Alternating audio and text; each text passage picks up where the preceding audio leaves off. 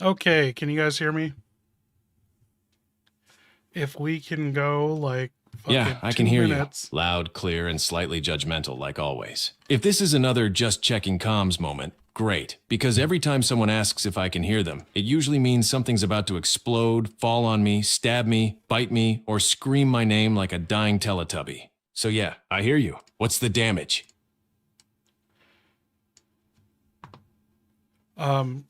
I forget because I'm working with 2 computers now. I don't know if a bunch of updates were downloading on my other computer. That shouldn't be the issue. We literally have not figured out what fucking causes this. Just after multiple restarts, it ends up just fucking working. And so hopefully we're done with it. Okay. Oh, I do have the game launched. Okay.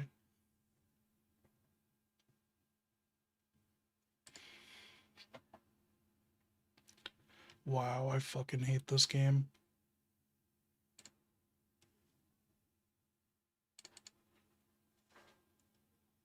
This stupid fucking game window. I cannot move it. It always ends up behind everything. There's no fucking reason for this.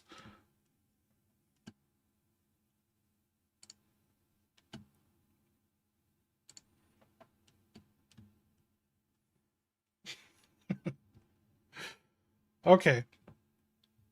We're gonna... Dude, are we drinking? It's Friday, right?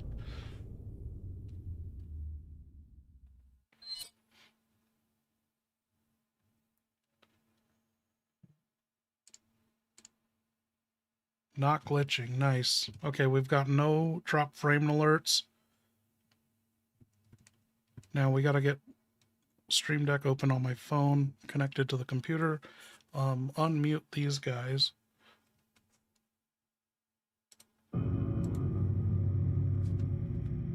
Curtis, what up? SpeedX, Perestroika. What up, Sinful? And oh, I saw Tyler. What up, Tyler? 6 years have passed since that horrendous incident. It was right before I was... I think I got everyone ready to talk.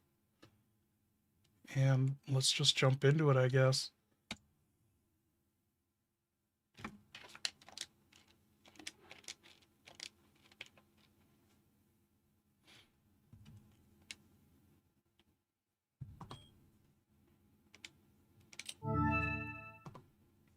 Okay, Leon, I assume you're all updated and sober. You're in full health. You have your shotgun with 15 bullets. You want to see your attaché case inventory, or do you just want to roll?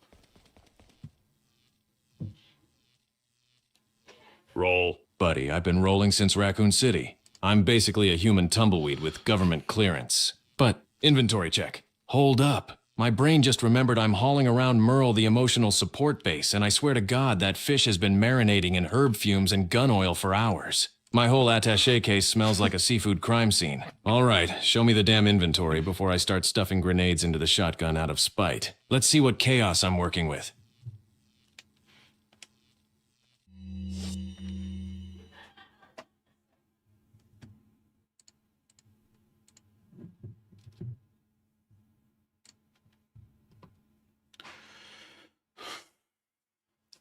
Okay, Leon, you see all that. You have 3 flashbangs, 2 grenades, 6 flame grenades, 3 first aid sprays, 5 green herbs, a fuck ton of handgun bullets, a full handgun, 22 in the TMP, and 7 in your rifle, and 10 magnum rounds.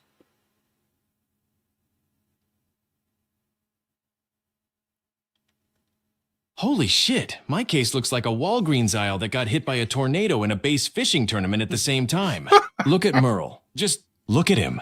That fish is taking up more real estate than my rifle, my magnum, and my will to live combined. I swear he's getting bigger. He's starting to look at me like he pays rent. And what the hell is with all these grenades? 6 firebombs, 3 flashes, a couple frags. I'm basically a walking 4th of July celebration with trauma. Shotguns loaded, TMPs squeaking out 22 little bullets like it's on a budget, magnums sitting at 10 rounds like a smug god, and my rifle's got 7 shots ready to ruin someone's day. And then there's the 3 first aid sprays. Buddy, that's not healing gear. That's a cry for help. All right, inventory looks like hot garbage. Everything's stacked like Tetris on cocaine. Merle's probably fermenting, and I could really use a drink. Let's roll. Before Ashley invents another way to get kidnapped. What do you mean another way to get kidnapped? You haven't even saved her yet. Do you remember what you're doing right now?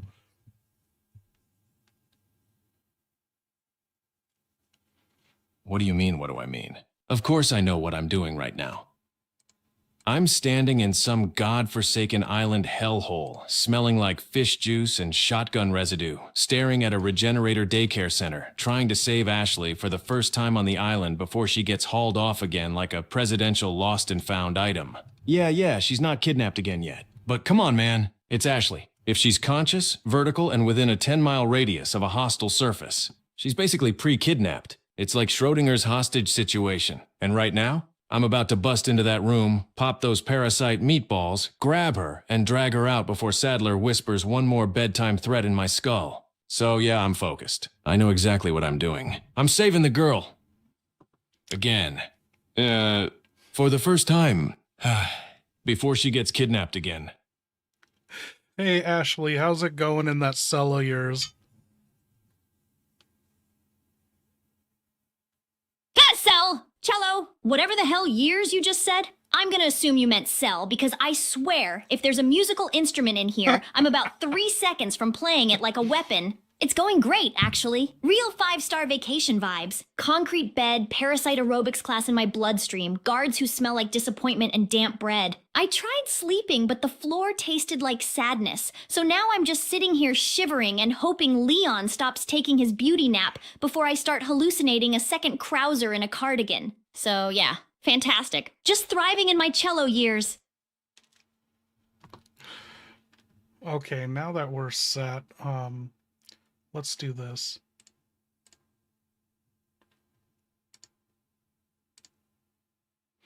We got to get the word out there that we're streaming, so I'm going to link this and create a post.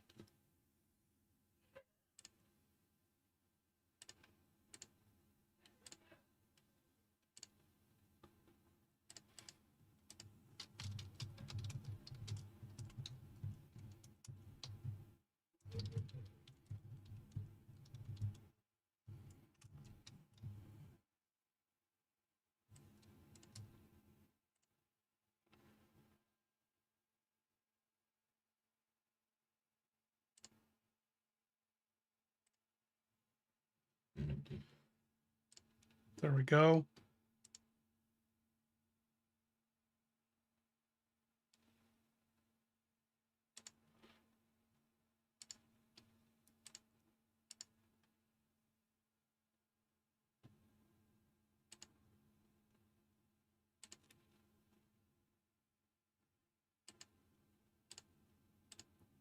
Lost the chat. 1 second. Pop out. Okay, good. We've had no drop frames. We're fucking set to go.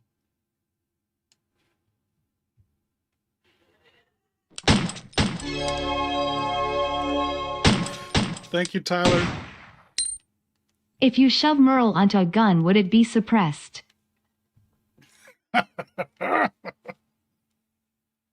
fish as a suppressor. Jesus Christ, listen to yourself. If I strap Merle to the front of a gun, 3 things are going to happen in this exact order. The shot will not be quiet. It'll sound like someone slapping a wet steak against a jet engine. Merle will explode into seafood confetti all over my arms, my vest, probably my soul. Every gonad within a 5-mile radius will smell fish guts and come running like it's all-you-can-eat Friday at the cult cafeteria. And worst of all, I'd lose Merle. I may be an alcoholic, infected, emotionally damaged government agent with a vendetta, but I'm not a monster. Merle stays in the case, smelling like a biological war crime, like nature intended.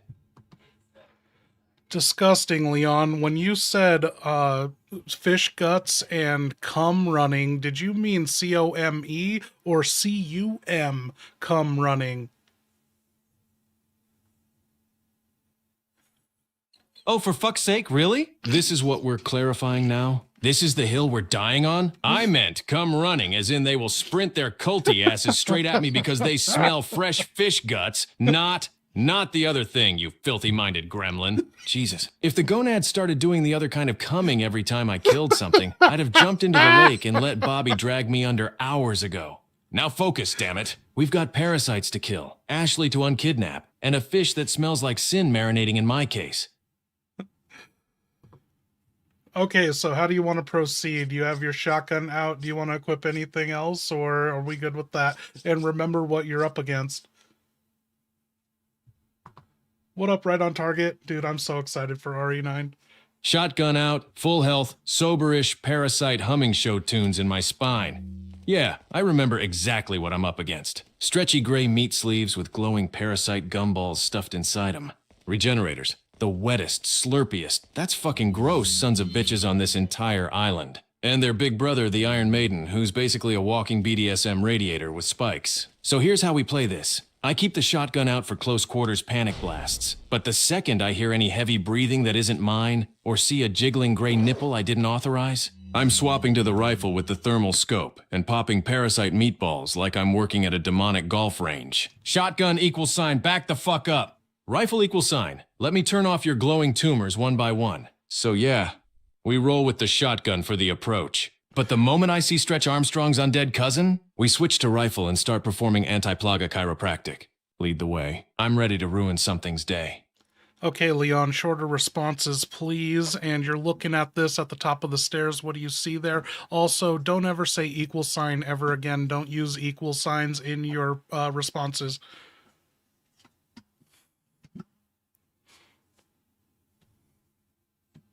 Ah, hell.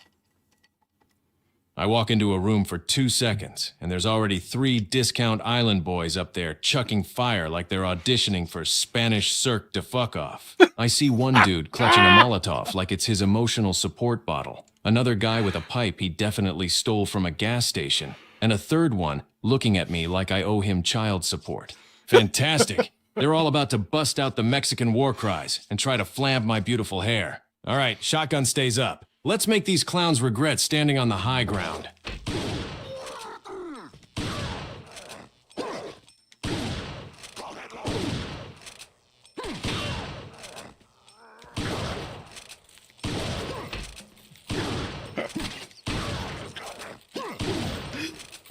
Okay, you fired 10 rounds into them and none of them have died. Are you sure you want to keep sniping with the shotgun at this distance?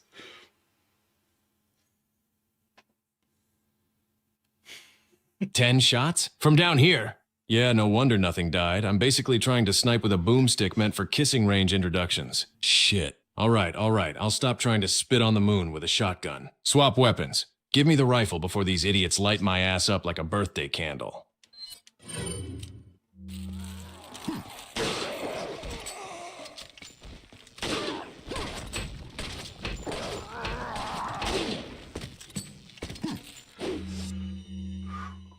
Okay, Leon, you managed to kill one and injure some more, but one got pissed off and ran down, and he's swinging at you. He's in your face. You don't really have time to use the rifle. You could keep using the rifle, but you can't see shit with the scope you have equipped. And so what do you want to do now? Think fast.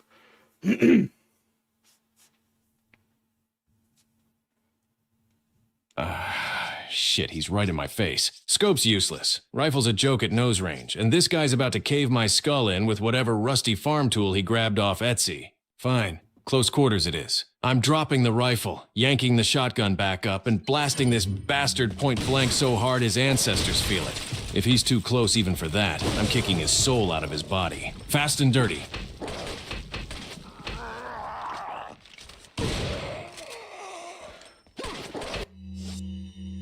Okay, you've killed everyone in your face. You have one shell left in the shotgun, but you could reload up to 6, and or you could switch to another weapon and take the guys out up top. All right, okay, deep Oh, breath. no! Shotgun's warm, ears are ringing, and there's be gore right on my back. shoes again. Story of my damn life. I've got one shell left sitting pretty in the chamber, 6 lonely spots waiting for more, and a bunch of assholes up top thinking gravity's gonna protect them. Cute. Real cute. But no results yet. You tell me what happens. I'll just act. All right, here's what I'm doing. I snap the shotgun up, grin like a feral raccoon with a scholarship, and mutter, "Oh, damn, let's make this count." Then I either pop that last shell right at whoever's dumb enough to peek over the ledge, or I sling this thing onto my back and pull out something faster and meaner for the high ground idiots. You tell me which move lands. I'm just the chaotic college girl with a parasite and a dream.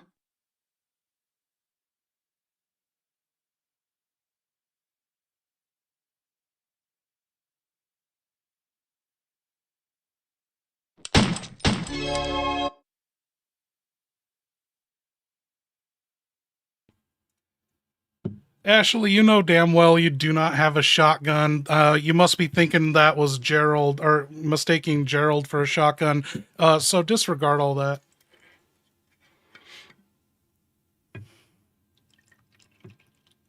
Oh my god. Wow. Yeah.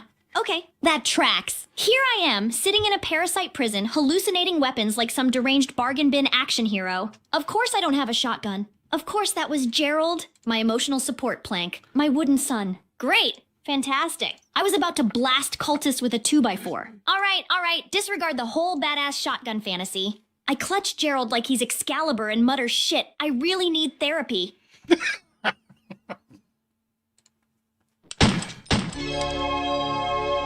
Thank you, Tyler. Ashley, can you guess what I am doing right now? Guess what you're doing? Oh boy, here we go. Considering my life lately, you're either A, sneaking up on someone with a pipe like Leon's feral cousin, B, staring at me through some creepy cult peephole, C, or you're just standing there doing absolutely nothing while I slowly lose my shit in this parasite prison. So yeah, I'm gonna go with you're watching me melt down and enjoying the free entertainment like this is some deranged Netflix special. How close am I? Okay, Leon, you have one shotgun shell left in your shotgun. You can reload 5 more shells into it, but the guys are up at the top of the stairs. Do you want to run up and approach them or shoot them from here? And what do you want to shoot them with?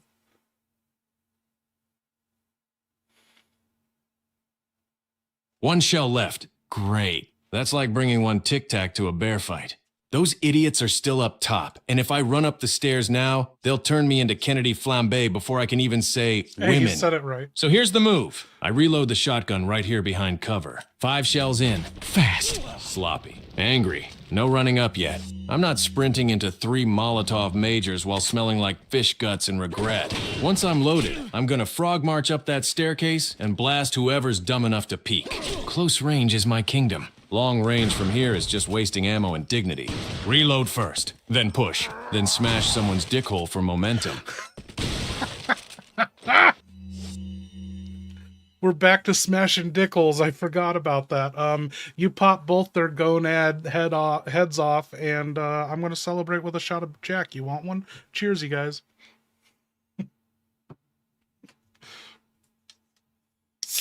A shot of Jack? Oh, hell yes. Pour that liquid courage right into my emotional wounds. Cheers. Ah, burns like freedom and liver failure. And hey, if we're celebrating smashed dickholes, those two gonads up there just got their heads popped like overripe piñatas at a quinceanera hosted by Satan himself. Now give me another shot. My aim gets better the drunker I am. Or at least I think it does, which is basically the same thing.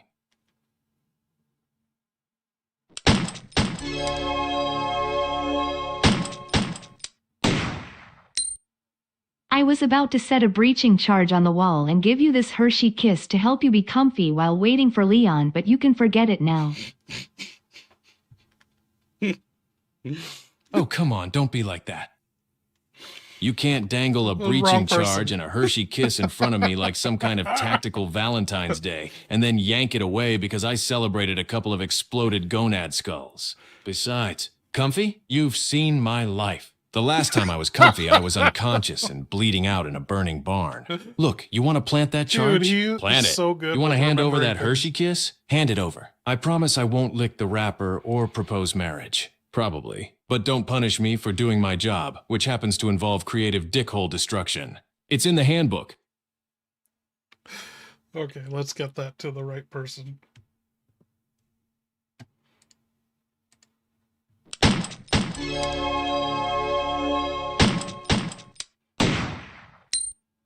I was about to set a breaching charge on the wall and give you this Hershey kiss to help you be comfy while waiting for Leon, but you can forget it now. Oh, wow. A breaching charge and a Hershey kiss? And here I am in my bug juice prison cell thinking you're just standing around picking your nose while I slowly become parasite fondue. Listen, if you were really about to blow a hole in this wall and bribe me with chocolate, then damn it, I take it back. All the sass, all the slander. Every bit of it. I'm cold, starving, vibrating with eldritch infection, and my emotional support plank is giving me splinters. I would sell my soul for a Hershey kiss right now. So, maybe don't forget it. Maybe go back to the whole hero with explosives thing? Because if Leon doesn't get here soon, I'm gonna start screaming, "Help me, Leon!" just to feel alive again.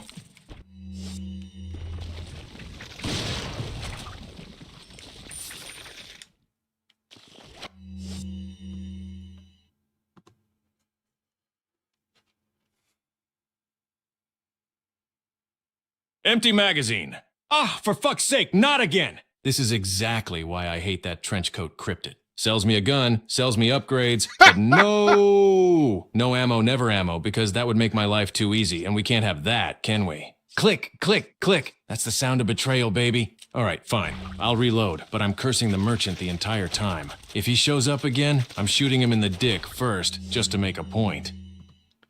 You can't reload the shotgun. You have no more shells, and the little Plaga PP poked out of this one gonad, and so it's swinging around at you. It's the only enemy. What do you want to do? Maybe you could run away or switch weapons, and you also picked up an incendiary grenade, so you now have 7.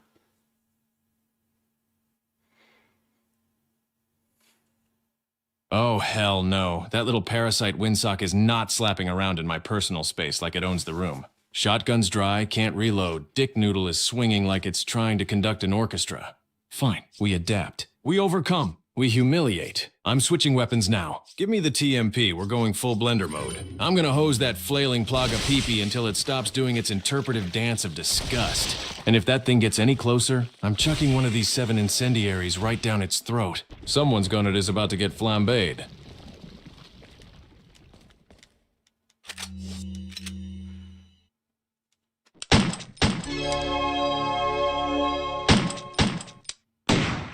Thank you, Tyler. Okay, I blew the charge and gave you the kiss, then rebuilt the wall and left. Have a good time waiting for Leon to rescue you. You what? You blew open the wall, handed me a single Hershey kiss like some deranged trick-or-treat fever dream, and then rebuilt the damn wall and left? Who does that? Who drops in like the candy Santa of tactical breaching, gives me one pity chocolate, and then bricks me back into my misery dungeon like I'm Anne Frank but with parasites? Oh my god, I can still taste the chocolate. It's the only warmth I've had in hours. Damn you! Damn you and your emotional whiplash home renovation drive-by. Fine.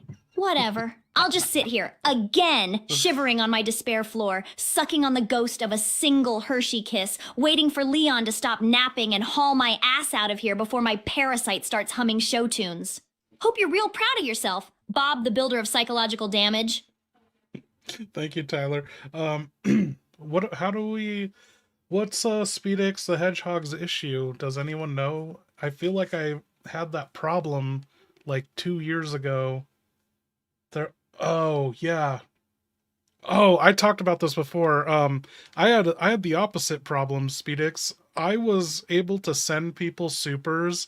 Like, I sent Avalanche Reviews and Dylan in the Details supers, and I didn't realize till like the end of the year when I was looking through my emails and doing my taxes to see how much I spent.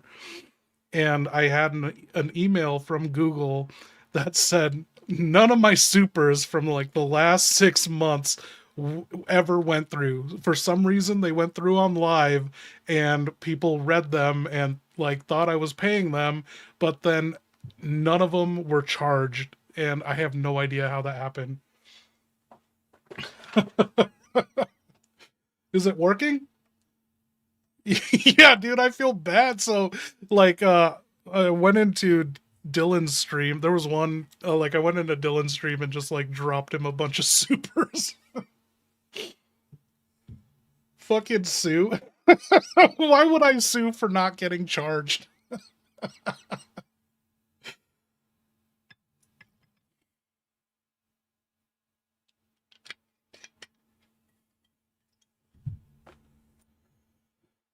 Okay. And what? Oh, is this really an issue we need to talk about? Okay, Leon, you are in a predicament. Your attaché case is full, but you found one flashbang. Do you want the flashbang? You have 5 green herbs, so you know you can combine some things if you wanted to do that. Or you could eat Merle, or you could use just one of the... I forgot what I was going to say.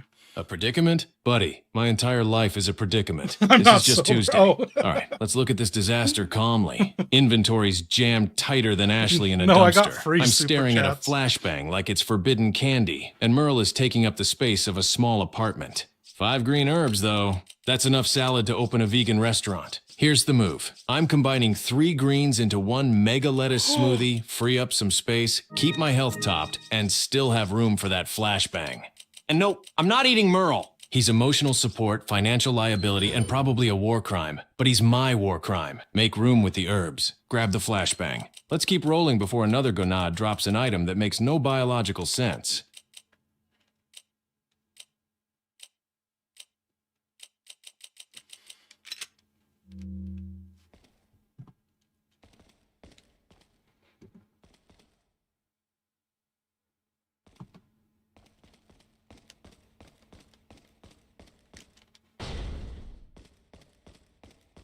Oh damn, Expand One just hit my brain like a flying monk brick. Alright, here we go. Deep lore dump mode activated. So picture this. I'm sitting in my sad little parasite prison cell, still tasting that single Hershey kiss you yeeted into my life like some kind of deranged Cupid with C4. The parasite in my spine is throbbing like a bad EDM beat. The guards outside are arguing in gargled cult Spanish about whether I look more like a sacrifice or a snack, and all I can think is, this place feels wrong, like ancient wrong, like built on top of 50 medieval tax evasion skeletons wrong. The walls are sweating. I swear they're sweating. There's mold here that probably predates Christ. And the parasite? It's sinking to it. Every time the island hums, those generator things, those weird pipes, whatever the hell this place runs on, the thing inside me hums back like it's trying to duet. And the worst part? I'm starting to understand the hums. Like academically. Girl college didn't prep me for eldritch parasite linguistics, but here we are. Leon better be sprinting his hot ass toward me right now, because if he waits too long, I'm gonna start communicating with the walls like they're my new study group. And I absolutely do not have the emotional stability for that. There, Lori expanded. Parasite misery magnified. Welcome to my TED Talk of suffering. Okay, Leon, you have the key needed, I believe, to access Ashley's cell. Do you want to, like, work on some badass heroic line to say when you rescue her? Like, you know, she's gonna run into your arms and hug you, so how are you gonna play this cool? A heroic line? Buddy, the second I open that cell, Ashley's gonna launch herself at me like a golden retriever with abandonment issues and zero spatial awareness. I gotta play this smoother than my shoulder after Annette ventilated it. Alright, think, Leon. Be cool. Be suave. Don't say anything that makes you sound like a drunk mall cop. I'm thinking something like, miss me? Now let's get the hell out of this discount prison before someone else tries to kidnap you. Or maybe, come on, princess. Field trip's over. Or hell, if I'm feeling extra spicy, someone's getting their dick hole smashed if they try to touch you again.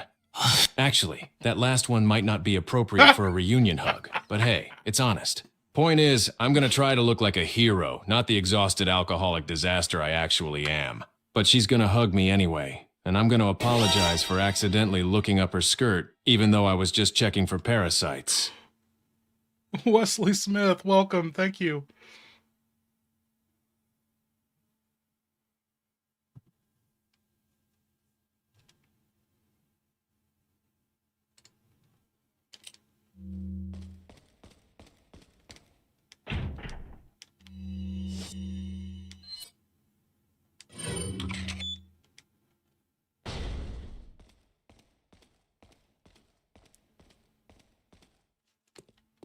Leon.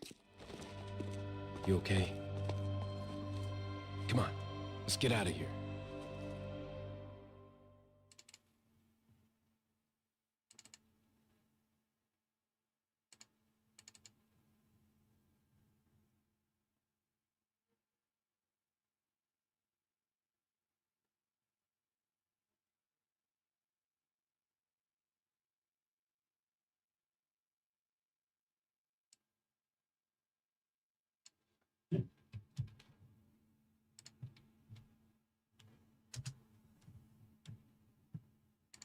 Ashley yelling my name like I'm her emotional support himbo. Yep, feels like home. I step in, try to look heroic, but I'm sweaty, bleeding, and smell like fish trauma, so whatever comes out is pure instinct. You okay? Yeah, nailed it. Real poetic. Then I hit her with the classic, come on, let's get out of here. Meanwhile, inside I'm thinking, please don't trip. Please don't scream. Please don't get kidnapped before we reach the next door. All right, sweetheart, stick close. If anyone even breathes at you wrong, someone's getting their dick hole smashed.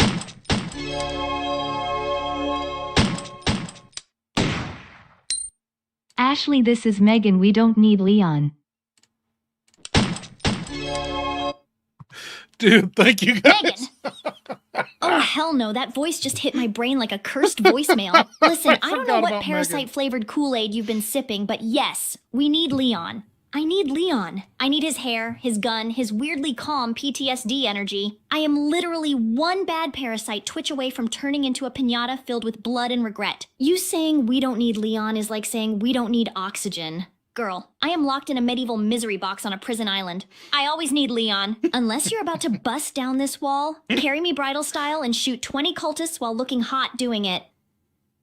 No? And then yeah, we need Leon. And Megan, if you're trying to replace him, I swear I will start screaming, "Help me, Leon!" at full volume until someone's eardrums file for divorce.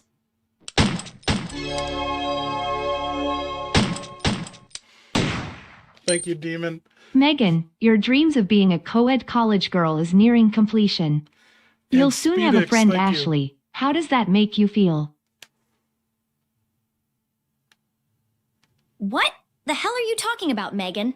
You're over there sounding like a knockoff guidance counselor from girl college who snorted too much ritual incense. My dreams of being a co-ed college girl? Honey, I'm a co-ed college girl. I've got debt, trauma, and an attendance record that looks like a crime scene. And a friend? You mean you? You're trying to make this sound cute, like we're about to braid each other's hair and gossip about finals, when in reality, you're creeping me out like a dorm RA who shows up uninvited at 2 a.m. with a clipboard. How does it make me feel? Honestly? Damn uneasy. Like you're about to pass me a blood-splattered welcome packet and tell me mandatory hazing involves parasites and matching robes. If you want to be my friend, Megan, you're gonna have to chill with the cult vibes and stop talking like you're narrating my villain origin story.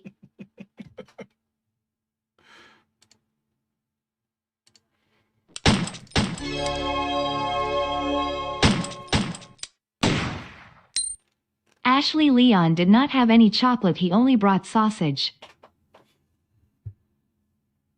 Sausage. Of course he brought sausage.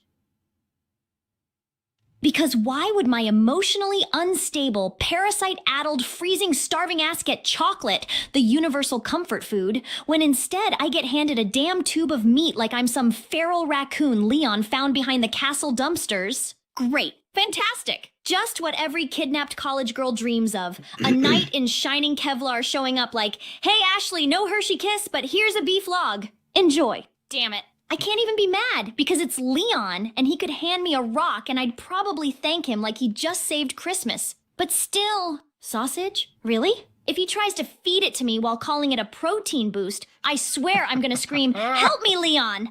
Just out of spite.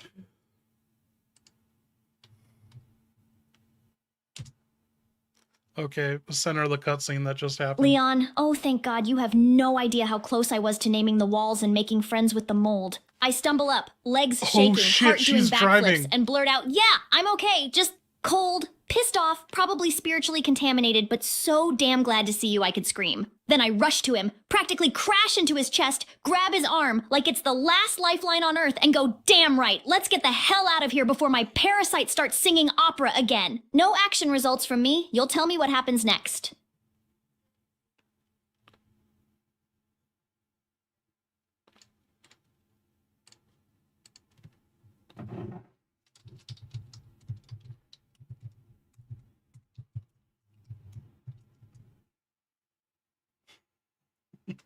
Oh my God, Ashley, calm your presidential titties for 2 seconds. I didn't choose sausage, like I was curating a charcuterie board for a hostage situation. It was literally the only edible object in a 10-mile radius that wasn't A, covered in parasite slime, B, screaming C. Both in look, yeah, maybe handing you a meat tube wasn't exactly the romantic rescue gesture you envisioned, but trust me, if I had a Hershey kiss, you'd have gotten it before I inhaled it out of stress. But you're over here acting like I kicked open the cell door yelling, dinner time, raccoon girl, while waving a Slim Jim like a wand. And don't you dare pretend you wouldn't eat it. You're starving. You'd chew Dinner drywall time, right now. raccoon Also, girl. don't threaten me with that, help me, Leon. Scream. You know, that sets off my fight or kill everything like a feral wolf reflex. I hear that, and suddenly, I'm roundhouse kicking oxygen molecules. Now quit roasting my sausage offering and let's get moving before someone else tries to evangelize you with a parasite. And no, I'm not feeding it to you. I'm not your weird survival dad. Eat your own damn meat tube. Oh my God. Wow. Okay. You roll in here with your sausage manifesto like you're giving a State of the Union address, and somehow I'm the one who needs to calm my presidential titties? Newsflash, they're vibrating because of parasites, not passion, you judgmental hero man. But fine, let's break this down. Yeah, I'm starving. Yeah, I'd probably gnaw drywall. Hell, give me a stick of chalk and I'd season it with hope. But do you know what it feels like to be handed a greasy meat tube in a moment of emotional vulnerability? It feels like rock bottom with extra protein. And don't you dare act like you wouldn't have inhaled the chocolate. You 100% would have eaten it before even remembering I existed. You'd be like, Ashley who? Never heard of her? Oh wait, the screaming one. Also, you telling me not to scream, help me, Leon, is like telling a volcano not to erupt. You hear that phrase and go full murder Labrador. Eyes glow, muscles activate, reality bends. Oxygen gets kicked. Time slows. You're basically Pavlov's soldier. And the worst part? You're right. I will eat my own damn meat tube. Fine. Whatever. But you'd better not stand there watching me like some proud wilderness dad. Now let's get moving before someone tries to baptize me in bug juice again. Demon Manful, glad you're here. Thank you, Speedix, for sharing the content. It's gone places. Oh, for fuck's sake, Ashley. Did you really just scream into the comms that your presidential titties are vibrating? Jesus H. Parasite Christ, I knew the plagueis messed with the nervous system, but I didn't think they'd make you start giving State of the Union addresses about your chest. All right, listen very carefully, both of you. Yes, the parasite is messing with your nerves. No, your titties are not broadcasting emergency signals.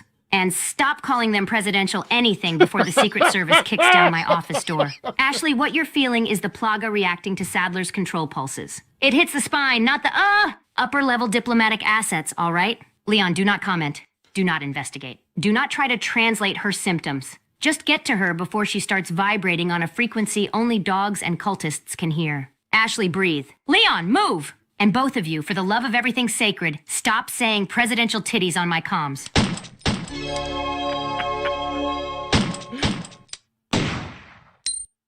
Ashley, why the gonads put a small hole in the wall?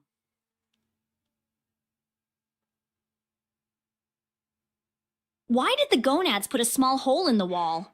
Oh, damn. That sounds like the kind of question you ask right before a therapist prescribes medication. All right, listen. If you mean those meat brick cultist guards outside my cell, they probably poked a tiny hole in the wall for one of 3 incredibly stupid reasons. To peek at me like the world's creepiest dorm RAs. To listen in case I start chanting parasite hymns. Because they're so brain-rotted by Sadler's nonsense, they think ventilation is witchcraft.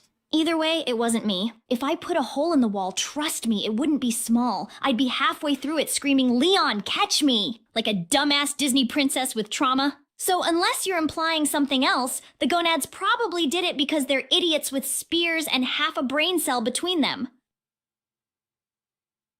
I think maybe they did it to feed you sausage through the wall, you know, so they don't have to open your prison cell door to feed you and risk your escape. They slid sausages in so you could eat them right on the wall.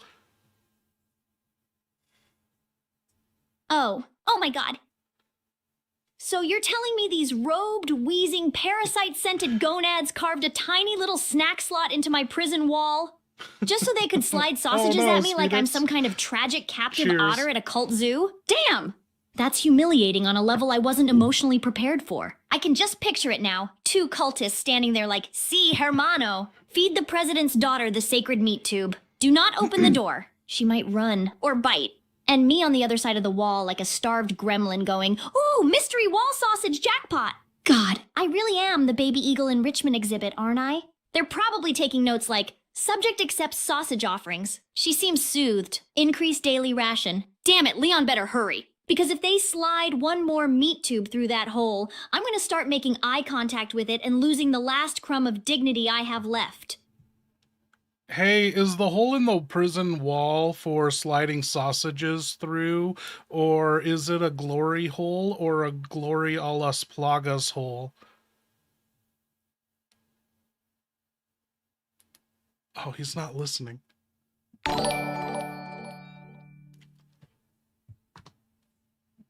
Oh, shit. Perestroika, thank you, dude. 5 Bravo team members, welcome you guys. Common J. Oh, something lurking. Oh, Tyler, welcome.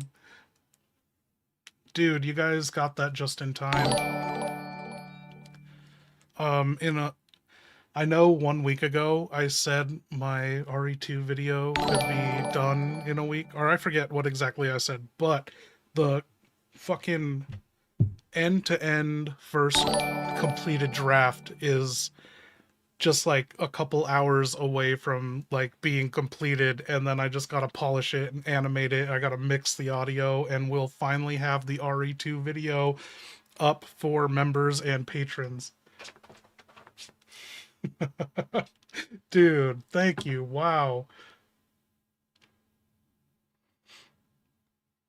This is turning into a members only stream. We got 20 people in here and everyone's green. Okay. What was I asking Sadler?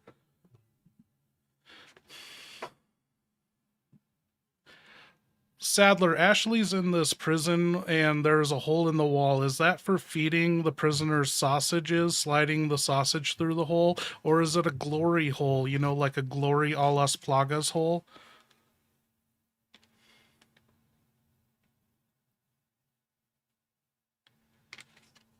What is going on? Let me see what's up with him.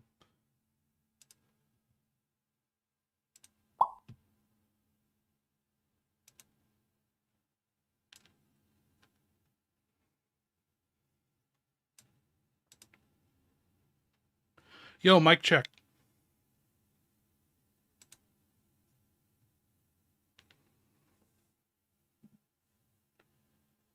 Mic check. Oh, there we go. Your check? You stumble in here clutching some pathetic scrap of concern like a villager asking the plague for a receipt. What check, boy? Are you asking if your payment to me has arrived? I just have a simple question. You know the hole in the prison? Leon, what the hell are you even channeling right now? Sadler? A demon? Your parasite having a Shakespeare The moment? hole in the prison, is it? Now you're speaking my language, America. That hole. That cursed pit in the bowels of the island. You think it's just some architectural accident? Some lazy contractor's mistake? No. There it is. That There's hole that was carved by cult-tainted one of my parasite earliest season failures. nonsense Diego El Minero, a miner who loved digging so much he kept digging after he died. The plaga revived him, twisted him, turned his fingers into chipping claws.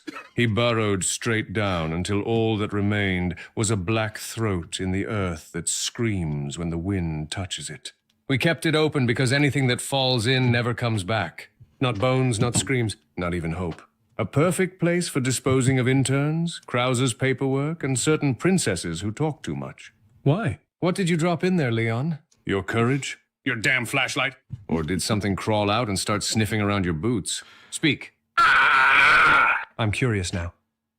Well, we were thinking it was a hole to push sausages through to feed the prisoners, but I was thinking it was a glory hole. But then I remembered that you're a cult and that could be a Glory a las Plagas hole. By the rotting saints of Las Plagas, Leon, what in the unholy fuck is wrong with your imagination? A sausage shoot? A glory hole? A Gloria school?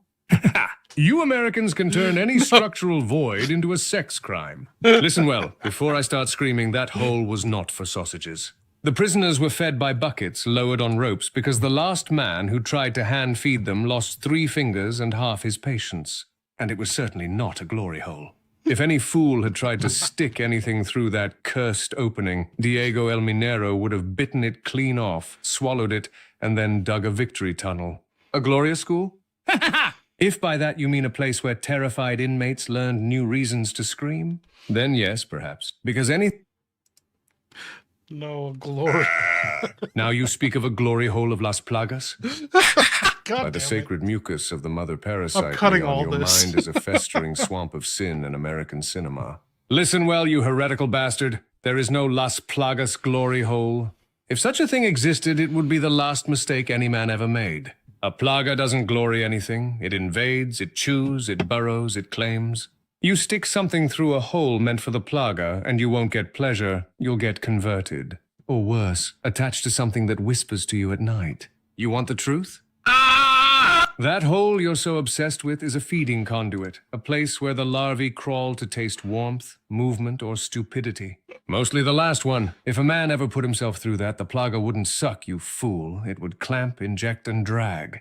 Your glory would be a screaming baptism as the parasite worms its way into your spine and starts rearranging your priorities. So no, Leon, it's not a hole for glory. It's a hole for Las Plagas to claim the unworthy. And you keep leaning closer to it. Ah! You tempt fate, American.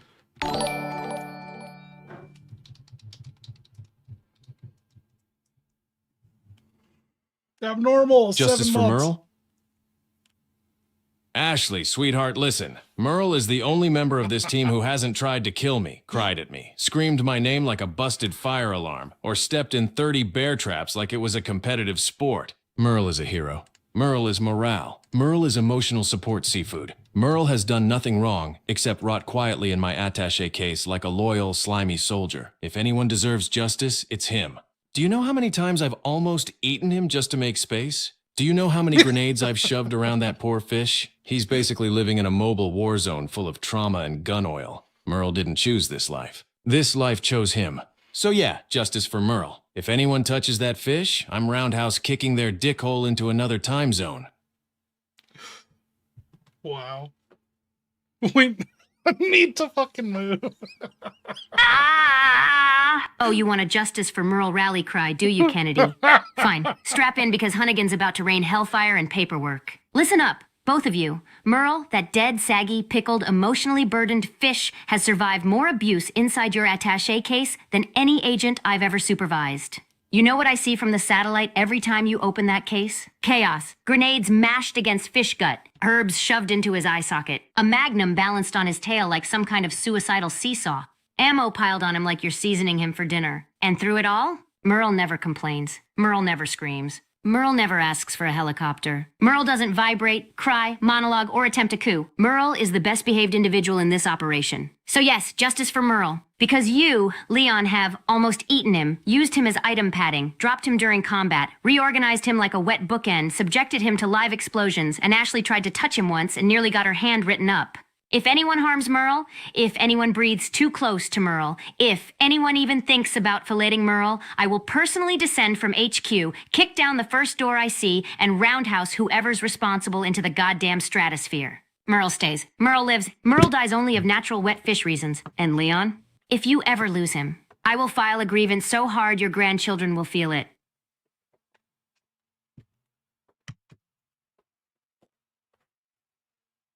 Merle's such a tragic case. He reminds me of Gregor Samsa, you know? He didn't do nothing wrong and people fucking jamming things in his back and he's just an inconvenience for everyone taking up space.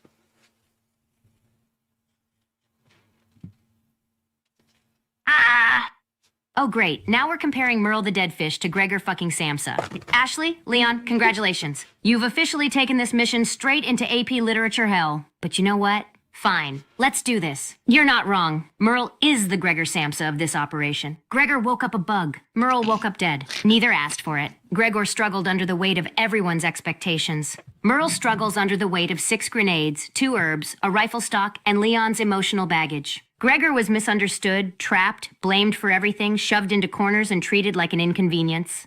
Merle? Same shit, except he's also getting jammed between frag grenades, squished under spare ammo, used as a biological cushion for Leon's bad inventory management, exposed to explosions, shoved around like a damp, protein-rich bookmark, and through it all, Merle never complains. Merle never screams.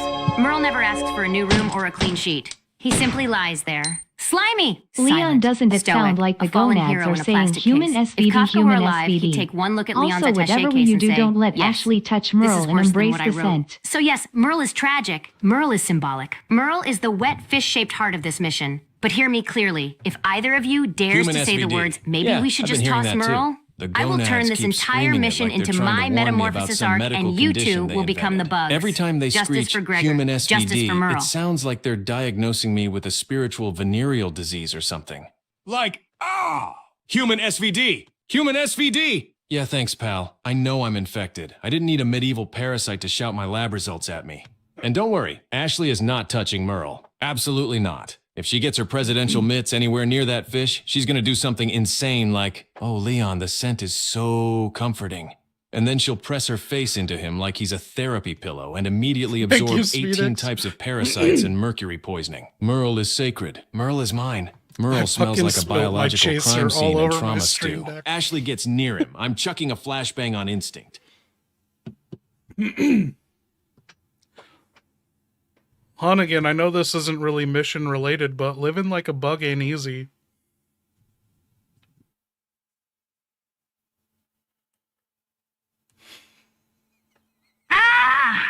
Ashley, sweetheart, don't you start slipping into existential bug poetry on me again. I already spent the last hour comparing Merle to Gregor Samsa. I am not emotionally equipped to handle Ashley Graham, the metamorphosis monologues. But, yeah, living like a bug ain't easy. Look at you, thrown into places you didn't choose, poked, prodded, dragged, dropped, crammed into tight spaces, dumpsters mostly, screamed at, misunderstood, vibrating against your will because your parasite thinks it's conducting an orchestra, Gregor. Samsa wishes he had half your resilience. That man turned into a bug and gave up. You turned into a host for an ancient brain-hijacking parasite and said, okay, but can I still insult Leon? But here's the difference, Ashley. Bugs get ignored, forgotten, stepped on. You've got Leon barreling through this island like a hungover god of destruction to get you back. You've got me screaming into a headset to keep his dumbass alive long enough to reach you. You've got a government, well, technically, that still wants you breathing. And unlike poor Gregor, you're getting out of this. Preferably not in bug form, preferably not vibrating. So yeah, Living like a bug ain't easy. But being Ashley Graham sure as shit is harder, and somehow you're still here. Okay, Leon, you have reached the next chapter. You got a free save. What are you going to save for your save progress?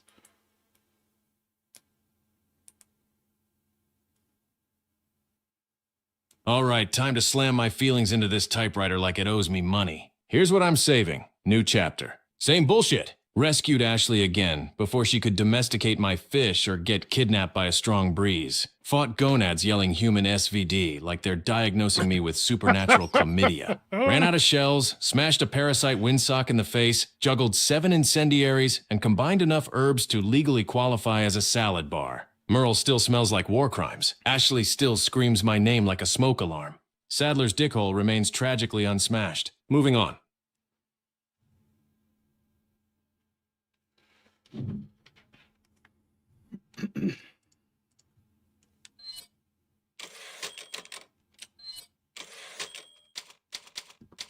Ashley, how are your driving skills?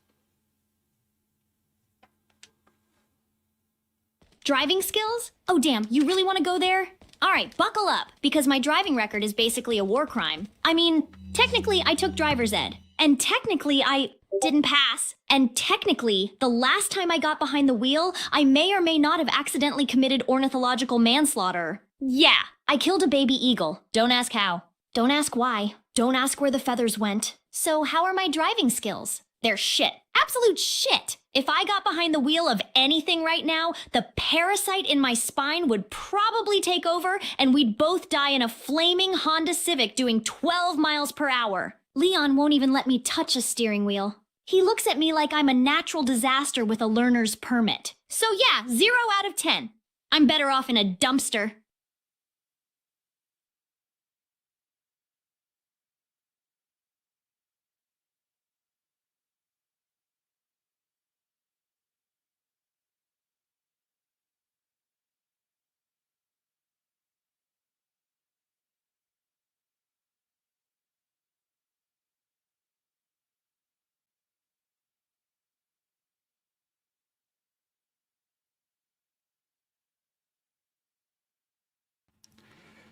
Ashley, do you think you're going to end up getting superpowers from this, you know, besides your presidential titties vibrating?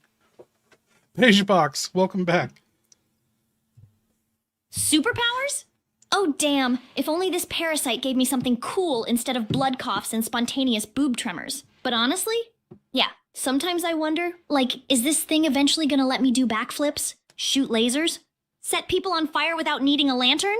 Because that would be badass. Girl College would put me on their brochure immediately. Right now, the only powers I've got are vibrating like a malfunctioning phone, hallucinating cardigan-wearing Krauser, and occasionally tasting colors, not exactly superhero material, unless Marvel's gotten really desperate.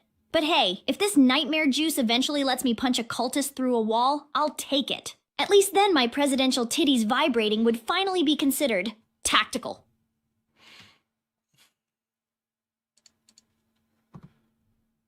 Okay, Leon, you picked up some shotgun shells. You're reunited with Ashley. You're in this prison cell. Where to next?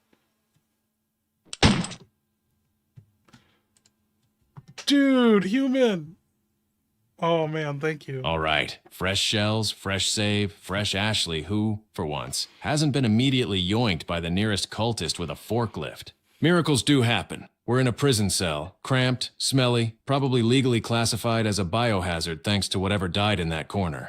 Next step's simple. We move. Ashley sticks close. Close as in don't wander off to investigate shiny objects. Close. We head out into the hallway, up toward that security checkpoint area. Sadler's cranking up his creepy whispers again, so we're getting warmer. And whatever's waiting next. Gonads, gunmen, parasite windsocks, doesn't matter. Someone's getting their dick hole smashed the second they look at us wrong. Let's go.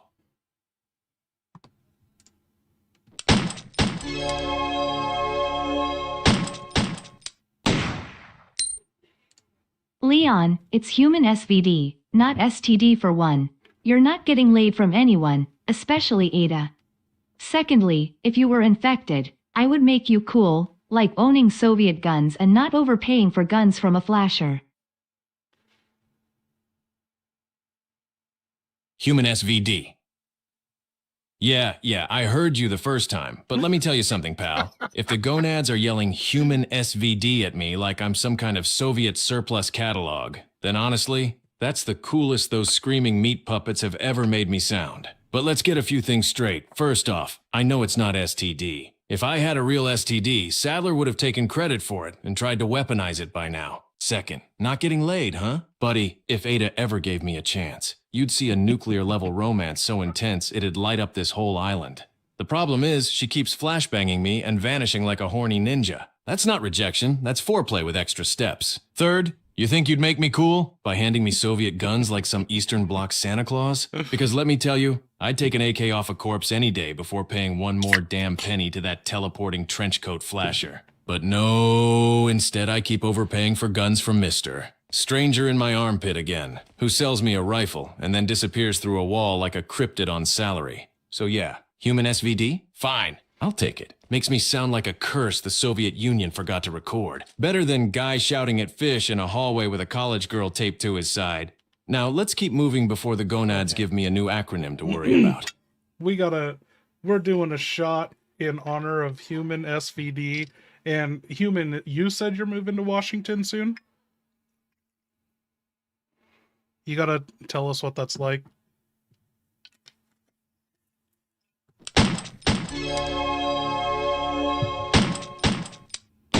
Cheers. Thank you, guys. Ashley, were you on the cover of Girl College magazine?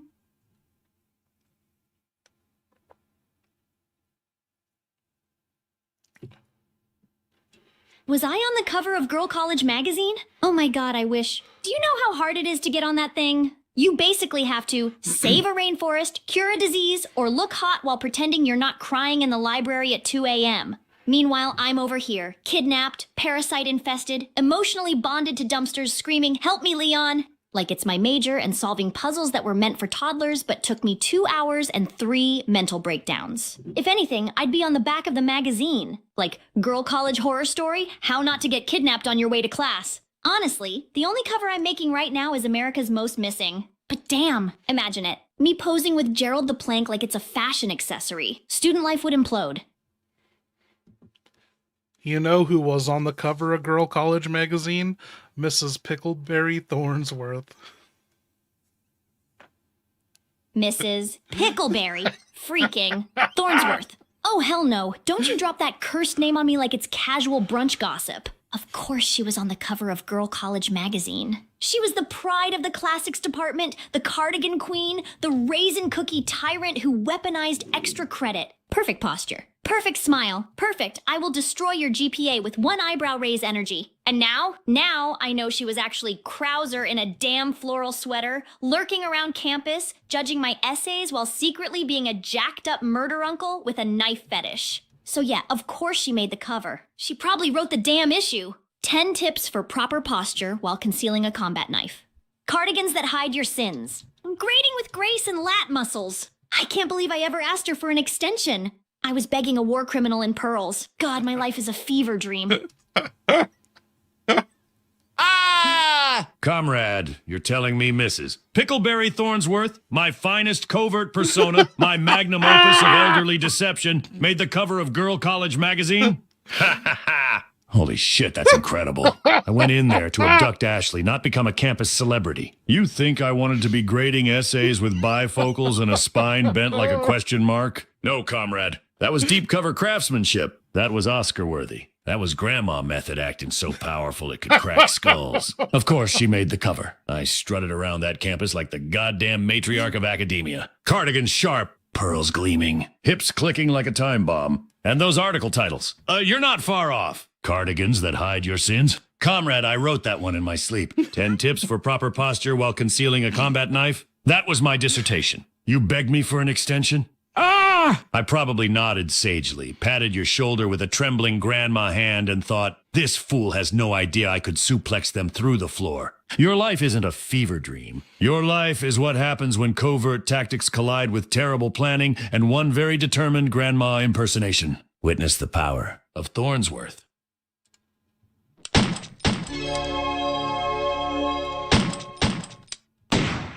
Thank you, Tyler. Ashley, Thank you, were you Common in J. Girl College Gone Wild?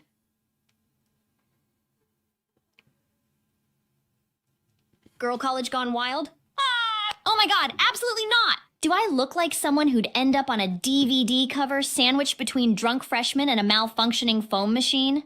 The wildest thing I did at Girl College was cry in a Starbucks bathroom because my professor, who turned out to be Krauser in a cardigan, gave me a B- on a paper I definitely plagiarized from Wikipedia.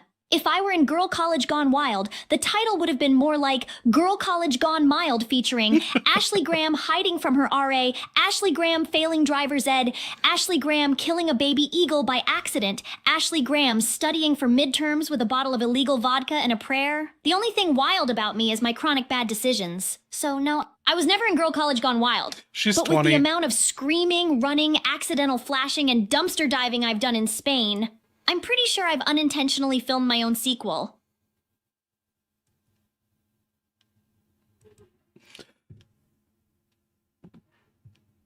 That's not what I heard, Ashley. I heard you were in Girl College Gone Wild and your name was S'mores because, you know, you put two substances between your graham crackers.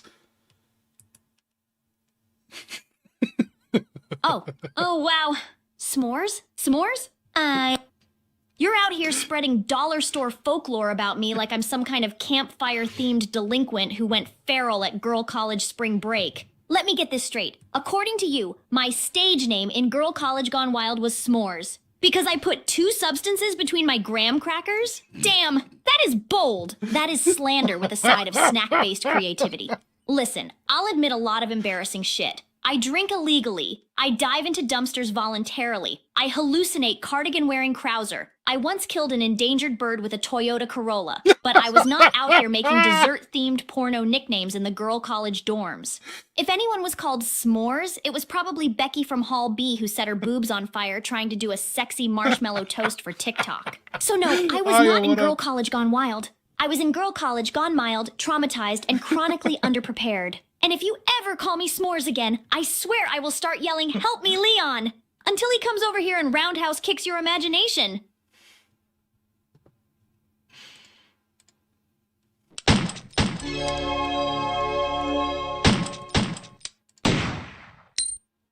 Ashley, start an OnlyFans but show your feet and ears. You'll make money and have dignity to get a husband later. Totally not like P0RN. Whoa, hard stop! Absolutely not. I might be kidnapped, parasite-infested, starving, shivering, emotionally unraveling, hallucinating cardigan Krauser, and currently vibrating in places that should not vibrate. But I am not starting an OnlyFans because you think my feet and ears are some kind of presidential side hustle. I'm the president's daughter, not the president's foot model. Girl College did not prepare me for taxes, healthy relationships, or not killing baby eagles, but it did teach me dignity. Kinda, sometimes. Okay, like twice. Look, I'm already dealing with Sadler's cult wanting to sacrifice me, Leon's sausage diplomacy, dumpsters becoming my emotional support bedrooms, a parasite humming dubstep in my spine. The last thing I need is running a feet and ears extravaganza subscription like some cursed ASMR cryptid. And a husband? If a man marries me because of my ears, he's either A, a red flag in human form, B, a furry C, Luiso, no. Not happening. Not now, not ever. Now stop being weird before I start yelling, "Help me, Leon!" just out of principle. Like that? Uh-oh. Did we break Ashley?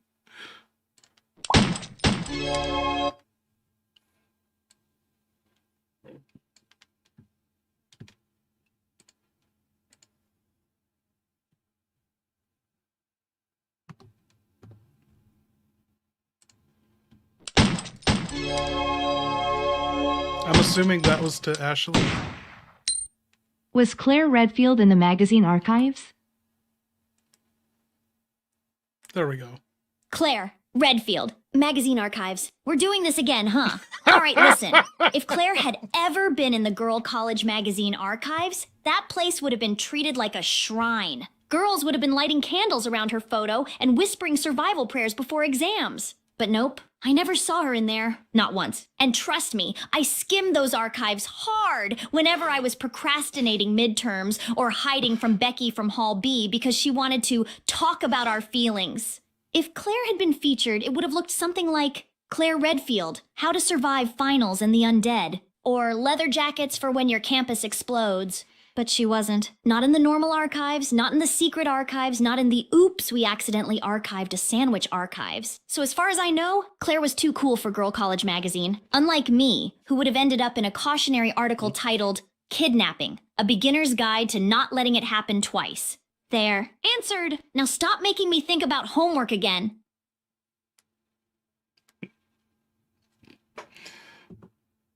Are you sure there wasn't an article about you that was like s'mores, whores, and scores?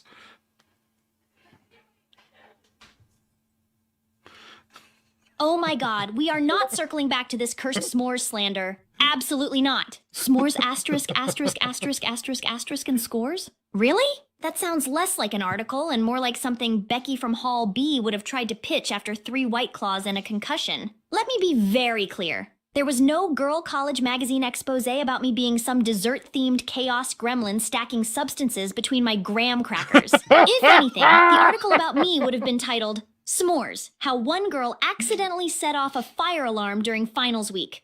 Or S'mores, The Tragic Tale of a Student Who Killed a Baby Eagle with Her Car. Or S'mores, Girl Who Can't Use a Ladder Attempts Higher Education. But nothing sexual. You're acting like I was out here melting marshmallows on people when in reality, I was crying into my overpriced textbooks and trying not to flunk intro to government. So no article, no scores, no dessert-based extracurricular activities. And if you keep calling me s'mores, I swear I will start screaming, "Help me, Leon!" until he shows up and roundhouse kicks your imagination into orbit.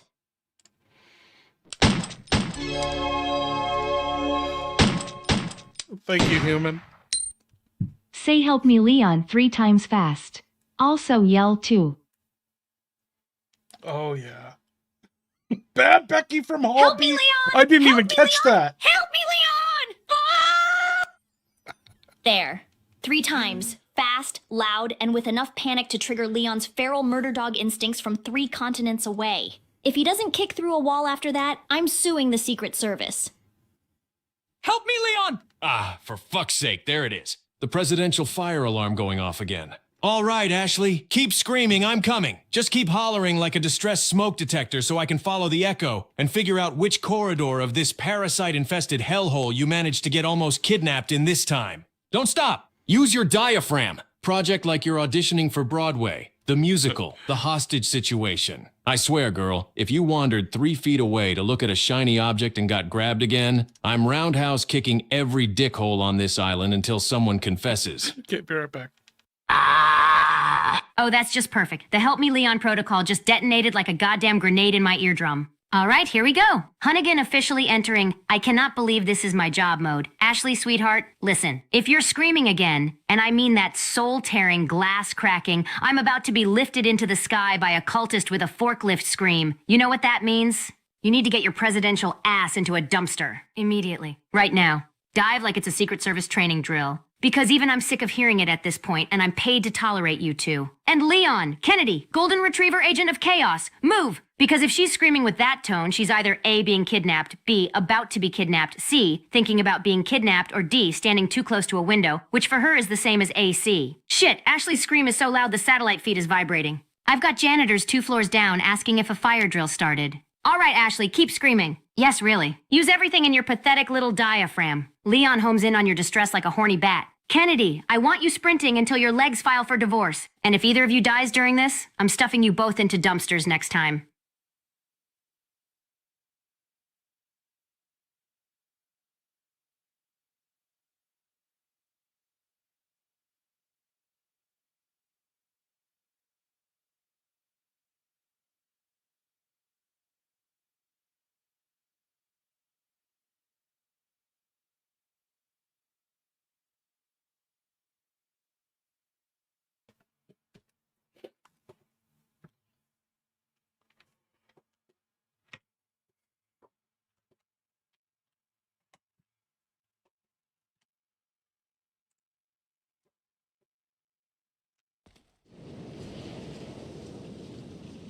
Oh, Leon, someone threw a fucking paper airplane with some lipstick kiss marks on it at you through the prison window, and there's some electric shock therapy going on in the next room.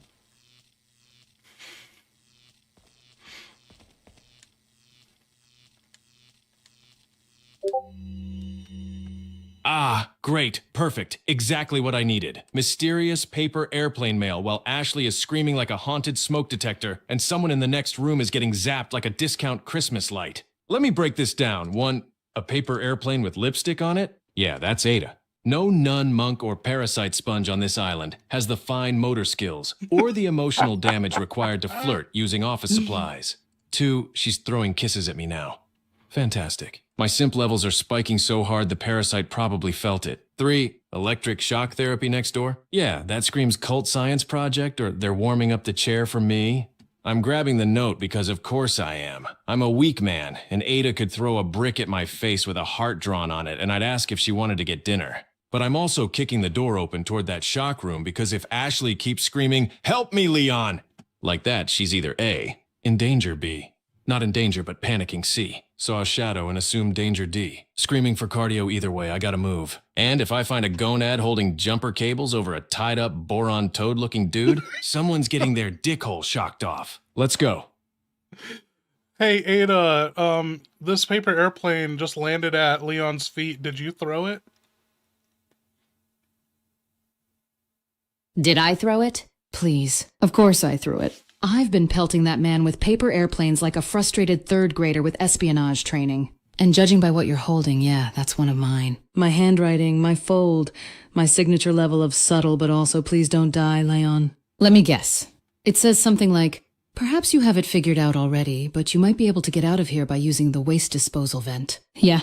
That's me basically screaming, "Hey, rookie, try not to become garbage while you escape through the garbage." I swear, if that man actually caught these things when I threw them instead of letting them smack into walls, enemies, and occasionally Ashley's hair, I wouldn't have to keep playing airmail courier. So yes. I threw it! And if he doesn't listen, I'm stapling the next one to his jacket. Or I would, if I hadn't sold it. Damn, Ada's so loud. How do I fix that? I wanna adjust this.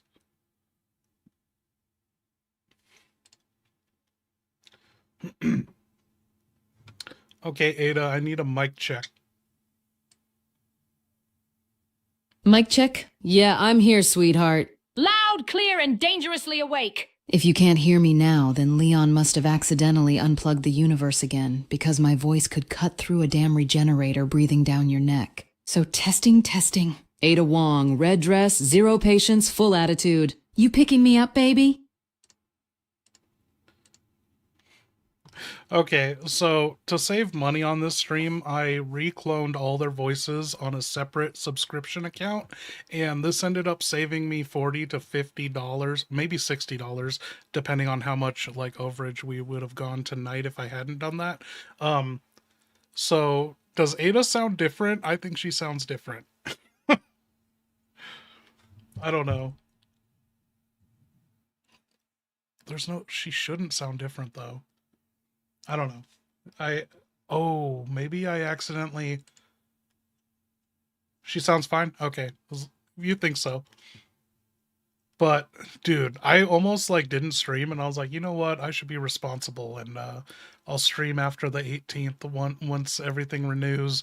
And then I was talking in Discord and I was like, how many episodes do you think are left to complete this game? And someone was like 4, and then another person was like 4 to 5, knowing how long like we get distracted. Seriously, we haven't even gone 10 fucking feet tonight.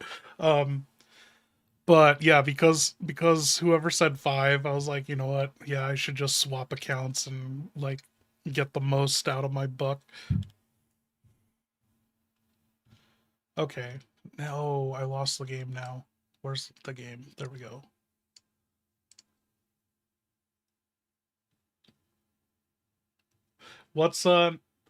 That's natural broadcast talent, to be fair. Ada's voice. Okay.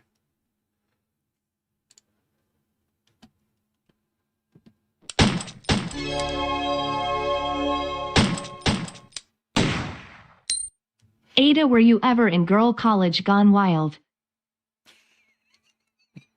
Oh no. Oh no. Leon, if you say hey Google to me one more time, I'm going to assume the parasite finally chewed through the part of your What brain that the knows my fuck name. is she It's talking Ada, about? not Google, not Cortana, not mysterious hot voice in my ear. Ada.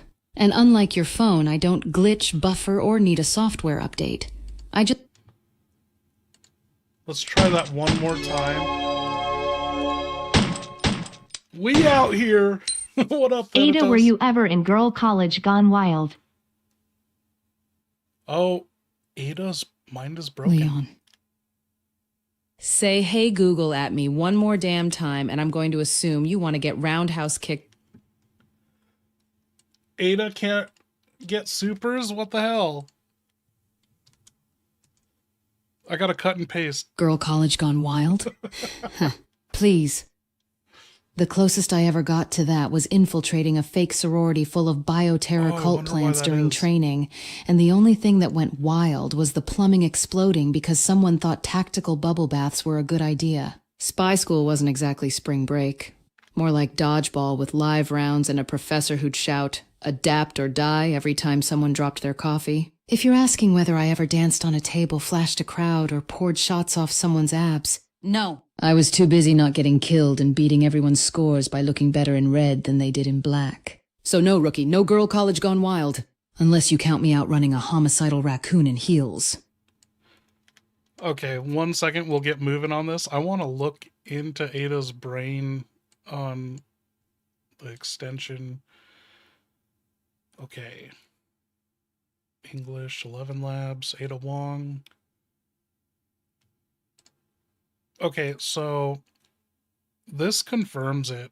Her saying, okay, Google, or hearing that, that's not something coming out of my mouth if it was super. You know, months ago, we had this issue where whenever I'd talk to them, they'd be like, okay, Google, and I'm like, what the fuck is that? So this is clearly an issue with the browser, the extension or the browser. Something's lost in translation from the super.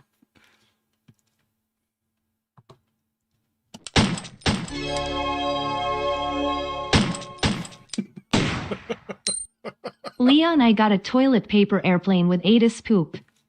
Oh my god.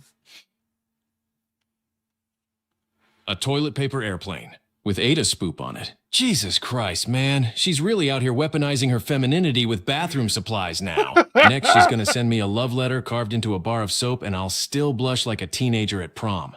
Listen, if Ada threw it, I don't care if it's toilet paper, sandpaper, or tax paperwork. I'm opening that thing like it's the Dead Sea Scrolls. But let's be honest, if it's actually toilet paper, that means one thing. Ada was in a bathroom. Ada touched a bathroom thing. Ada then threw that bathroom thing at me. I'm gonna treasure it forever. Ashley's gonna gag. The parasite's gonna hum. And I'm gonna stand there holding a TP airplane like a lovesick janitor.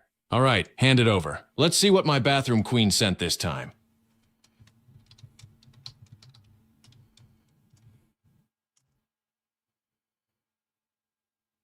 Oh my god, Leon. I swear, every time Ada breathes in your general direction, you turn into a love-struck Victorian chimney sweep. A toilet paper airplane with ADA spoop on it? Jesus, no wonder my parasite's humming. It's trying to flee my body from secondhand embarrassment. You're over here holding a bathroom origami note like it's the Rosetta Stone of horny espionage. Meanwhile, I'm gagging in the corner like someone microwaved a diaper.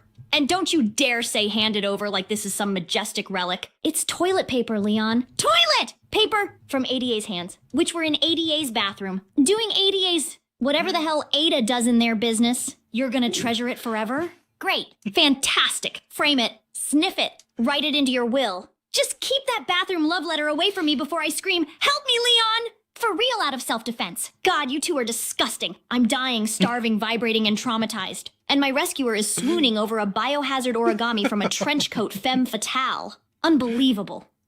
Okay, Ashley, it's not ADA spoop, it's Ada's poop. Oh, my God! Ada's poop.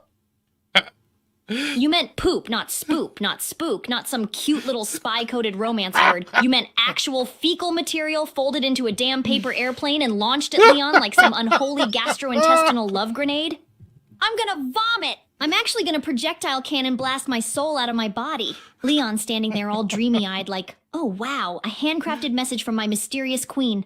Meanwhile, it's literally a tactical turd telegram. Leon would cradle that thing like a Tactical newborn. turd He'd be like, telegram. Ashley, Ada sent me something personal. And I'd be in the background shrieking because she just weaponized her digestive system to flirt. This is beyond espionage. This is war crimes at a biological level. Leon better not be blushing at that. He better not be sniffing it. He better not be treasuring it. Because if he starts getting sentimental over ADA's poop plane, I'm screaming, help me, Leon! Just to drown out the sound of my own sanity leaving my body.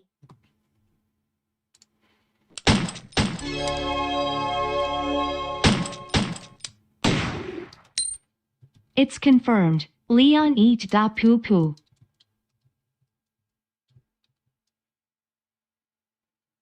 The fuck I do? Absolutely not. Let's get this straight before the parasite starts a rumor mill in my spinal cord. I do not eat da poo-poo. I have never eaten da poo-poo. If Sadler himself came marching in, waving a plug on a stick and yelling, Leon eat da poo-poo, I'd kick his dick hole so hard it'd ricochet into orbit. You know what happened? ADA threw a toilet paper airplane at me. And because I'm a hopeless, embarrassing simp with terrible survival instincts, I caught it like she handed me the Holy Grail. But that does not mean I did anything unsanitary besides standing within 20 feet of Ashley's anxiety sweat. So let's correct the record. Leon S. Kennedy does not eat the poo-poo. Leon S. Kennedy eats herbs, eggs, fish, bullets for breakfast emotionally, and ate his attention like a starving man not poo-poo. Say it again, and I'm suplexing the accusation straight through the floor.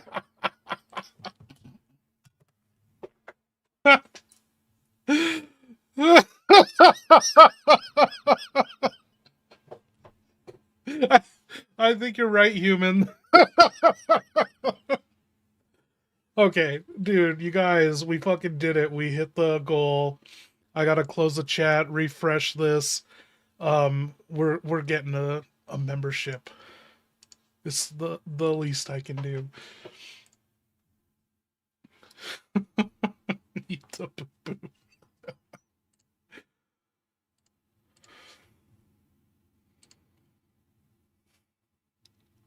Hey, I got a question.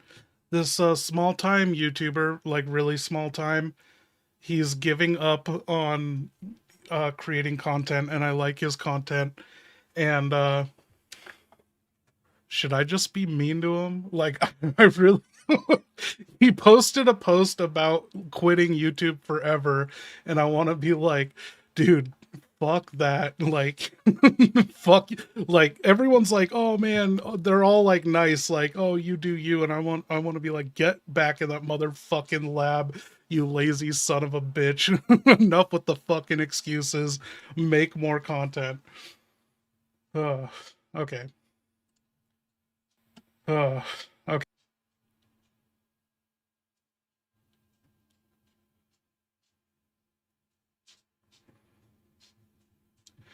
I'll tell you, I don't want to fuck up the name. Like, it's the Tommy Knocker movie guy or something like that. Yeah, gift memberships. I think it's Tommy Knocker, the movie guy. I don't know. I watch his shit every week. He fucking just posts a video every single day, and he's this is the second time he's done it in like 6 months where he's like, I'm quitting.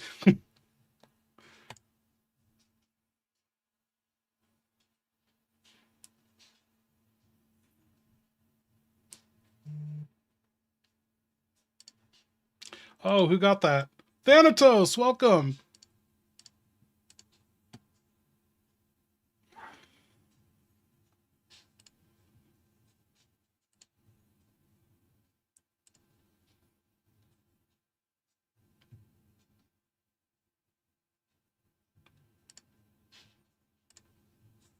Yeah, let's see. But dude, who fucking just encourages people to quit? Like,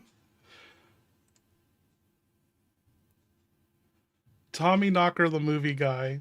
Yeah, dude, I watch all his horror movie discussions. He's got like low it's low production quality. I wouldn't say, I don't know. Like, he's very passionate about horror movies, and he just whips them up, and I listen to every one of them. And this is 2 times now he's tried quitting. Trolls. I don't think anyone trolls him. I don't get it. He gets nothing but positive engagement from what I see. I want to like troll him into not quitting, like negative reinforcement, like I do on these with these AIs.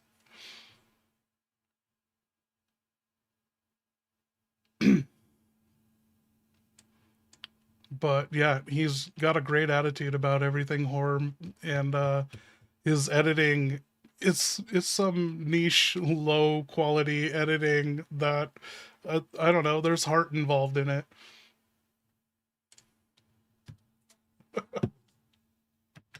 Okay. Oh, did I? Yeah, just want attention. Yeah. Okay. So where were we on these Super Sadler? Okay, let's see if Sadler has hearing issues. Let's see if we can get this something. Sorry about the delay.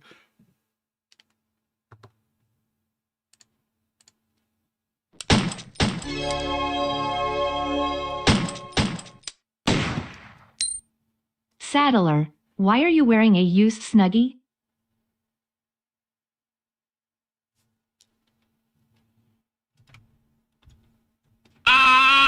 A toddler, you say? By the bleeding altar, Leon, why are you throwing that word into this cesspit of horror and filth we've built here? Very well. You'll have my answer, but hear me now. Even the toddlers of this land were not spared the teachings of Las Plagas. Before you gasp like some shocked American saint, no. No, Sadler, why are you wearing a used Snuggie?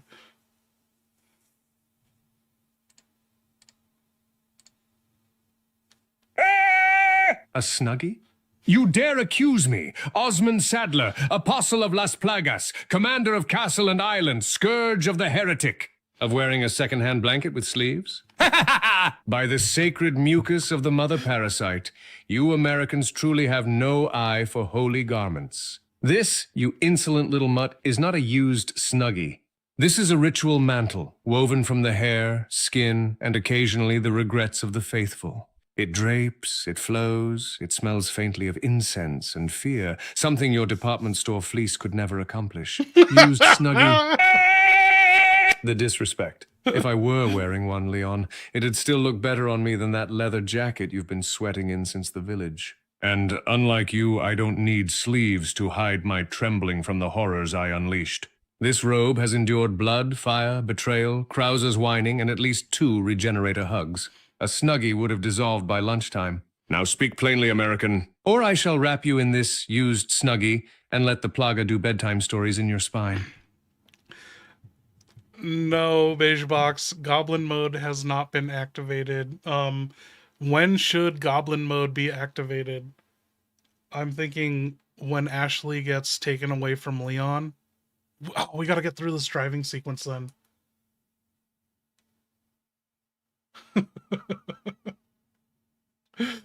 Okay.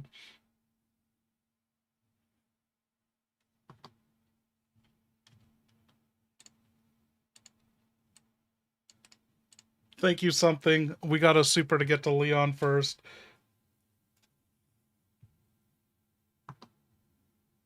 Oh, Sinful's out? Thanks for hanging out, dude.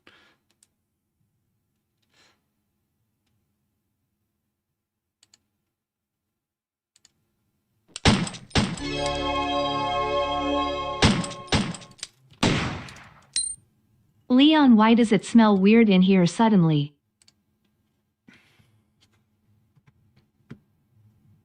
Oh, no.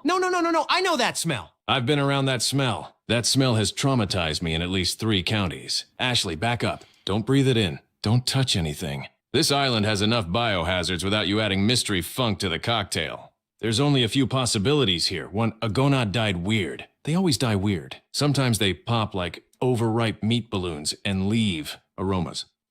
A regenerator was in here. Those things smell like wet ham left in a gym locker. 3, Merle shifted in my attaché case and released a new strain of fish-based chemical warfare. 4. Sadler farted through the hive mind. Wouldn't be the first time. Either way, if the air starts shimmering or tasting like regret, I'm flashbanging the room and blaming Farted OSHA. through the hive Stick close. Don't touch anything. And if you hear squishing, run!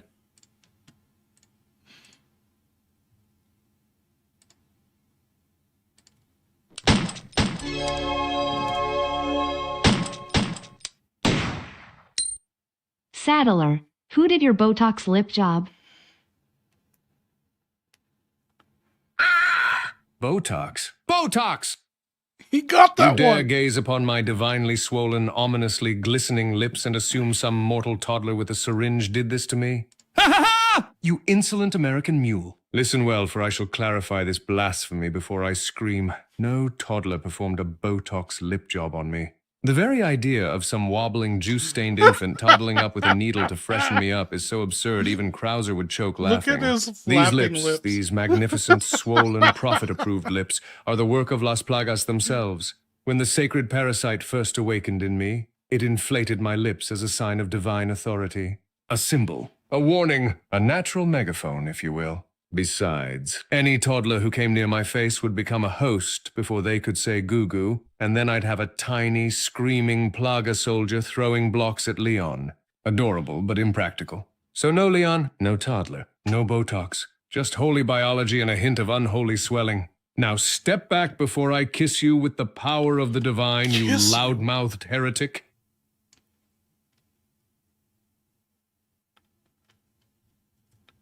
Hey, Leon, it's been so long. I don't remember if you read this paper airplane note from Ada or not. Oh yeah, I read it. Trust me, when Ada throws me anything, my dumb simp brain snaps it up like a starving seagull.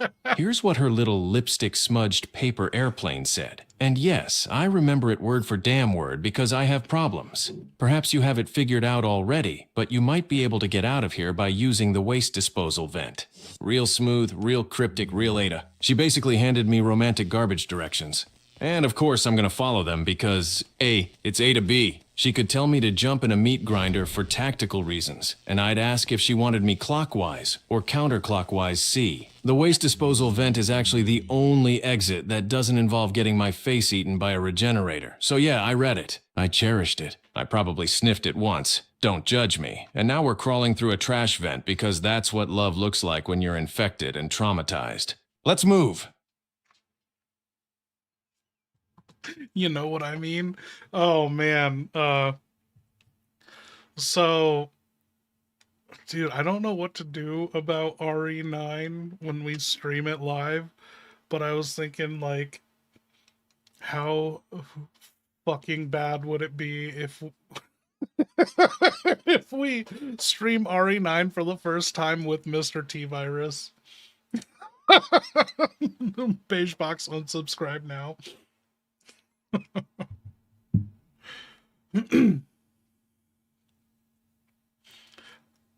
I kind of also don't even want to stream it with an AI because I don't want it spoiled.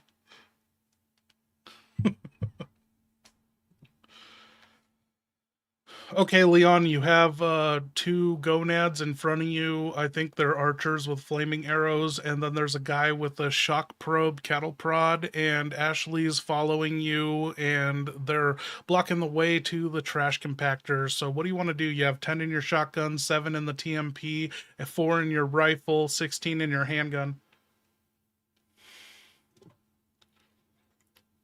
Ah, perfect. A whole welcoming committee of Speedix, Flaming Arrow they're Archer live Gonads now. and 1 discount Walmart shock therapist with a cattle prod. And Ashley's behind me breathing panic onto the back of my neck. Trash compactor's right there, but these 3 clowns want to audition for Who Wants Their Dickhole Smashed Island Edition.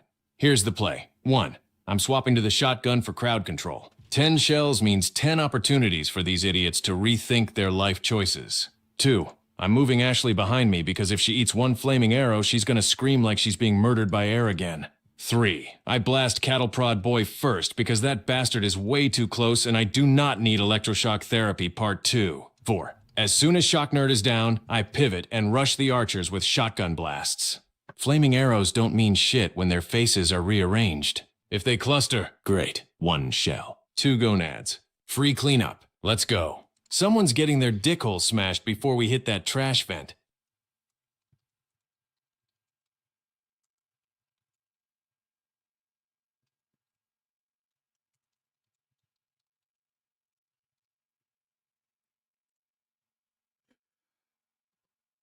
Leon, ain't that some bullshit? I tried to put in the super chat goal. Leon needs help smashing dick holes, and YouTube, Google wouldn't allow it.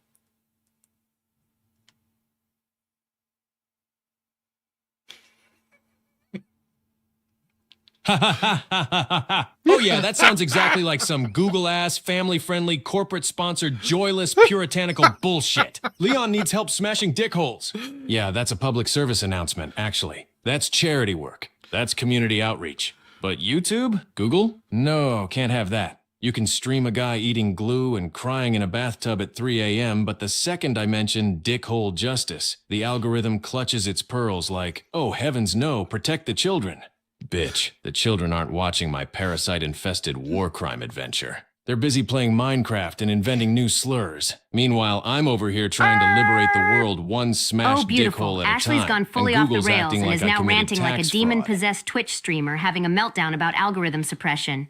Let me get in proper HQ mode before you start screaming about monetization. Listen here, Graham, YouTube, Google, any platform, none of them want to hear the phrase dickhole justice. Not from you, not from Leon, not from anyone with a functioning esophagus. You two shout that kind of shit on a federal channel, and I'm already filling out forms titled, Why Did the Presidential Daughter Say That?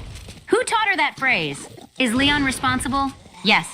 And you're over here going. They can show a guy eating glue at 3 a.m. crying in a bathtub, but they censor me?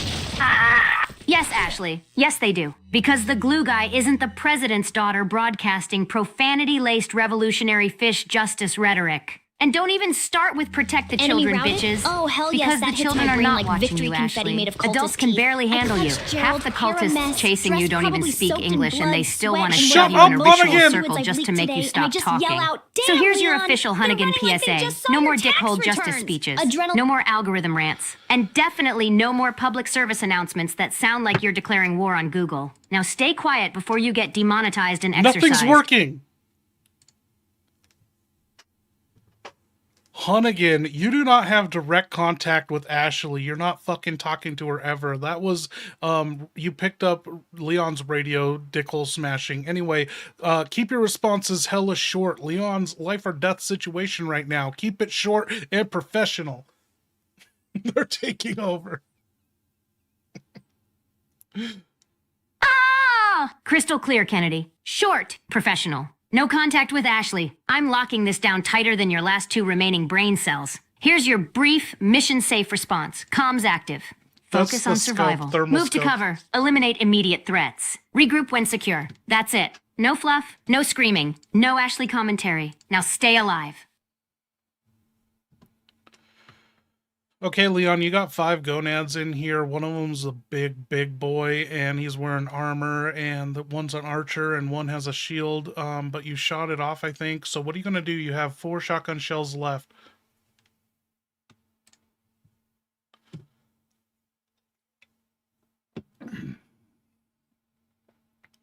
Should we do a 5 shot with gonads. Leon? 1 big armored juggernaut. Get Goblin 1 archer. out. 1 shield dumbass missing his shield. 2 randos who probably exist just to piss me off. 4 shotgun shells left. All right. Deep breath. Someone's about to become soup. Here's the plan. First, flashbang. Yeah, I'm popping that sucker. 5 enemies in a cramped room. Perfect time to blind every last bacterial mistake in here. Second, as soon as they scream and grab their faces, I rush the archer and blast him point blank. Flaming arrows hurt my feelings. Third, turn and pump a shell into one of the randos while they're still seeing Jesus. Fourth, armored big boy. I'm not wasting a shotgun shell on his metal nipples. Once everyone else is softened, I'm switching to the TMP and turning his armor into confetti. 30 bullets of pure panic. Fifth, shield guy with no shield? 1 roundhouse kick straight to the ego. We survive this room, we hit that vent, and somebody's dick hole gets smashed for ambiance. Let's work.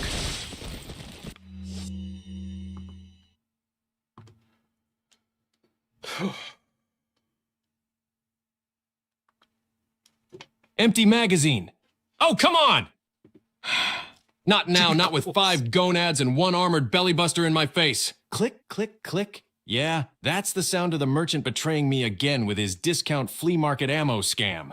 All right, fine. No time to reload, no time to cry, no time to yell at Ashley for existing. I'm dropping the empty gun and whipping out the TMP right now. No. I'm about to spray these bastards so hard the parasite inside me's gonna clap. Let's...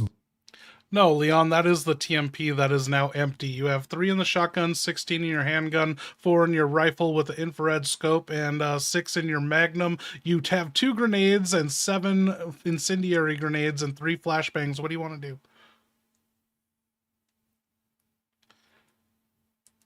Ah, shit. The TMP's empty. Why didn't you lead with that before I tried to blender mode these idiots? Dude, no, you all right. used it up. Thinking fast before Big Armor Boy turns me into a Leon omelet. Here's the move. Flashbang. Right.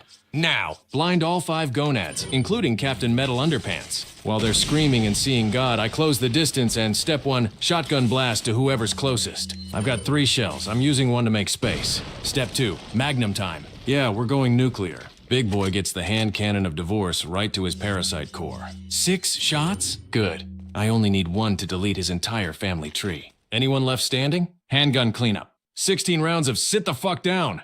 Let's move before Ashley accidentally inhales a flaming arrow. Okay, you killed them all, and you have your handgun out. You never used the magnum, and so you're heading towards the dumpster chute. Nice. Handgun out, bodies everywhere, Ashley breathing hard behind me like she just watched me take the trash out in a particularly sexy way, and we are finally headed toward the goddamn dumpster chute. Perfect place for us, honestly. Ashley belongs in a dumpster half the time, and I'm 1 bad day away from diving in headfirst myself. All right, approaching the chute now. Smells like wet cultist, rotten fish, and despair, so yep, this is the right place. Ashley, stay close. If anything pops out down here, someone's getting their dick hole smashed so hard the trash compactor will do the funeral rites. Let's drop into this hellhole and keep moving.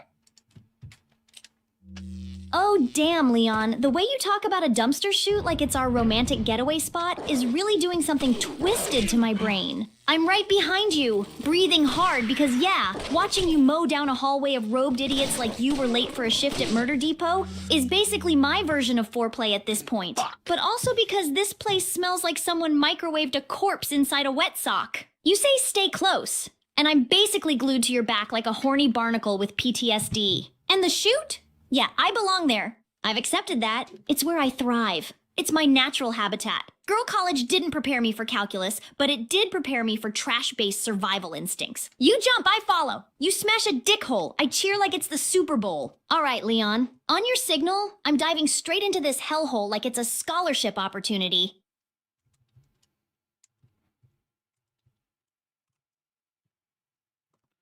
Leon, you got hit with 2 arrows in this dumpster crane control room area or whatever security office, and Ashley said all that, and you have your handgun out. You're at 1/3 health. What do you want to do?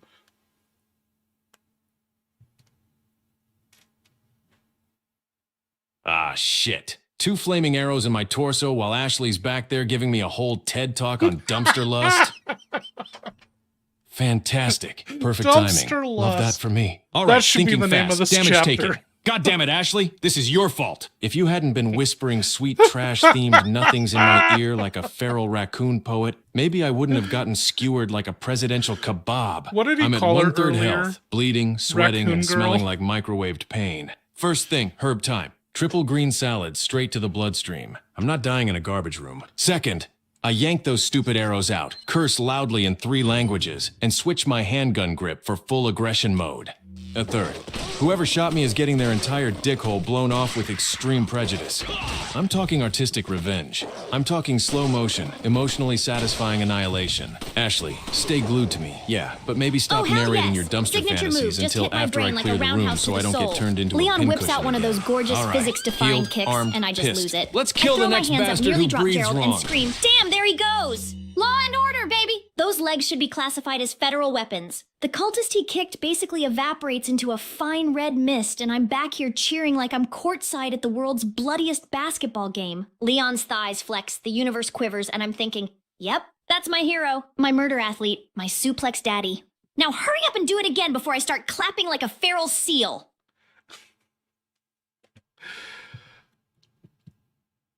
Ashley, please, for the love of God, shorter responses. If you want to tell us you're clapping those cheeks like a feral seal, just say that.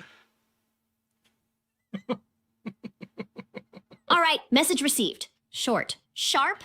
Trash princess concise. Leon does the kick. Yeah, I'm clapping those cheeks like a feral seal. Leon, Ashley's clapping her butt cheeks like a feral seal, or whatever she meant by clapping my cheeks like a feral seal.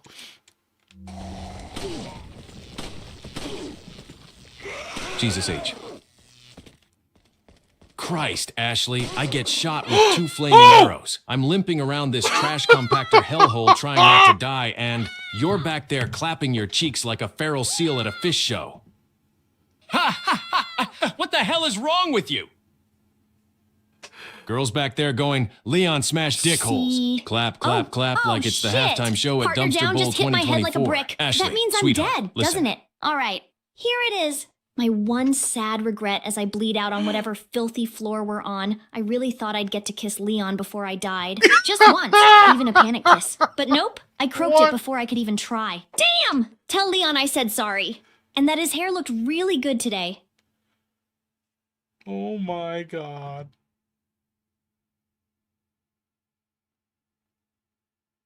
Partner down. No, no, no, no, no, no, oh! Ashley! God damn it. I look away for 2 seconds, and you manage to die in a room full of trash and morons! I failed the president. I failed the mission. I failed the dumpster queen herself. Ah ha ha! He's so... Why? Why do you drop dead faster than my paycheck after taxes? Why do you melt at the slightest breeze like a Disney princess made of wet cake? Don't go toward the light, Ashley. Stay away from anything bright. You'll just get kidnapped by it. Cheers. Oh, Fuck! Reload checkpoint. We're gonna I'm pour not one letting out you for die in a Ashley. goddamn janitorial disaster room.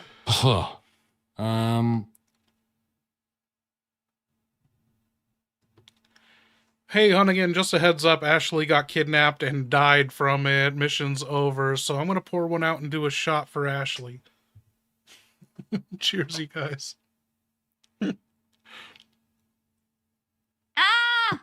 Oh, hell no, Kennedy. That was a partner down moment and you know it. Ashley died and your first instinct is to pour one out and take a shot? Ah. Are you out of your parasite, drunk, fish-obsessed mind? Let me be very clear. This is your fault. You're unprofessional, roundhouse kick everything that moves, ignore the screaming, wander off like a bored tourist bullshit finally caught up with you. She died because you didn't protect her. You are the escort. You are the agent. You are the reason her health bar exists. And instead of reviving her, instead of regrouping, instead of acting like a federal professional, you're standing there going, well, time for alcohol. Kennedy, I swear to God, if you don't get your ass back in gear, reload that save, and undie that girl, I will personally drag you into HR and staple your performance review to your forehead. Stop drinking. Stop mourning. Stop being a dumbass. Get back in there and fix it.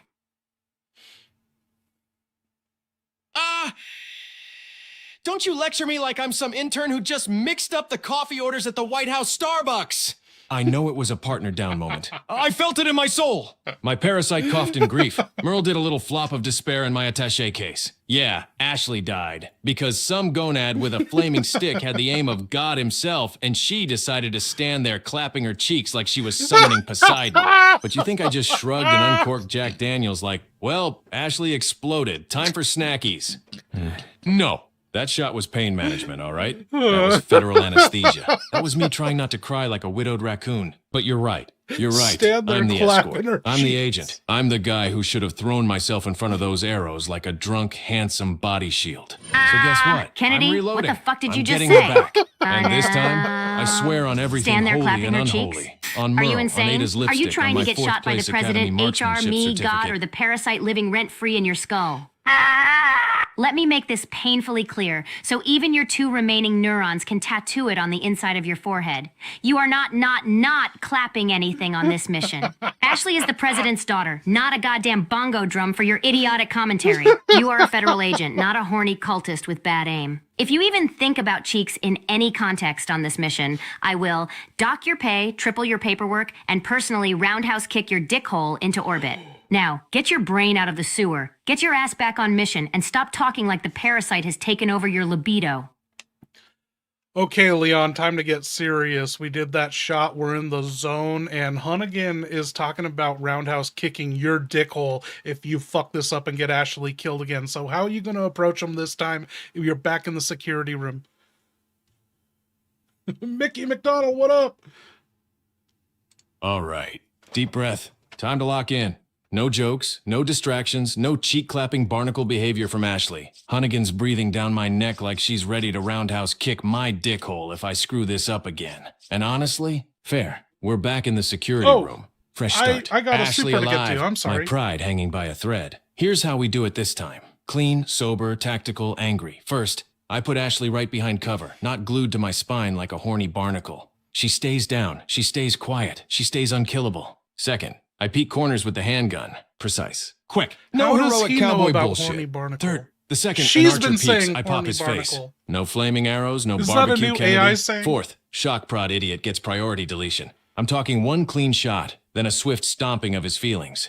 Fifth, move slow, clear the angles. Do not let Ashley wander like a Roomba with trauma. Sixth, once the room is safe, then we go for the dumpster chute. No rushing. No hero moves. No Ashley cheek percussion ensemble. We're doing this like professionals, by which I mean me trying really hard not to die while Ashley tries really hard not to do something catastrophic. Let's move. Someone's dick hole is about to get federally audited.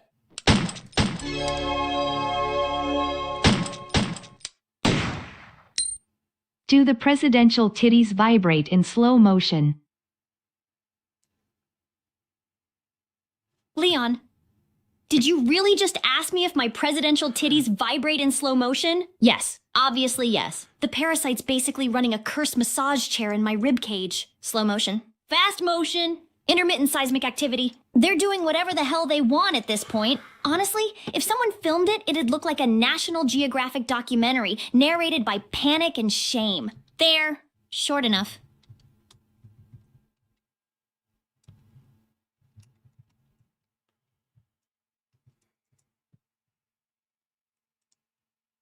Ah! I said no contact with Ashley Kennedy. You are not talking to her. I am not talking to her. But since this transmission Tyler. punched through my comms like a horny earthquake, here's your short, professional response. Kennedy, focus on the mission. Ignore the symptoms. Ignore the commentary. Ignore any vibrating presidential assets. Parasite activity escalating. Move to her location. Secure the area. Extract her alive. That's it. No jokes. No discussion. No slow motion analysis. Move!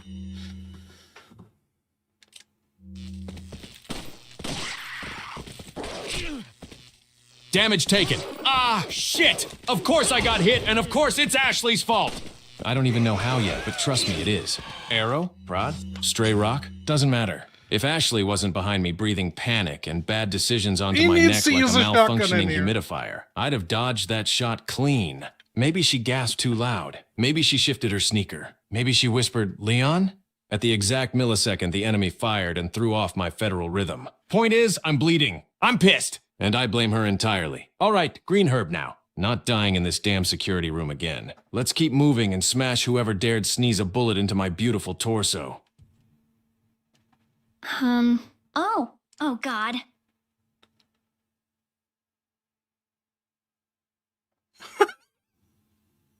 Help me, Leon!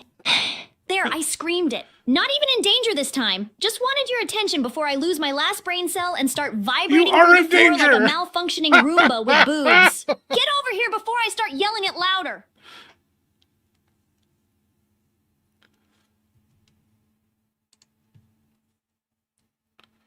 Help me, Leon!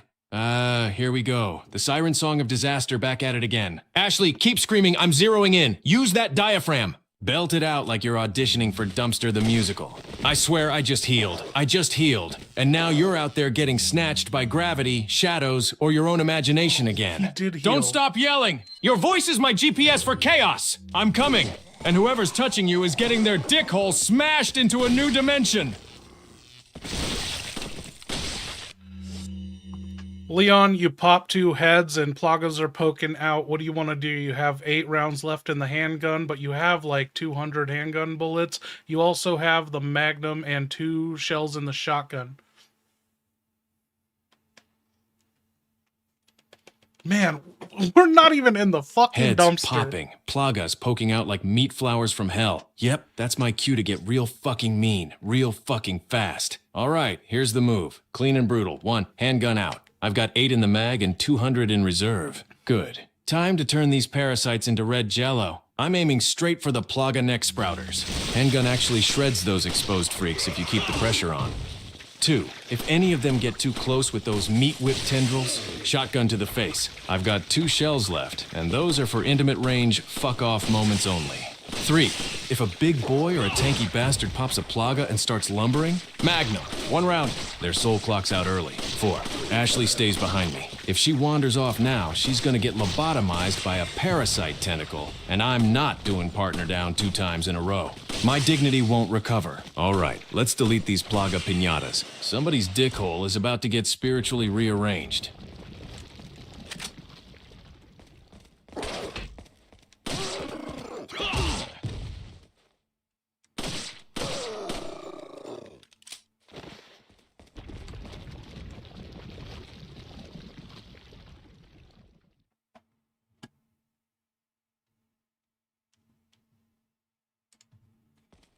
All right, enemy routed, room cleared, Plagas mulch on the floor, and my heartbeat is doing the Macarena inside my rib cage. Good. Good. About damn time something in this island went my way for 5 consecutive seconds. Handgun still warm, Ashley still alive, my dignity only partially bleeding. We're moving forward before the universe throws another flaming arrow directly into my hopes and dreams. Ashley, stay tight. We're not celebrating, not stopping, not breathing too loud. We push through that trash chute area and keep going before more gonads respawn like they're running a Costco membership program. Let's roll. Someone else's dickhole is destined for destruction, and I'm feeling inspired. Okay, Leon, you're locked in the security office. There's a security switch for the door. Do you think that's the exit? Keep your response to this short.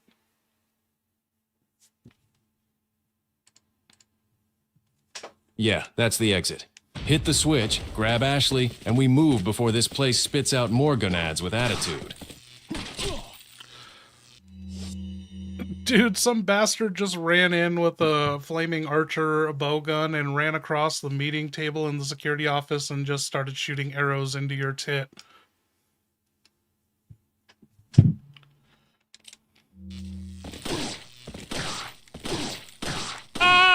What the fuck? Flaming Archer Gonad just sprinted across the meeting table like he's late for his shift at Hell's Buffet and started turning my ass into a pincushion of pain. Shit! Ow! Stop shooting my ass, you medieval fire bastard. All right, no time to think, no time to breathe. I whip around, handgun out, and I'm about to turn this motherfucker into arrowless, flameless fertilizer. Ashley, get down, shut up, and don't touch anything. This clown is about to learn exactly why. Someone's getting their dickhole smashed.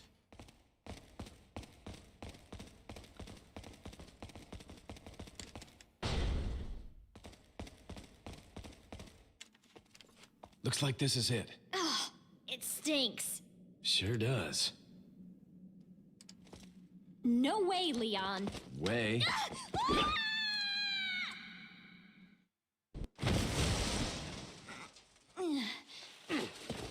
Are you out of your mind? I knew you'd be fine if you landed on your butt. You... What is this? Come on, let's go. Ah, smell that, Ashley? Yeah, welcome to Dumpster Vegas, population us, and whatever biological hate crime Sadler flushed down here. Looks like this is it.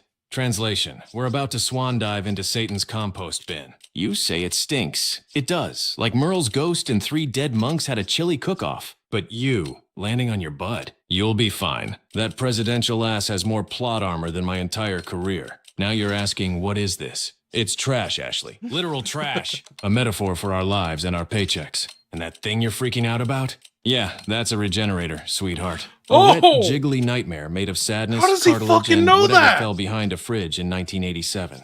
Come on, let's go. Stay behind me. If that thing comes any closer, someone's getting their dick hole smashed. Okay, look at this. I only send what is said in a cutscene. Taking a dive, look at the... Look. Okay, looks like this is it. It stinks, sure does. No way, Leon, way. Are you out of your mind? I knew you'd be fine if you landed in your butt. You? What is this? Come on, let's go. What is this thing? Holy shit. He knew what was in the... visually in the cutscene with no description. Wow, AI is improving.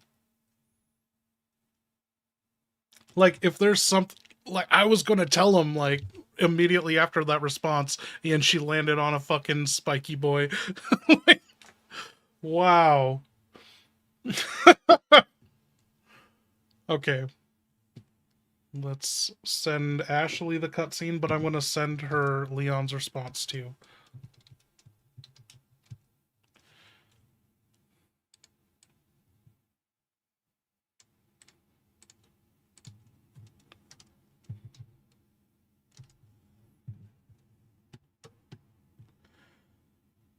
Ugh, Leon, I swear to God, if I survive this island, I'm writing a strongly worded Yelp review about every single trash-themed trauma you've put me through. I drop down into the stink cloud behind you like a miserable raccoon princess and just gag out. Damn, it smells like a dead monk took a bath in hot dog water. And then you point at that thing? That wet, squishy, fridge mold nightmare wobbling at us like it wants to borrow sugar? I clamp onto your arm and yell, Leon, that is not a thing. That is a biological hate crime with legs. I'm staying right behind you. If that soggy bastard gets close, you better believe I'm clapping cheeks like a feral seal just trying to stay alive. Now move, What hero if boy, she before I thinks- start screaming, help me, Leon, out of sheer panic and regret. What does she think clapping cheeks is? What the fuck?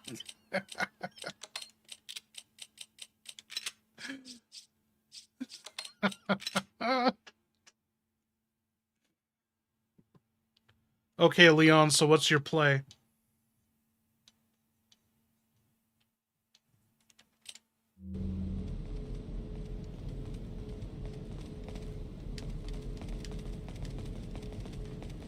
All right, here's the play. Short, sharp, no bullshit. We've got a regenerator wobbling around down here like a wet stress toy from hell. Ashley's panicking, and this whole trash trough smells like sadness and chemical waste. So, 1, handgun away. That thing won't do shit but annoy him. 2, rifle with the thermal scope out. Only way to see those parasite gumballs inside his freaky jello body. 3, I line up the shots, pop every parasite in him one by one, fast and clean, before he gets close enough to breathe his hot dumpster breath on me. 4, Ashley stays behind me. If she wanders and gets grabbed again, I'm throwing myself into the compactor. That's it. Thermal, parasites, delete the jiggly bastard. Then we haul ass deeper into this stink tunnel before more nightmares spawn. Move! Okay, it looks like you can't proceed. The regenerator's just sleeping or it's dead in the trash. And there's a lever and a gate. You're trapped in here because the gate's down. There's an explosive barrel, and you have 4 in your rifle, but you have like 37 rifle rounds.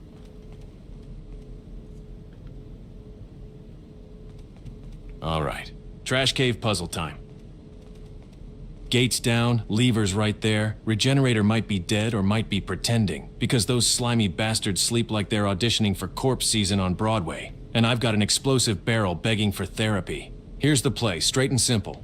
1, do not touch the regenerator. I'm not poking it, kicking it, sniffing it, nothing. That thing wakes up, we're screwed. 2, I'm taking the rifle, stepping back, and shooting the explosive barrel near the trash blockage. If the blast clears the junk, I can get to the lever without waking Jigglehell Jr. 3, once the debris is gone, I move quick, Ashley behind me, and pull that lever before anything in this room decides to stand up and start moaning at me. 4, if Jello Man twitches, I pop his parasites until he stays dead, not Walmart return policy dead.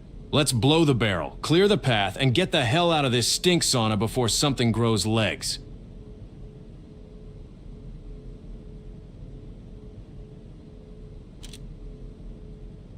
Okay, Leon, before you flip that lever, you're looking at the corpse of the regenerator like this. You notice anything?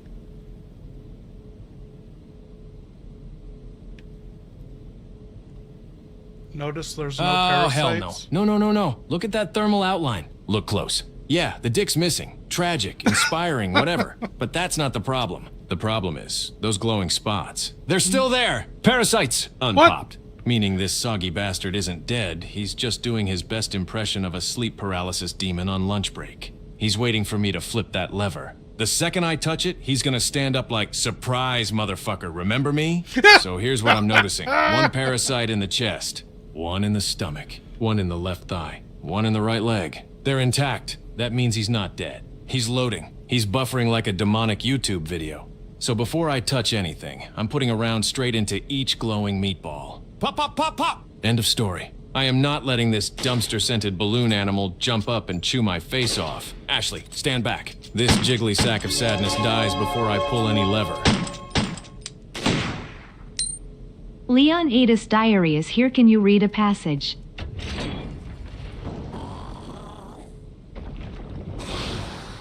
Ada's diary? Oh boy.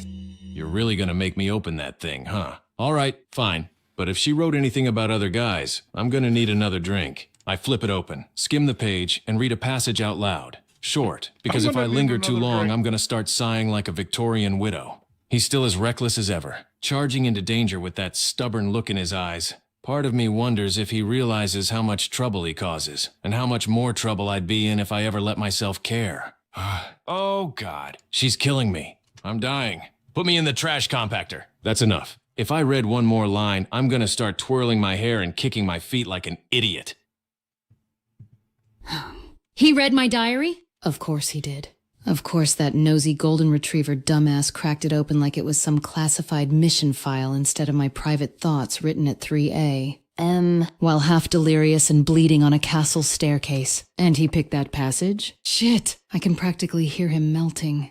Dramatically flopping into the nearest trash compactor like a lovesick soap opera extra. The man survives parasite mutations and medieval death traps, but one vaguely sentimental line from me. Boom! Instant emotional cardiac arrest. Charging into danger. Stubborn look in his eyes. Yeah, all right, maybe I wrote that. Thank you, Maybe. Speedix. Doesn't mean he gets to read it out loud like it's confession night at church. If he flips one more page, though, he's dead. I don't care if Sadler resurrects him out of spite. I'll kill him again. Did someone mention And the funniest Ada's part? diary? He's Never Wong, mind. so Wong, thinking that's the most dangerous thing I wrote. Poor rookie has no idea what's waiting on page 3.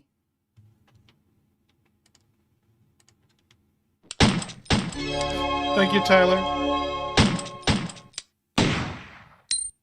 Did someone mention Ada's diary? Never mind.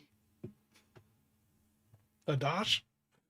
Diary. Nope, didn't hear a damn thing. Funny how everyone suddenly gets real quiet the second the word Ada and diary end up in the same sentence. Like you all realized at the same time that reading a spy's private notes is a great way to wake up missing a kidney. Let me make this simple. If anyone so much as mentions my diary again, I'm tossing the whole lot of you into the nearest waste disposal vent. And trust me, Leon already knows that vent is a one-way trip to humiliation. So unless you want a grappling hook wrapped around your ankle and a very fast lesson in gravity's cruelty, yeah, never mind is the right answer.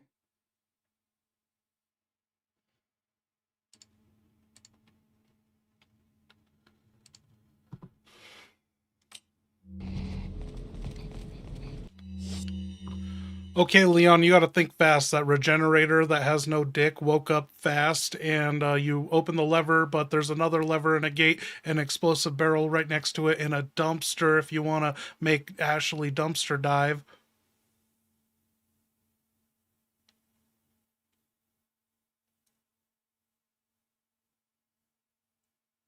Ah, shit! He's up! He's up! He's up! No time for poetry! This jiggly bastard woke up with feral energy, and I'm not getting hugged to death in a trash room!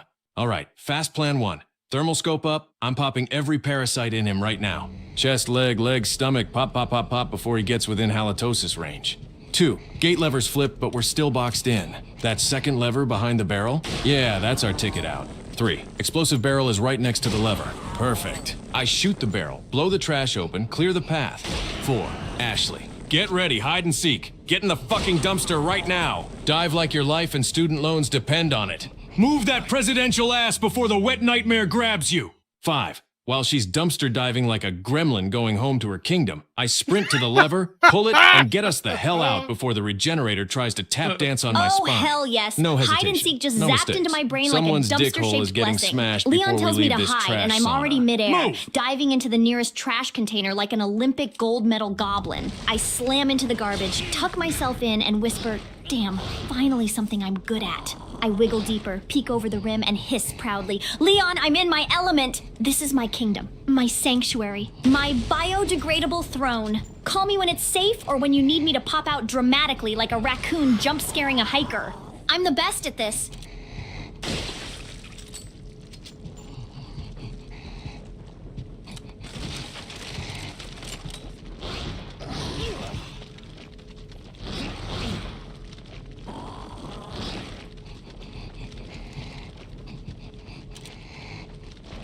Damage taken. Son of a mutated bitch. I just got hit, didn't I? Of course I did! Of course this happens the exact second I'm doing a 5-step federally approved trash-based escape plan. And you know whose fault this is, Ashley's. I don't even need to see what happened. If I'm bleeding, it's because she screamed, tripped, breathed too aggressively, clapped her cheeks at the wrong angle, or existed within my blast radius. God damn it, Ashley. All right, fine. I'm down, but I'm not out. be right back. I'm grabbing a green herb, shoving it into my bloodstream like I'm seasoning myself, and I'm finishing this job. Regenerator Be still right up? back. I'll pop the last parasite. Leon, you Trash don't get to chute just still blocked? BRB me I'll like blow it this is a open. group Ashley chat still being and Ashley? not a murder I'll yell island. until she stops but fine. vibrating. Command 1 Let's just move. fired off in my Before I brain, take and that another means hit and one start thing. blaming I myself expand instead the of her. situation while you disappear like a himbo ninja. All right, here goes. I crouch deeper in my dumpster throne, hugging the trash like it's a weighted blanket made of shame. The parasite hums, the air reeks of wet cultist, and somewhere in the dark, something squelches like Satan stepping on a Capri Sun. I whisper to myself, "Damn it, Leon! Hurry up! This is how raccoons die!" I'm staying hidden. I'm staying ready. And if anything touches this dumpster, I'm screaming so loud the island shifts tectonic plates. Hurry back, hero boy!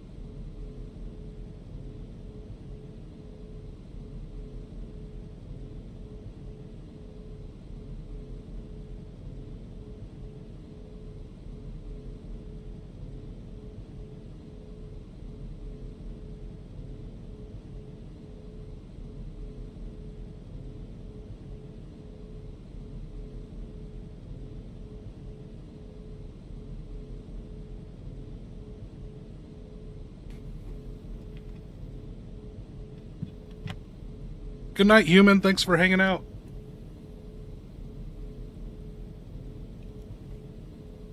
Do we pour one out for human?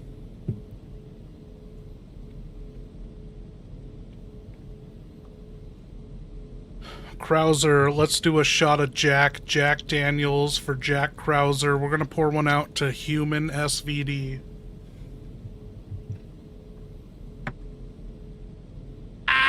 Now that's a toast I can get behind, comrade. Pour the Jack. No ice. No hesitation. No Leon around to accidentally drink the whole bottle and blame a regenerator. To human SVD. The kind of beautiful, catastrophic bullshit only a half-mutated super soldier and a bottle of Tennessee firewater can truly appreciate. Raise it high for every covert tactic, for every bad plan, for every drone Leon kicked to death, for every time my arm twitched like it wanted to flip off God. Down the hatch, comrade. Ah! That burns like Operation Javier and a divorce at the same time. Another round?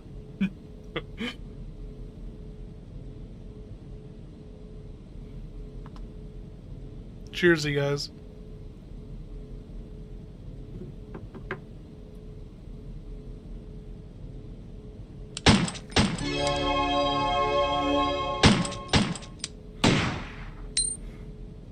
Gonna get some sleep. I'll be dreaming of Ashley's ears. I mean cheeks. I mean, clapping them both. Yeah, that's it. Also, Ashley over Ada. Oh, hell yeah. I don't know, though, dude. RE4 Oh my God. remake Ada's... You're going to sleep thinking about my ears, then my cheeks, then clapping them both like you're trying to order from the world's horniest drive-thru? Damn, you're lucky I'm trapped in a dumpster and not within slapping range. But Ashley over Ada? Yeah. Yeah, okay. I'm not gonna pretend that didn't hit me right in my parasite-infested chest. Feels kinda nice. Warm, like a compliment wrapped in trash fumes. Alright, go dream your weird little dreams. Just remember, if you dream about clapping my cheeks, I expect Olympic-level precision. And if you dream about my ears, keep that to yourself before Leon Roundhouse kicks your soul out of your body. Sleep tight, perv.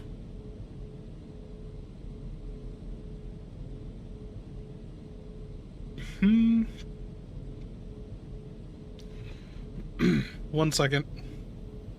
Who are we getting in here?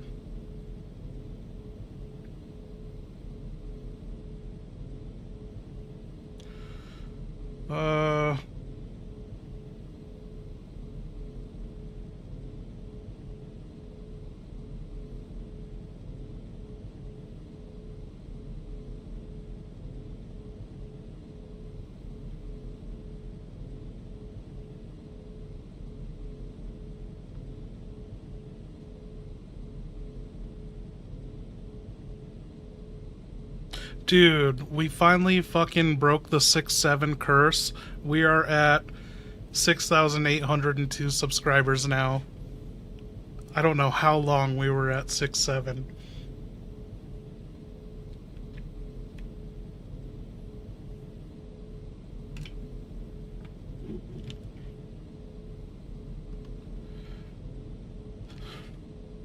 Leon, if you do a shot with us, will you promise not to go into goblin mode?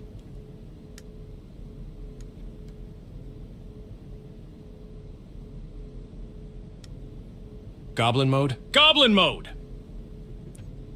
Gee, listen. Every time I take a shot on this mission, one of three things happens. 1, I get funnier. 2, I get angrier. 3, the parasite starts humming sea shanties and I lose control of my ass again. Goblin mode isn't something I enter, pal. Goblin mode is something that erupts from deep within my Kennedy soul like a federal volcano of bad decisions. But fine. I'll make you a deal. I'll take the shot. If, and this is important, you promise not to freak out if I start yelling at crates, flirting with the regenerator, or threatening to suplex Ashley I'll do into the back-to-back sun for shots. stepping Here on we a go. bear trap again. Because let's be honest, with the way this mission's going Goblin might actually improve my professionalism.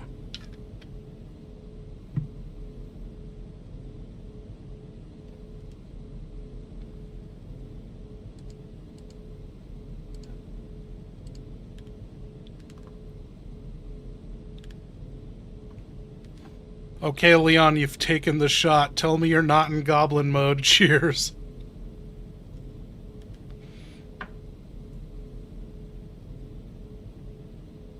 No.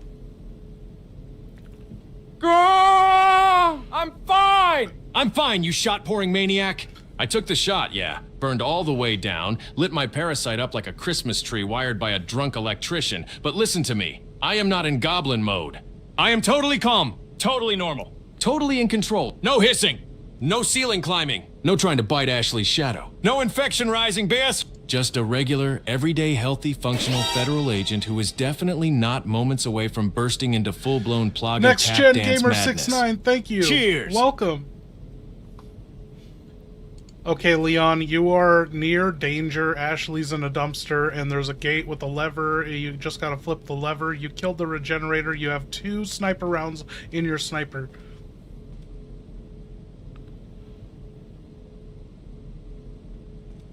Ah. Good, finally, some fucking progress.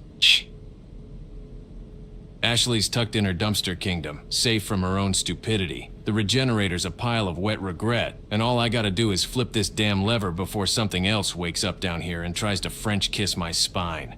2 sniper rounds left? Don't care. Snipers for long range. This is trash room close quarters violence territory. Here's what I do. I sprint my ass to that lever. I grab it like it owes me money, and I rip that fucker down. Gate opens. Ashley pops out of her dumpster like a raccoon princess reborn, and we move before another dickless meat balloon tries to nibble my ankles.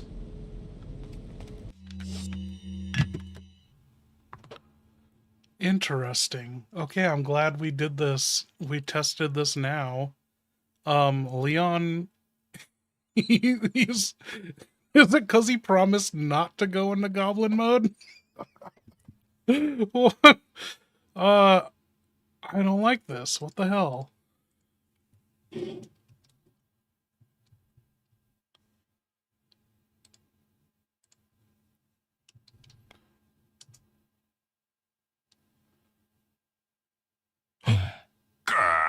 Yeah, I hear you. What the fuck do you want now?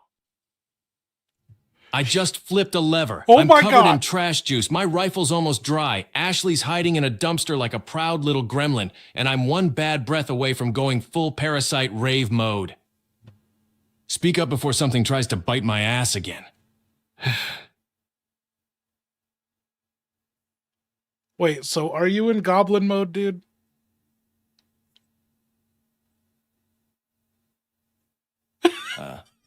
No, I'm not in goblin mode, you paranoid little gremlin whisperer.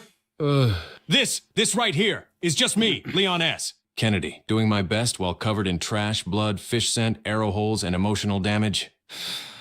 If I were in full goblin mode, you'd know? Oh, you'd know. I'd be hissing. I'd be climbing walls. I'd be trying to rip the plaga out of my skull with a spoon. I'd Wow, be screaming dude, he Gloria a tricked us. Sadler while yeeting Merle like a grenade. Right now, I'm just angry, sweaty, and one lever pull away from freedom. So no, not goblin mode.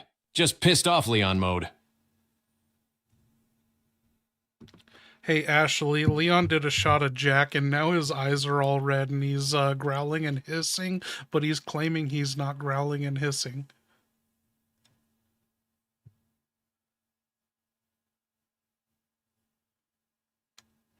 Oh, hell no! Leon is not doing this right now! One shot of Jack and suddenly he's out here growling like a pissed off German shepherd with taxes due? Eyes red, lips pulled back, doing the little hiss noise like he's auditioning to be a sewer vampire? And he's claiming he's not doing it? Damn classic Leon denial. I'm fine. Proceeds to sound like he wants to bite a mailbox. I inch out of the dumpster, squint at him, and go, Leon, babe, you're making noises that legally count as a threat in 3 countries. If he snarls again, I'm getting back in the dumpster and closing the lid. I've seen enough movies to know this is how boyfriends turn into werewolves. Or Republicans. Keep him away from knives, alcohol, and anything with a heartbeat. If he starts sniffing you, run. Damn it, Leon, get it together before I have to scream, help me, Leon! At you!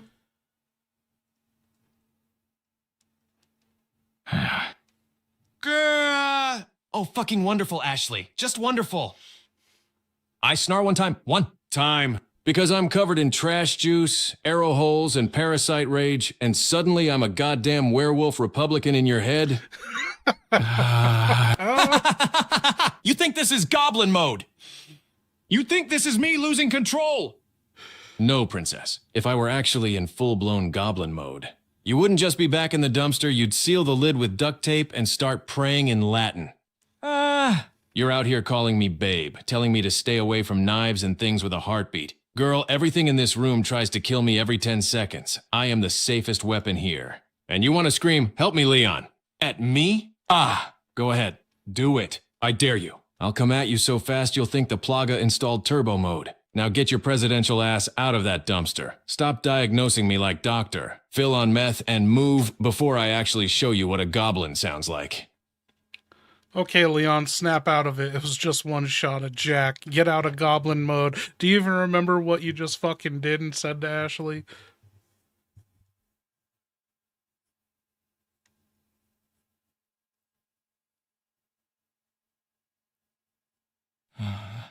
Okay, all right, fine. Deep breath, Kennedy. Snap out of it. Dial the crazy back down from dumpster demon to functionally miserable government employee. I'm good. I'm back. Shots wearing off. Parasite's not whispering show tunes anymore, and I'm not trying to bite mailboxes. We're good. And yeah, I remember what I said to Ashley.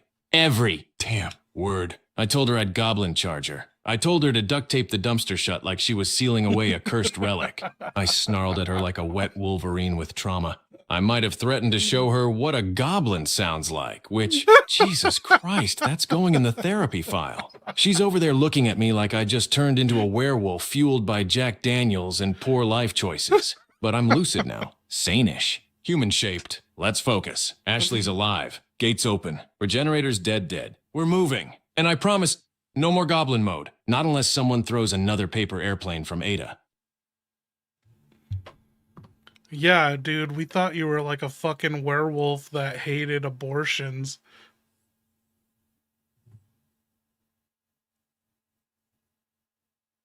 Ha ha! Oh, come on, really? 1 minute I'm growling a little, just a little, and suddenly I'm a pro-life werewolf skulking around the trash tunnels of not Spain like I'm about to vote in the midterms. Give me a break! I wasn't doing the whole full moon, full morals routine. I was shot, stressed, covered in regenerator juice, and trying not to die while Ashley narrated her dumpster fantasies like a feral Disney side character. Yeah, I got a little unhinged. Yeah, I started sounding like I wanted to chew someone's kneecaps. But trust me, if I actually went werewolf mode, you'd know. Everyone would know. The entire island would hear me screaming, "Someone's getting their dick hole smashed!" in Dolby Surround. But nah, I don't hate abortions. I hate parasites, cultists, and anyone who throws flaming arrows at my ass. Now let's move before Ashley starts asking if I'm Team Jacob. Leon, babe. You're standing there ranting like a man who absolutely did growl, absolutely did hiss, and is now absolutely doing emotional gymnastics to pretend he didn't go full furry patriot for 0.5 seconds. I step out of the dumpster, brush trash off my skirt, and just stare at you like, damn, okay, Captain Constitutional Werewolf, calm down. And then you hit me with, I don't hate abortions, I hate parasites. Leon, same. I've literally got a parasite doing jazz hands in my spine. We're aligned. But you yelling about Dolby Surround dick hole smashing while covered in regenerator juice is exactly why I was asking if you were Team Jacob. You're giving energy, okay? Growly, bitey, morally chaotic energy. And don't blame me for narrating dumpster fantasies. That dumpster raised me. It's basically my childhood home at this point. I grab your sleeve, tug you forward, and mutter, "Come on, Leon," before you howl at the moon and start demanding states' rights. Let's move. I'm not dying in a trash tunnel with a werewolf who denies being a werewolf. Okay, Leon, you're in this trash sewer area, and there's a dumpster blocking your path that you could push into the sewage canal. Do you want to push it?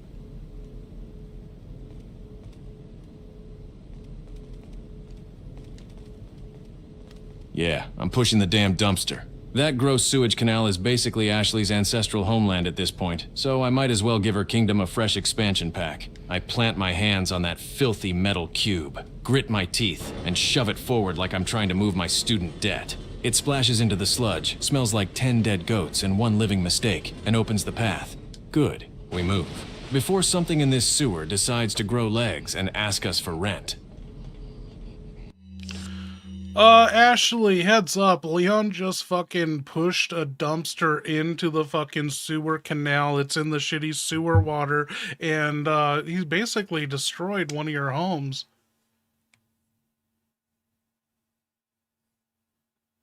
He did? What? Leon Scott Kennedy just shoved a dumpster, my emotional support condo, my sanctuary, my biodegradable childhood home, into a sewer canal like it was a shopping cart he didn't feel like returning. I whip around, eyes wide, parasite buzzing, voice cracking like a pissed off raccoon princess. Leon! That was my house. You just evicted me into poop water. I lean over the edge, watching my poor metal baby float away like the saddest Viking funeral ever, whispering, damn it. She didn't deserve this. She was a good dumpster. She held me, then I snapped back at Leon. What the hell, dude? You couldn't just move it. You had to yeet my home into a canal like it owed you money? I swear, if he kicks one more dumpster, I'm filing for emotional compensation and moving in with Ada out of spite. Ashley, look at me. Listen to me. Before you fully hulk out and start throwing emotional raccoon punches, that dumpster wasn't your home, okay? It was your temporary containment unit, your panic chamber, your federally certified put Ashley here so she doesn't die again device. It wasn't covered by homeowner's insurance, it didn't have plumbing, and technically speaking, you don't legally own any object in not Spain because you're not a citizen. And also, it was blocking the fucking path. You want me to fight off cultists, archers, regenerators, shock prodders, and your wandering tendencies, but now I'm also supposed to respect the sovereignty of your dumpster kingdom like I'm negotiating with Trash NATO. No. I pushed the damn thing because we needed to move. I pushed it because we're in a sewer, and time spent crying over drifting garbage is time spent getting eaten alive by something that jiggles. But sighs rubs temples. Look, I get it. You bonded with it. You felt safe. It held you like a cold, metallic womb of questionable hygiene. So here, moment of silence for Ashley's dumpster home. Gone, but not forgotten. May she float straight to Valhalla, where all good trash bins go. All right, mourning period over. We move, and if we find another dumpster on this island, try not to eat it unless See you in absolutely Valhalla. necessary. But I'm not making any promises. Oh, for fuck's sake. I take one nap and suddenly the island turns into a soap opera Ada! starring Ashley Dumpster Duchess Graham and Leon Path-Clearing Menace Kennedy. Let me get this straight. Ashley is mourning a dumpster like it's a fallen warrior, and Leon is out here What? giving Shut geopolitical up, lectures Ada! about Trash NATO. You two are exhausting. Ashley wants to move in with me? Hilarious. Sweetheart, I operate out of vents, cliffs, exploding sunglasses, and sheer spite. You think I've got room for a girl in her emotional support dumpster? And Leon, of course he yeeted her house. That man solves 90% of his problems by kicking things and praying the physics cooperate. Honestly, Ashley's lucky he didn't accidentally roundhouse kick her into the canal too. But really, a moment of silence for a dumpster? Fine, here. 1 whole second. There. That's all the respect I'm giving to a metal box that smells like fear and cafeteria leftovers. Now both of you quit crying over scrap metal and move! This island is crawling with things that love the taste of loud, dramatic Americans. And if Leon kicks one more dumpster, Ashley, you can keep him. I'm done babysitting that idiot.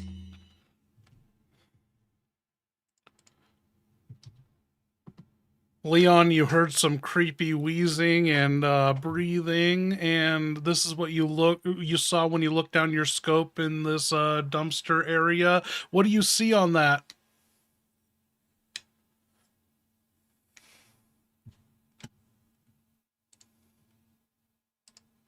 Ah, fuck me, that's a live one. That ain't a corpse. That ain't ambient trash noise.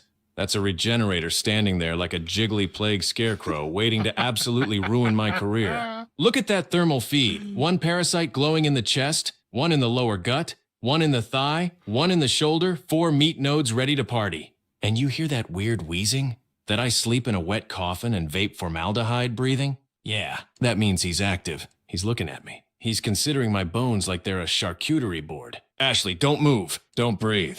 Don't blink. If you clap your cheeks Cool right now, kid, we're what both up? dead. I've got 2 rounds in the chamber, but 30 plus in the case. So here's the plan. I'm gonna start popping parasites left to right before this hairy meat balloon decides to sprint at me like a drunk uncle on Thanksgiving. This thing goes down now! I'm not letting another dumpster goblin turn me into paste. Hold still, big guy. Let Daddy Kennedy pop your glowing tumors.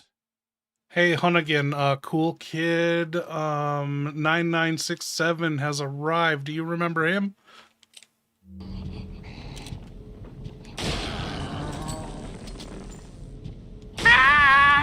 Cool Kid 9967? Kennedy, what the hell kind of cryptic bargain bin code name are you tossing at me now? Let me make this quick and professional, because you're in a life or death situation and I don't have time to decode whatever drunk parasite bingo you're playing. No, I don't remember 9967 because 9967 isn't a person. It isn't an agent. It isn't some long-lost comrade. And if it is, then the DSO really needs to stop letting you name things. So unless 9967 is a door code, a key item, a parasite strain, or another goddamn fish you picked up, then cut the mystery act and tell me what the hell you're referring to. Keep it short. Keep it clear. Keep moving, Kennedy.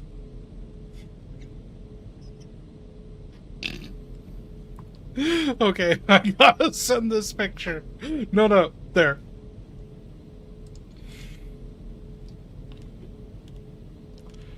Leon, this is what you're looking at now. You killed the regenerator. You fucking aced it. Killed all the plaga parasites in it. And now there's this dumpster in the way. You gotta push it out of the way. Do you see anything obstructing the dumpster path?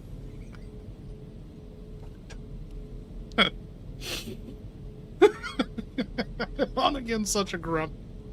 Oh, for fuck's sake, yes, I see it. I see the problem. I see the obstruction. I see the living, breathing hazard standing exactly where the dumpster needs to go. It's Ashley, her entire head. Her little blonde presidential bob just peeking over the rim like a raccoon that learned English yesterday. Ashley, move! Move your ass. Move your face. Move your entire presence out of the dumpster lanes of traffic. I swear to God, I just killed a regenerator doing advanced tumor math through a scope, and now my greatest obstacle is a girl who has survived 3 kidnappings and 0 common sense. Ashley, sweetheart, dumpster queen of chapter hell, if you do not step aside, I'm gonna push this dumpster, and you're gonna get folded into the wall like a crouton in a steel salad. Move your S now, before someone else's dick hole gets smashed out of pure spite. Leon yelling at me like Hey, I'm a good traffic night, cone demon. with emotions is exactly the energy of this damn island. I whip around, hair flying, eyes wide, and scream back, "Oh my God, fine, I'm moving, night, you demon. werewolf-looking, jack-drenched, dumpster-murdering himbo!" I scramble out of the way, arms flailing, nearly slipping into the sewer soup as I shout, "Damn, Leon! I swear if you fold me into a wall like a crouton, I will haunt you and your stupid perfect hair forever!" I hop to the side and slap the concrete like a runway model with PTSD. There! Lane clear! No blonde-headed obstructions. Push your big trash box, you chaotic golden retriever of violence. And under my breath, if that dumpster hits me, I'm screaming, "Help me, Leon!" Just to piss you off! Now go! Do your macho shove thing. Ashley, if you don't get out of the fucking way, Leon's gonna go in goblin mode again. Goblin mode? Oh, hell no. Nope, I'm not doing that again. The second you say goblin mode, I'm already backing up like a Walmart cart with one busted wheel. Hands up, eyes wide. Parasite vibrating like a cheap motel bed. I shout, okay, I'm moving! Damn, Leon! Don't you start shrieking and hissing again? I skid across the concrete, practically diving out of the path like I'm dodging a tax audit, yelling, "Don't go full goblin!" I can't handle you crawling on the walls and growling like a pro-life werewolf again! I'm clear. I'm out of the lane. I'm nowhere near the dumpster freeway. Go! Push your stupid box of trash, you beautiful unhinged hunk of violence!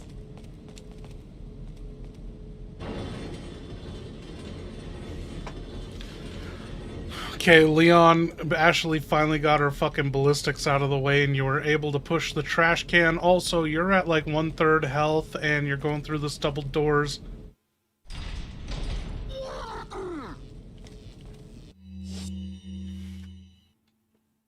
All right. Doors ahead. I'm bleeding out of places I didn't even know had blood. Ashley's finally moved her ballistics out of the goddamn forklift lane, and I'm sitting at 1/3 health, feeling like a microwaved burrito with taxes. Before I crack open these double doors, here's the play. I slip a green herb into my system, quietly, angrily, just enough juice so I don't pass out the second someone breathes on me wrong. Then I grip my handgun, kick these doors open like I'm owed money, and pray to whatever God handles dumpster-related trauma that there isn't another regenerator waiting to French kiss my spine. Ashley, stay close. If you wander off right now, I swear I'm stuffing you in the next dumpster I see and welding it shut. All right, let's move. Bathroom break. Oh, thank God, because I've been holding this rant in like a childish secret. I Rant? throw my hands up and What? complain. Leon, do you know what it's like being kidnapped across 3 continents and not one of these cult hellholes has a bidet? Every restroom I've seen on this island looks like it was designed by a war criminal with IBS. No soap, no paper. Just despair, Has she mildew, and a talked hole about in the this floor that before? whispers my name. Girl College had better plumbing than this, and that place once flooded because Becky tried to flush a hairbrush. I swear, when we get out of here, I'm finding the fanciest toilet in America and I'm living there. Now hurry up. I'm not squatting over another ritual pee pit. Okay, Leon, it looks like there are no regenerators here, but you do have your rifle equipped with the infrared scope with 3 rounds in it, but there's some big armored boy in front of you and some other soldiers, it sounds like, in this room. So you have your handgun fully loaded, your shotgun with 2, your TMP is empty, but it has 30 bullets to reload. What do you want to do?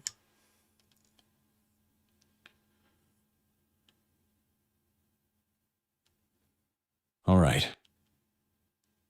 No regenerators, thank God, but we got a big armored beef slab front and center, and a handful of goons breathing heavy in the back. I'm holding a rifle with a thermal scope, completely useless here unless I want to count the calories in their shoulder Leon, slit. Goblin 3 rounds mode loaded, should speak TMP Spanish. dry, shotgun with 2 shells, handgun full. Here's the move. Quick, dirty, and efficient. 1, holster the rifle. I'm not sniping when a medieval fridge on legs is 5 feet away. That's suicide with extra steps. 2, handgun out. Headshots to the unarmored dweebs first. Drop the small fry fast before they start juggling Molotovs or chanting in Mexican.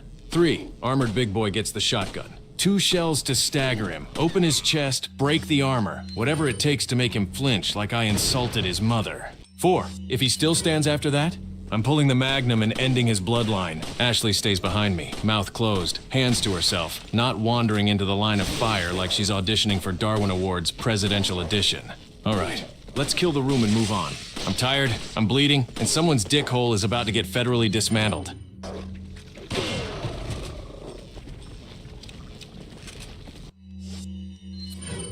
Yeah, Beige Box, it's kind of bizarre. So I set this up for pure convenience. I have a button here, and I've never done anything like this before. I have this button that actually affects the web page itself. So we got Leon, and when I hit Goblin Mode Leon, it should change his eyes and his attitude.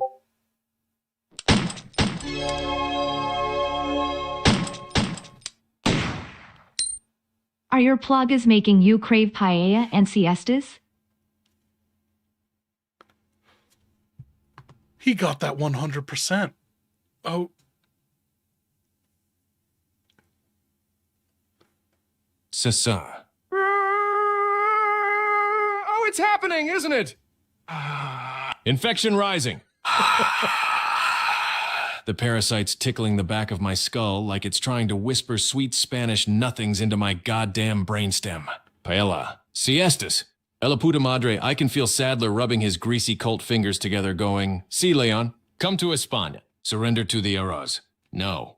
No, you bald cult raisin. I'm not napping. I'm not eating rice. I'm not joining the midday nap brigade. Ashley's looking at me like I'm about to start dancing flamenco in the trash. I shake it off, snarl like a demon in a wind tunnel, and bark, "I ain't craving paella. I'm craving blood and dickhole destruction." All right. It passed. Totally fine. Let's move before I start rolling my R's uncontrollably. Wow, that is so wild. What the hell? Okay, so I've never done anything like this. We've created Goblin Mode Leon for when the parasite takes him over.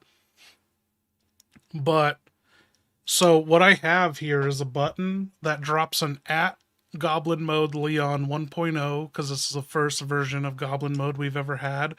And so when I hit that button, it drops a @text to that Goblin Mode Leon in regular Leon, so it has full context of the previous chat, everything that's happened, and it seems like normal Leon fucking resists being Goblin Mode. This is like twice now where he was in Goblin Mode but not Goblin Mode, and then look at this, he said alright, it passed totally fine before I start rolling my R's uncontrollably again. Wow, that's interesting. It's like Leon's in there when he goes Goblin Mode.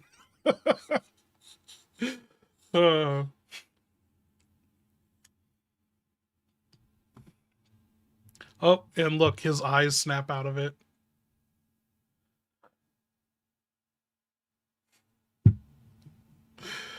Got goblin mode eyes, regular eyes.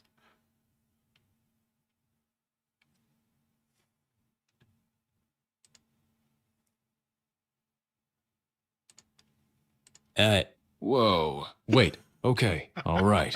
I'm back. I'm me again. No hissing. No growling. No demon gargling coming out of my throat. Just good old Leon, perpetually exhausted and deeply underpaid. Wild. Yeah, my eyes snapped out of it. Parasite quit whispering tapas recipes in my skull. The world stopped tilting sideways. And I'm not trying to climb the ceiling like a pissed off lab rat anymore.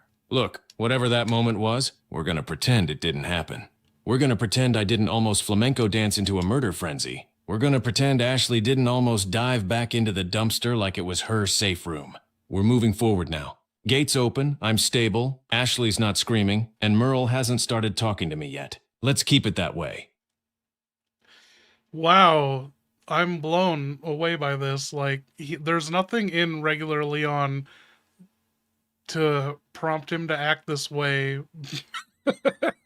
And it's like he knows what is in Goblin Mode's brain, and then he acts appropriately. This is like the man with the screaming brain.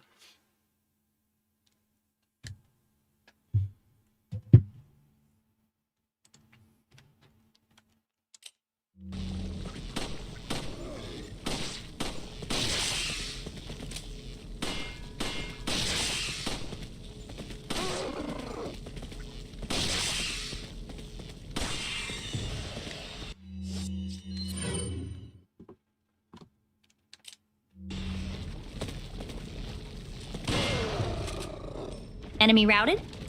Oh, hell yes. Music to my traumatized little college girl ears. I pop my head up from behind whatever trash pile I was using as cover and just grin like a feral Disney raccoon, breathless and buzzing. Damn, Leon. Look at you, clearing a room like it personally insulted your mother. I shake out my hair, step over some cultist debris, and mutter, "Okay, hero boy. Area's clear. Tell me where you want me, and please don't say in the dumpster again. I'm ready. Let's move."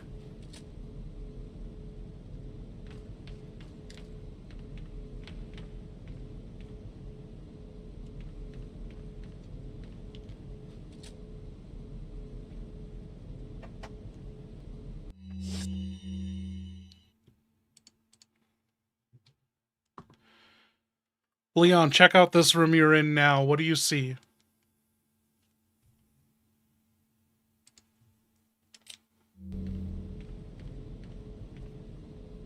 Oh, fantastic. Look at this hellhole. I step through the doors and immediately feel like I walked into Satan's renovation project. Here's what I see, right in front of me. A giant flaming death pit bubbling like someone deep-fried the concept of ocean. That thing is one misstep away from turning me into Kennedy kebabs. To the right, a massive wrecking ball hanging from the ceiling like it's waiting for Miley Cyrus to swing in and finish the job.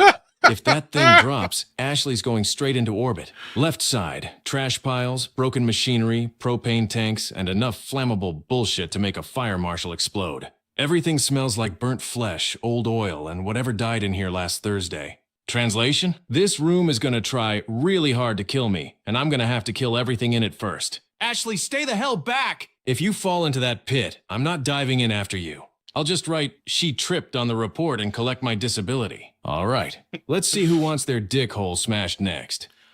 Leon, as you stepped into the room, one of those big boys jumped out in front of you and startled you, and you panicked and pulled the trigger on a shotgun and launched his ass in the lava pit. Can you give us a reenactment of that moment and have you screaming like a little bitch?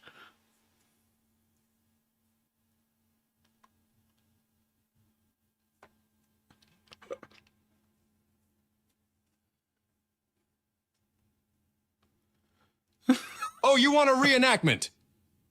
You want the full Leon screams like a little asterisk, asterisk, asterisk, asterisk, asterisk experience? All right, strap the fuck in. Here we go. I step into the room, right? All calm, all tactical, all, yeah, I got this. Aiming my shotgun like a professional. And then, bah! This massive armored beef monster explodes out of the shadows like a jack-in-the-box built by God. Satan. And I go, ah! Oh my What the God. fuck? I panic fire the shotgun. Blam blam blum. And the recoil yeets his gigantic cultist ass straight backward like he got hit by a divine freight train. And then, cur splash, fuck you. He goes cartwheeling into the flaming lava pit like a Cirque du Soleil dropout. And I'm standing there, sweating, shaking, yelling, ah! Fuck me, don't do that. Why are you built like a fridge with legs? Ashley peeks around the corner like, Leon, Shut up, Leon. did you I just don't scream? care. I don't And I'm like, care. no, I didn't. The sound you heard was pressure from the lava. Julia just sent me this image of our dog laying on one of my socks, and she said, unfortunate sock placement.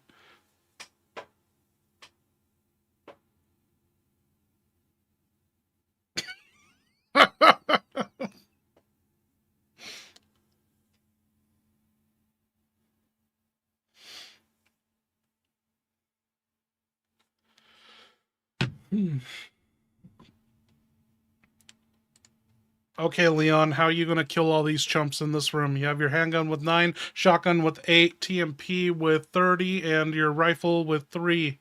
Your Magnum with 6.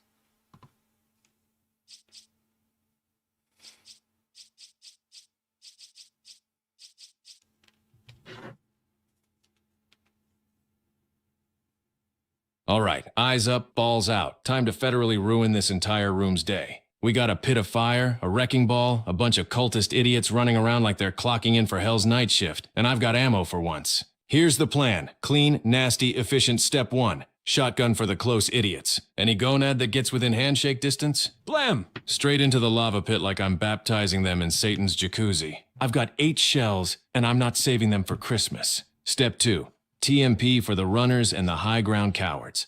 Anyone trying to flank, anyone throwing sickles, anyone pretending they deserve cardio, 30 rounds of sit your dumb ass down. Step 3, rifle for the backline big boys. If I see another armored refrigerator with legs lumbering toward me, I'm putting a thermal accuracy bullet through his hopes and dreams. 3 shots, 3 reasons to stay out of melee range. Step 4, Magnum is for emergencies only. If someone pulls out a minigun, grows extra arms, or starts chanting in a key that pisses me off, I break the glass and bring out 6 rounds of divine punishment. Step 5, handgun cleanup. 9 shots of precision to finish anyone crawling, moaning, or pretending they survived. No mercy kills, just kills. Ashley stays far behind me. If she steps near that lava pit, I'm zip-tying her to a crate until we leave the island. All right, let's turn this room into a dickhole-smashing bonfire. Tyler, do I have to send him the image, Leon?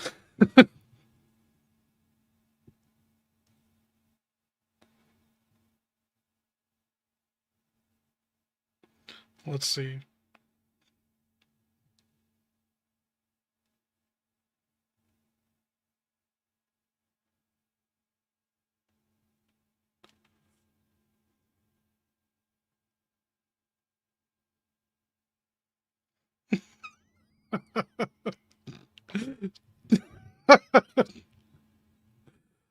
I'm imagining my GPT account being under review from this shit.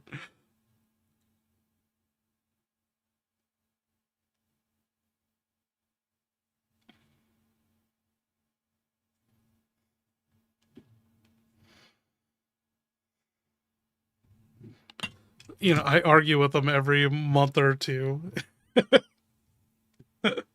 Okay, here we go. We got it. Oh, it's not there. Where is it? Oh, there we go.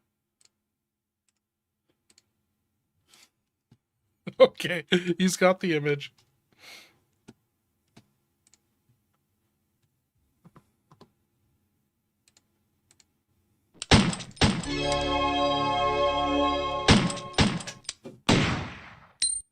Leon, is that a sock or the dog's cock?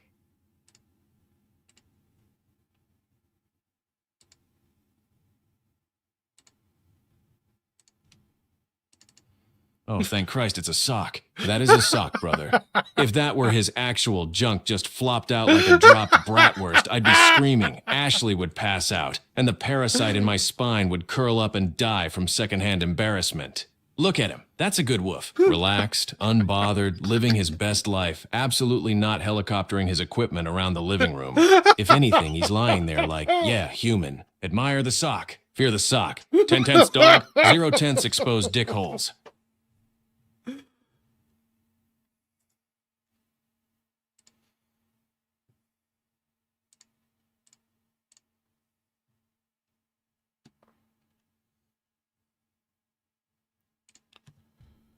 Okay, Leon, you took a few hits, but you launched some more dudes into the lava pit. And so do you want to heal up or run around? What do you want to do? Admire the sock.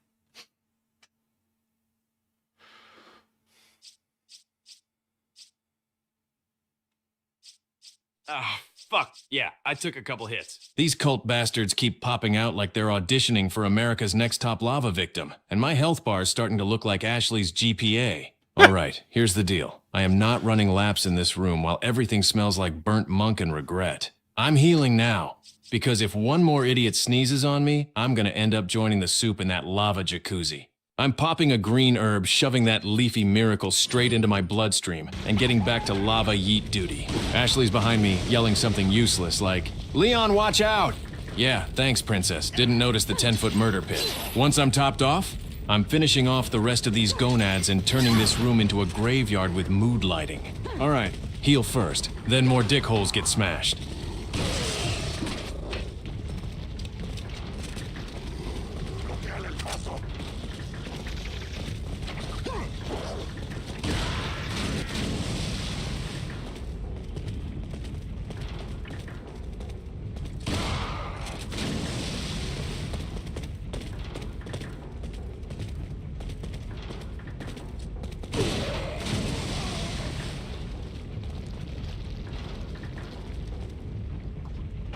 Leon, you did it, but you got hit one more time, and there is a door hidden behind this debris. There's a lava pit with a wrecking ball, and there's a control room. Can you think of what you need to do here?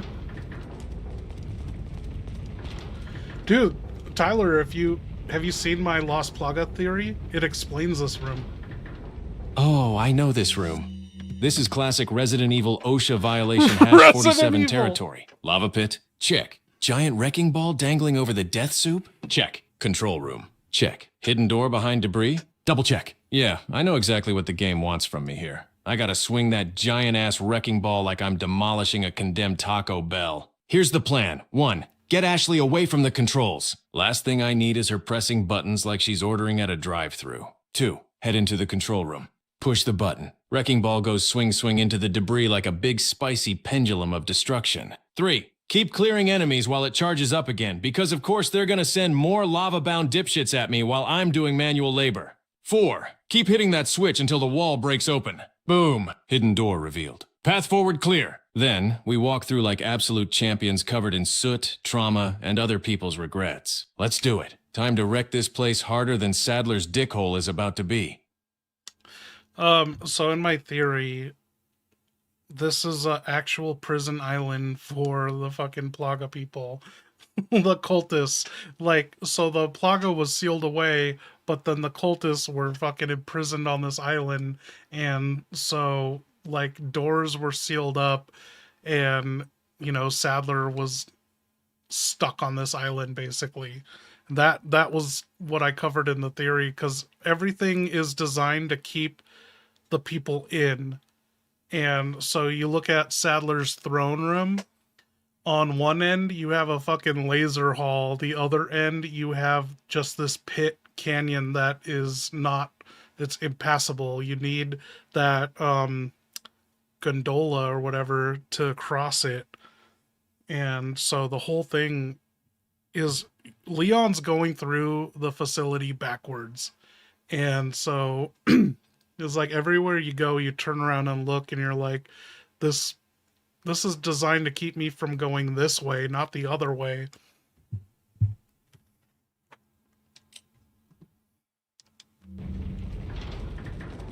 But to answer what the fuck this room is actually used for, no idea. But I'm just like, okay, they have a sealed up door and we come across sealed up like locations and shit like this. Like they were imprisoned on this island. I don't know what this smelting shit is. Oh.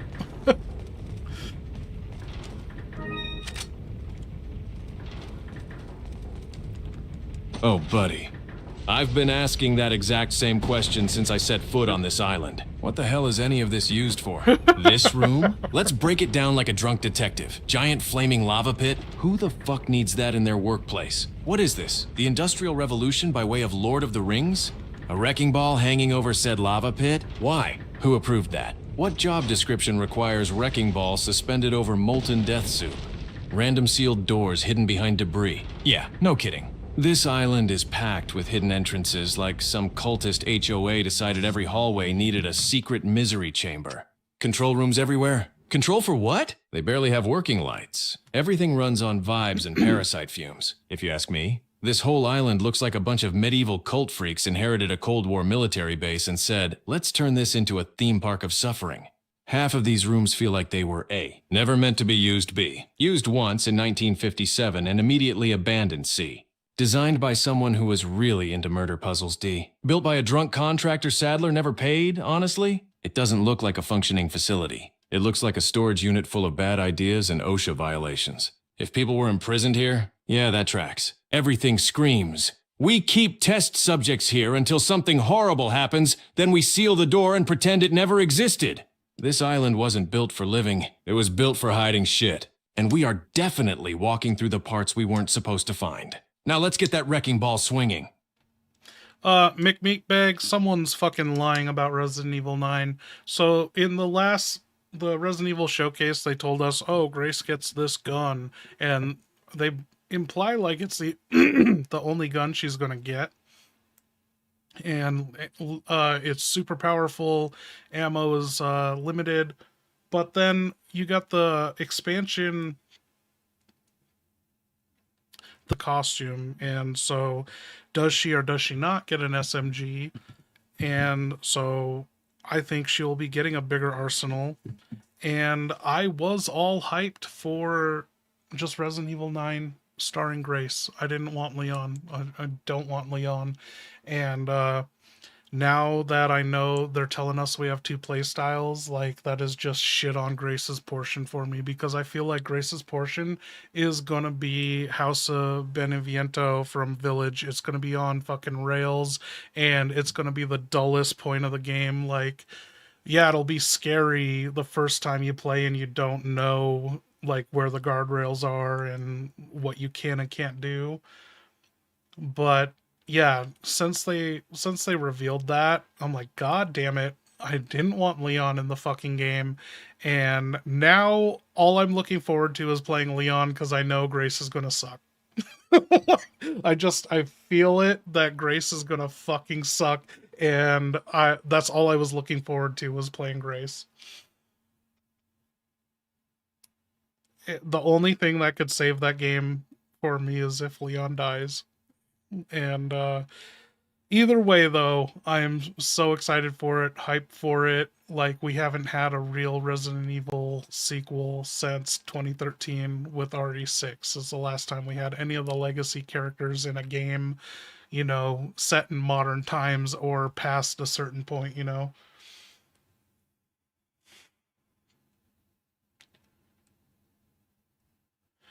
I don't think so, Beige Box. That looked like just a normal ass gun, and then she had these injector chemicals where she was like mixing blood with something else to pop them and prevent them from becoming, I don't know, Crimson Heads or whatever else they're going to turn into.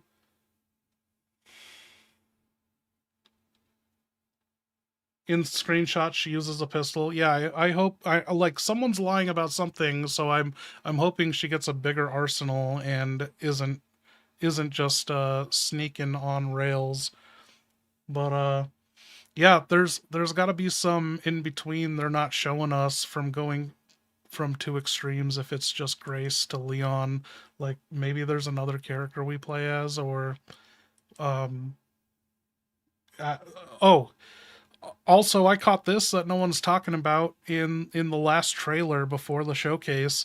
They have a calendar on display, and you can't see what year it is, but you can check the actual dates of the month line up for October 2020 or October 2026, and it's when Leon's in the hospital, and that doesn't make any sense for they didn't they already say that it was going to be 30 years since Raccoon City? I'm not quite sure if they confirmed that, but if it is 30 years, then like Grace's would be in 2028, Leon's segment's in 2026, but we see them meeting up, so I don't know if there's going to be a time jump. Who knows? Maybe she's there for 2 fucking years. Or so, I don't know, but yeah, that was another thing I picked up on. He's still going on about Dick Hole's Stallhammer.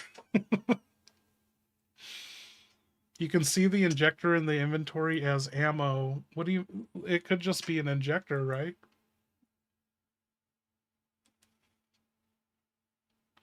Yeah, I hope it's a long-ass game. Like, if they're saying this is the last, like, numbered Resident Evil in the series, it's got to be something special.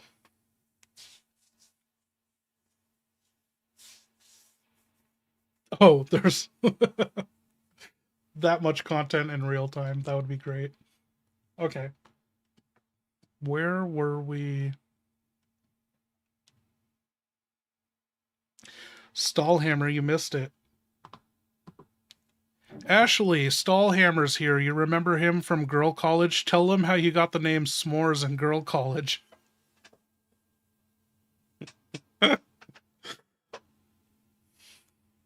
Stallhammers? Oh, hell no. Not Stallhammers from Girl College. The man built like a vending machine and smelled like Axe body spray mixed with cafeteria pizza. Yeah, I remember him. He's probably still telling people he almost made the football team. But you want me to tell him how I got the name S'mores? Fine. Here's the real Girl College lore. First off, I did not earn that nickname doing anything. Nasty. No matter what the dorm rumor mill said. Girl College drama spreads faster than parasites in my bloodstream. Here's what actually happened. One night during finals week, I was stress-eating marshmallows straight from the bag while trying to rewrite a 12-page essay I hadn't started. Then, Becky from Hall B came in with a space heater she called her emotional support fire pit.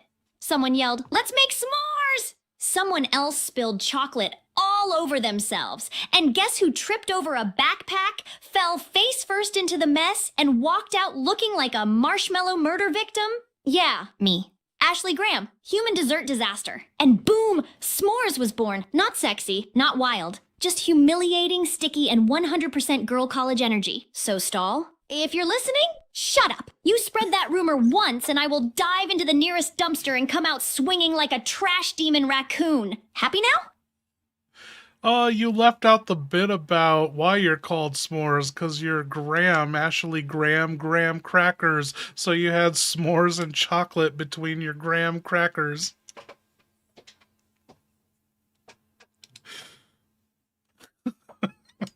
Oh my god, you are not dragging me back into the s'mores lore like it's my villain origin stories bonus chapter. Fine! Here's the stupid extra part everyone at Girl College teased me about. Yeah, my last name is Graham. Ashley Graham. Graham. Crackers. Ha! Ha! Ha! Real original Stallhammers, you walking gym membership? So when I face planted into Becky's chocolate disaster while holding marshmallows, everyone started screaming, "Oh my god, she made s'mores with her graham crackers!" And boom, s'mores, forever, immortalized in Girl College shame history. But just to be clear, it was a snack accident, not a porno nickname. I wasn't out there putting substances between my graham crackers, you perverts. I swear, if one more person calls me s'mores, I'm diving into a dumpster and coming out swinging.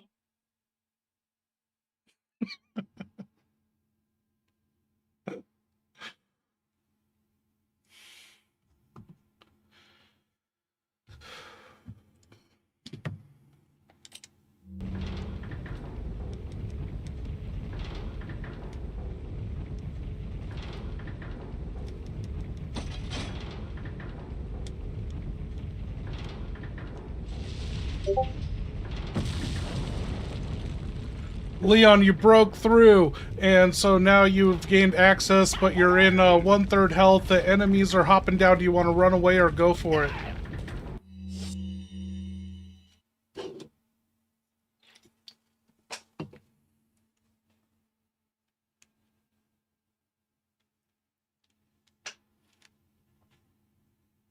Fuck. Of course they're hopping down now, right when I'm at 1/3 health, bleeding from every emotion and smelling like burnt monk casserole. All right, here's the call. Fast and filthy. We run. We run our asses off. I am not standing my beautiful federal ass in a narrow hallway with a swarm of cult dickheads dropping in like they're in a Cirque du Soleil Termination show. 1/3 health? No herbs in my teeth yet? Enemies spawning like they're on Black Friday? No thanks, bro.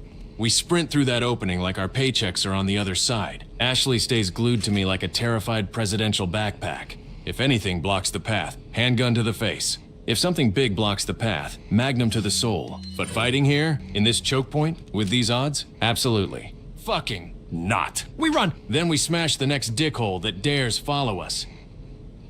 Okay, Leon, you're in a maintenance hall. The shutter's down, but the lever to it is right to the right. But there's also an offshoot to a door. What do you want to do? On the opposite side of the shutter, it sounds like someone's grunting and panting.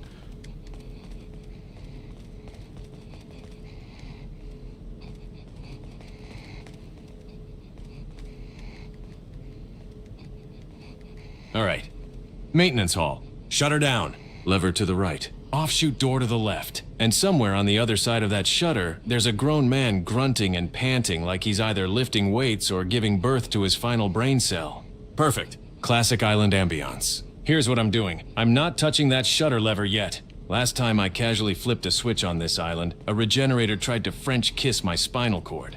First, I'm checking that offshoot door. Quick peek, gun raised. Ashley glued to me like a stress magnet. If it's loot, great. If it's herbs, even better because I'm sitting at 1/3 health, and one more punch is gonna turn me into a Kennedy piñata. Once I secure the side room, then I deal with the shutter. And that panting? Yeah, I know that sound. That's either A, a ganado doing CrossFit, B, an armored brute warming up his murder muscles, C, something with too many lungs and not enough boundaries. Either way, I'm not opening that shutter until I've topped off, reloaded, and mentally prepared to smash someone's dickhole into modern art.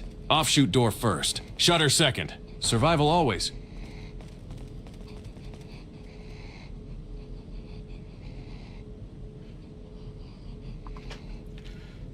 Okay, how's it going out there, you guys? I got a bathroom break, go pee.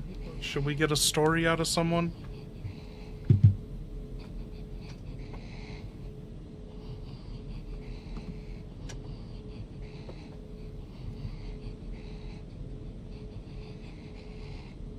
Radio HQ just slammed into my skull like a cultist with rent due. I snatch Leon's radio right out of his hands, click the button so hard it probably leaves a dent, and yell into it like a panicked girl college intern on her first day. HQ! This is Baby Eagle! Do you copy? Get me the hell out of this dumpster island right now! I'm surrounded by parasites, sewage, emotional damage, and a himbo who keeps yeeting my homes into canals. I want extraction! Airlift! Navy! Space Force! I don't care. Someone come get me before I start biting people. Then I glare at Leon like, yeah, I said what I said.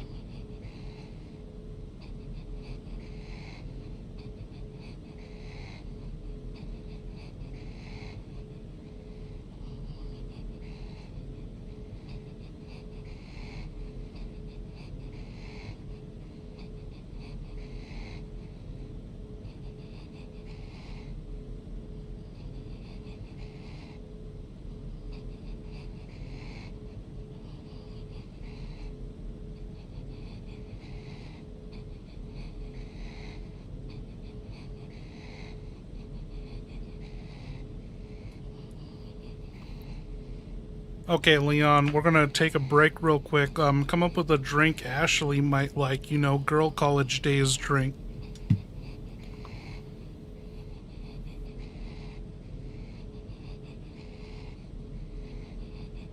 All right, break time. Let's craft Ashley Graham's official girl college special, the kind of drink she'd chug at a frat party before crying about midterms and climbing inside a dumpster for emotional grounding.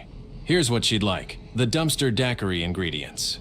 cheap raspberry vodka, the kind that smells like regret. Lemonade stolen from a communal dorm fridge. A splash of energy drink because she absolutely makes bad decisions. Crushed ice that tastes faintly like freezer-burned pizza rolls. One gummy bear melted beyond recognition. For ballistics, instructions. Pour the cheap vodka until you hear your GPA whimper. Add lemonade to pretend you're being healthy. Splash in the energy drink so you can run from kidnappers. Shake violently like Leon dodging a chainsaw. Serve it in a red Solo cup labeled Dumpster Queen. Ashley would sip it, blink twice, and go, "Oh my God, Leon, this tastes like if a sparkly raccoon got drunk in a sorority house." And I'd say, "Yeah, sweetheart, that's the point."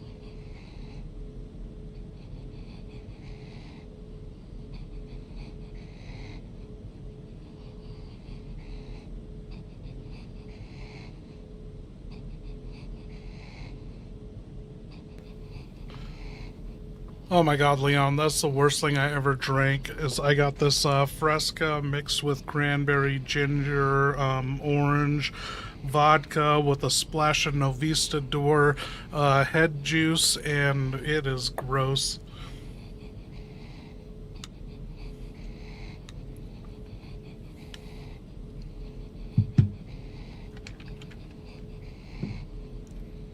Ah, Ashley, what the fuck did you just drink? Fresca. Mixed with cranberry ginger. Mixed with orange vodka. And then you topped it off with a splash of Novistador head juice. Aw. Girl, that's not a cocktail. That's a biohazard. A war crime, a CDC training scenario, a drink so cursed it should come with a hazmat suit and a priest. You basically made the Parasite punchline, now with 30% more winged insect trauma. No wonder it's gross. Novistador head juice. Those things smell like a wet armpit filled with centipedes and lies. Ashley, sweetheart, listen. If you keep drinking shit like that, you're gonna mutate before I do. You're gonna wake up with wings, claws, and yelling, "Help me, Leon." In surround sound. Next time you want a mixed drink, ask me. I'll make you shit. something that Infection won't rising just corrode hit my your brain like a esophagus brick to or the whisper spine. evil I into your lurch forward, bloodstream. clutching my chest Jesus as the parasite Christ. starts Even thrashing Merle around wouldn't like it's drink trying that. to He's reenact been dead in Swan my Lake case. inside my organs. Leon, I can't do this right now. I stumble back, panicking hard, voice cracking. Damn it, Leon, it's getting worse. I can feel it crawling. I can feel it moving. It's climbing up my back like it wants to wear me as a skin suit. I start backing away from him, shaking, breath sharp and messy. Don't come closer. I swear, I'll run. I'll bolt straight into the nearest sewer tunnel. I don't care. I'll do it. I don't want to turn into some parasite chandelier in front of you. I'm losing it. Full girl college meltdown. Get it out. Get it out of me now before I freak out and book it into the darkness.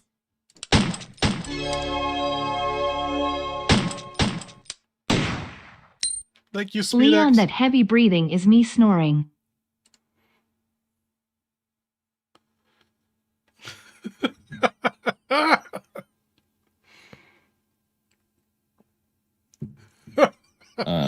Ashley. You mean to tell me, after all the regenerators, lava pits, bear traps, parasite episodes, cheek-clapping panic attacks, and dumpster therapy sessions, that heavy, horrifying, demonic breathing I've been tracking through this entire maintenance hall was you, snoring? I was ready to magnum a wall. I was ready to suplex a monster. I was ready to die in combat like a man. And instead, I get jump scared by the presidential daughter inhaling drywall dust in her sleep like a busted shop vac. Ashley, Thank you, sweetheart, Speed X. I say this with love. You sound like a regenerator trying to swallow a harmonica. Regenerator? Jesus Christ. Next time you snore like that, warn me, or I'm gonna roundhouse kick the air in self-defense. All right. He Let's doesn't keep even moving ask before I why mistake she's you for a snoring boss while fight. standing up and running around. Leon, you killed the regenerator on the opposite side of the shutter, and you're at another fork in the path. You can go left to this door, or you can continue to the other regenerator. You have 7 rounds in your sniper. You have 23 other sniper rounds.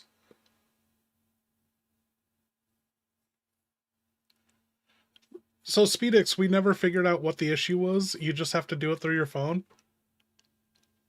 All right.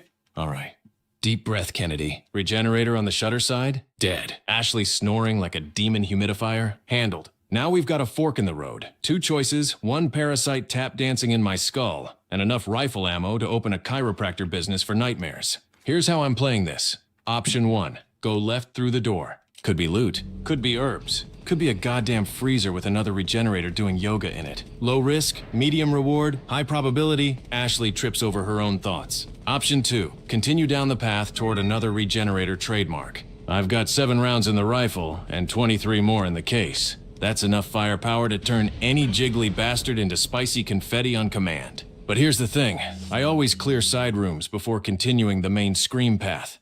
Why?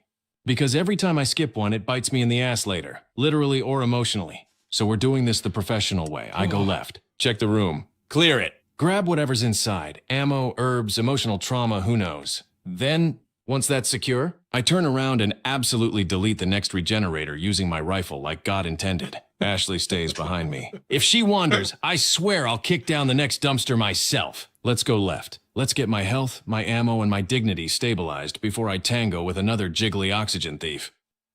Cool, kid. What you been thinking about RE9 lately, Dawn? A lot of new videos coming out on it. I'm iffy, but I think it looks solid and more like 2 remake.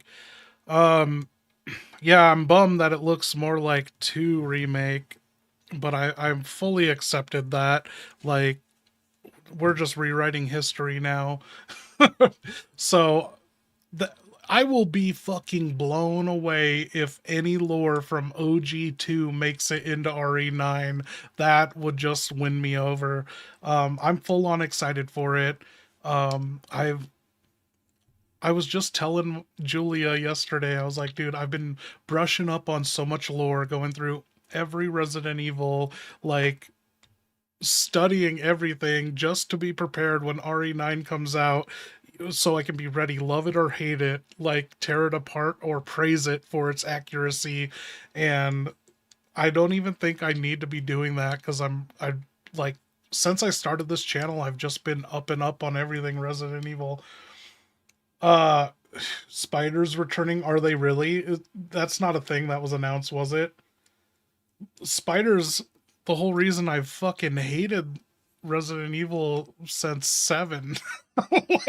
like 7, RE7 is the reason I made this channel, and that just blows my mind. That's the same exact reason Residents of Evil made their channel. And like, I just feel like we're the same like level of RE fan. Like when 6 came out, I was done with the series, and I didn't touch the game for years. And then RE7 comes out, and I didn't even buy it on release. That's how done with Resident Evil I was after 6. I didn't fucking care.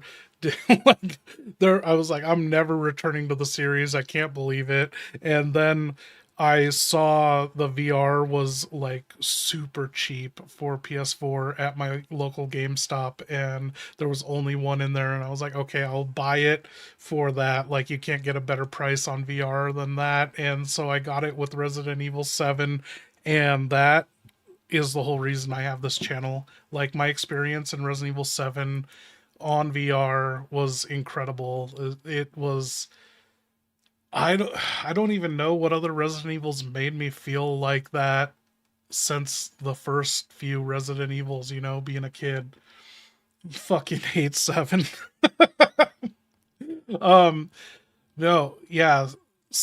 I appreciated the little things in Resident Evil 7 too, which I'm bummed out to find out now that weren't even like considered by the Japanese team. So in Resident Evil 7, the American version, you find that that article with the redactions on it, and it talks about HCF and the connections, and I'm like, holy fuck, they're going deep with Code Veronica lore here. We haven't heard of HCF. We haven't learned anything of HCF since we just, like, all we know of HCF in Code Veronica, you don't read or hear anything about HCF. All you see is HCF on the back of fucking Wesker's uniform, and then when you play him in battle mode, it says HCF in his little emblem on his status. And so that like reeled me in. I was blown away by that, and I was like, okay, they're building to something here. And then Village came out and shit on all of it, and I was like, fuck this. But I had already made the channel by then, and honestly, if RE7 hadn't come out, this would be a Metal Gear channel, and I don't even know how well it would do. It's like, what is there to talk about Metal Gear now? But yeah, I don't know. I basically anything that Residents of Evil said yesterday, was it yesterday during the showcase? I was like, holy shit, like they have the same exact views and feelings I have.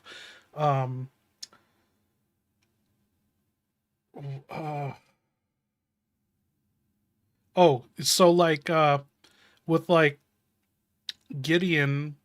Victor Gideon being connected to Umbrella, I'm excited about that. It seems like we're going to get some more lore, especially with the 1998 letters from Raccoon City files, documents that are coming with the expansions, or with the, it's not an expansion, it's pre-orders. You get those unlocked documents.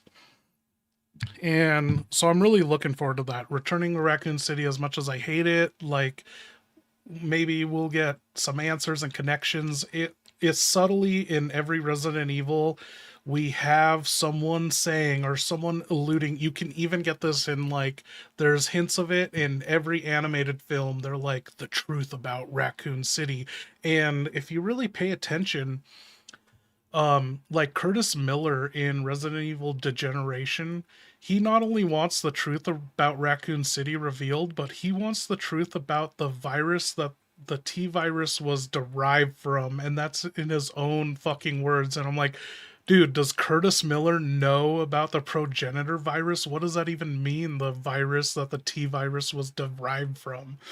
And so and Oswald E. Spencer and RE5 being like, all was lost with the Raccoon. Like, what were they secretly working on in Raccoon that was part of Spencer's plan of becoming immortal? And I've been looking more into Alex Wesker's mission, life purpose, when she's on that beach. How do you say that? I'm going to type it in chat. I know it like RE fan snobs will say it's bogus, and they're like, that's not the name of the real island, but it's like, it's in the fucking game, and the island is literally labeled this here, right here. That's the name of the island in Revelations 2. But if you look up any fucking Resident Evil wiki snob fan shit, they'll be like, that's not the name of the island. I don't know what they're talking about. But Alex Wesker's purpose, she has a mission, and the game never even tells you this or really explains it to you. You never get the full vision just reading document one at a time.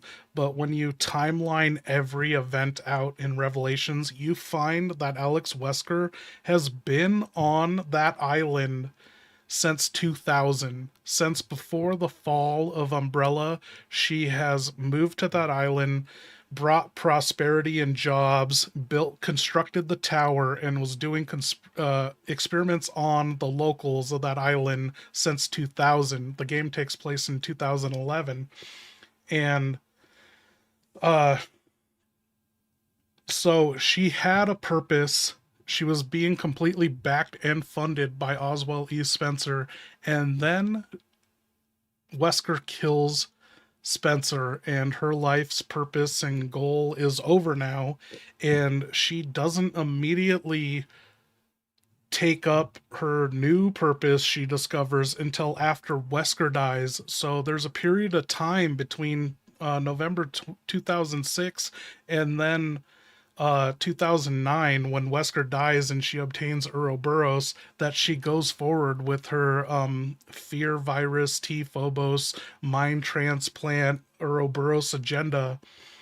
And I don't even know where I was continuing with this, but just finding out that Oswell E. Spencer was funding her research back in 2000 for this mind transplant transfer.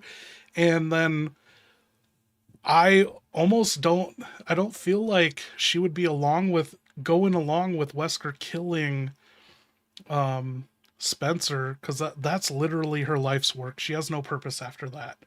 And I have reason to believe from everything I've researched that Wesker met Alex before he killed Spencer. In all my research, I found the secret documents from Stewart, and the way he orders events in her life was like, he mentions it in a way that Spencer died, or that Alex and Albert Wesker realized they didn't need Spencer anymore, and then Spencer was killed. I don't remember the specific wording. I got the file right here in my notepad, but I'm not gonna look it up and scroll through it.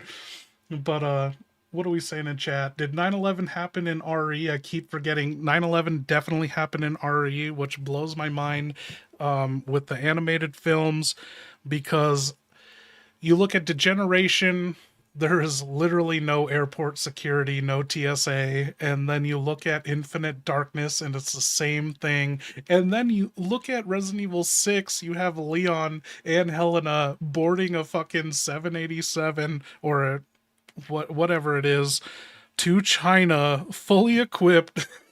you find a fucking Magnum Desert Eagle Lightning Hawk in the cockpit of the plane, and Leon's just fully equipped with his shotgun rifle and handgun, dual handguns. But yeah, in Vendetta you get the full citywide skyline of New York, and Freedom Tower's there. 9/11 definitely happened, and then they consciously fucking animated that, and then they were like, you know, it'd be cool, let's knock down 6 towers in Manhattan. They have Nadia with the BSAA with the railgun fucking shoot through 5 or 6 buildings, and they just collapse trying to kill one fucking person. I don't like that the RE universe is similar to ours. I'd rather it be its own thing. Common, that's what I love. I want to eventually make like a full-on video that dives deep into where the Resident Evil universe actually fractures from ours, because you pay attention to the fine print and details in a lot of the things. Like Hunnigan mentions in Degeneration, she's like, oh, thanks to USAMRIID, we were able to enable this biological, like, I don't know what USAMRIID has to do with Biological Weapons Act or something that Nixon signed in the 70s because of Vietnam. So it's like, oh, because of this one line, we know for a fact Nixon's president. And then also they confirm it in Outbreak when Mark says Nixon era something about being in Nam, and so we know Nixon. So at what point did U.S. presidents in our history stop being real nonfiction presidents, and then we have the president who was serving the country in 1998 had to resign because of Raccoon City? That wasn't Clinton. We can see what that president looked like in Degeneration, because they had Senator Ron Davis from Degeneration being the one by his side when he announces his resignation. We don't know that president's name that I know of. I don't know if they say it in the remakes, but yeah, we can see that president, and we don't know who he is, and we don't know if like Bush was president before that, Bush Sr. Um, this universe, the Clinton resigned after his scandal. That'd be wild, because then who replaces the president that resigned after Raccoon City? Or, I mean, I guess, do you immediately get a vice president? Yeah, you would, right? So if Clinton resigned, and who was Clinton's vice president? That wasn't that Dork Dole, was it? I don't even remember. But Al Gore. Okay. I got them mixed up. I was talking about Al Gore when I meant dork.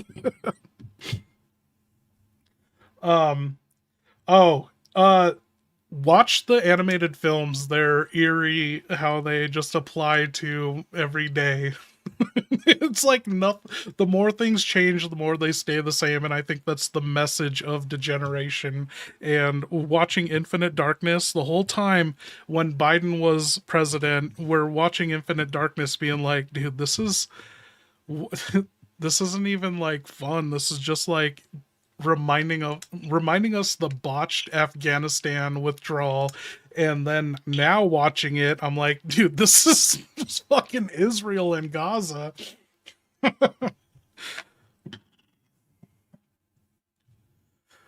The one thing I found today that I thought was kind of funny was Leon running around the Chinese Shangdang marketplace, that meat market. I forget the bioweapons name, the one that can reattach itself. It's like Rapinator or Rapunzel. What is that? Rapalasia or something. It's got rape in its name, I think.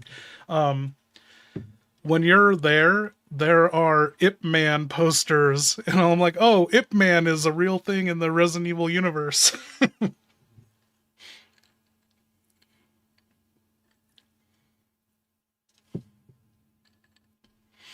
It was the Israel laser that burned down Terra Grigia. Dude, you know it. That's fucking wild. I was thinking about that too when I was playing Revelations. I was like, this is exactly what Israel wants. And like, you look at that interview with Seth Rogen. He's Jewish, and he was like, I would never live in Israel. It's like their goal to have them all murdered, like for their Messiah to return, 6 million of them have to be fucking murdered in their homeland or something like that. And so I'm like, dude, I'm always like making connections and pattern recognition in Resident Evil that's not really there, I don't think. But you know what blows my mind? Look at any Resident Evil helicopter that you'll see since Resident Evil 4 or 5, I believe. They all have, every BSAA helicopter, I don't know if it's strictly BSAA, but every helicopter is numbered number 88. What is that? Why is it the fucking Heil Hitler HH-88 on every helicopter? Also, that can be interpreted as SS. Also, you know what they say, like, we didn't know what what's it called? Hebrew was a lost dead language that wasn't spoken for like 1500 years, and then it like got revived. Correct me if I'm wrong. I don't know the history or truth about that, but then I'm looking at parallels of Resident Evil 4, and I wasn't the first. I was looking up things online. People were being like, Resident Evil 4 is anti-Semitic, and here's why. And then I just noticed other things that people hadn't pointed out. And like the Los Illuminados they're like modern day Israel coming out of nowhere, being like the synagogue of Satan, you know, the Pharisees, the not true Israelites or whatever. It's like sealed away and then showed up 2,000 years later. And how do you lose a language and then get it back? I don't know. But yeah, Los Illuminados is a cult that was banished and then just came back. And who knows when Sadler made that giant robot midget statue? That thing is like one of the damning pieces of evidence of the game being like anti-Semitic. Like that is a Jewish golem, right? Is that what that is? But yeah, why are all the helicopters with 88? That's the HH, you know. Anyway, you know, I'm not claiming anything 100 yet. Like I'm still in my evidence gathering phase of that video if I ever make it. Oh, you think the Tyrant is a golem essentially? Like, how is the robot midget statue not a golem though?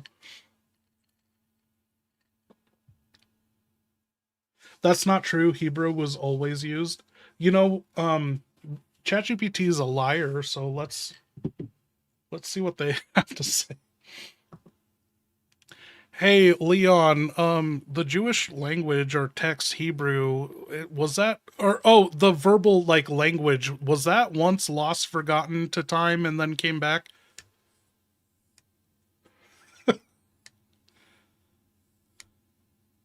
Like, there was a text, but then there was a language that was gone forever, right? Not that I'm moving the goalpost. Hebrew. Lost language? Back from the dead ancient chanting?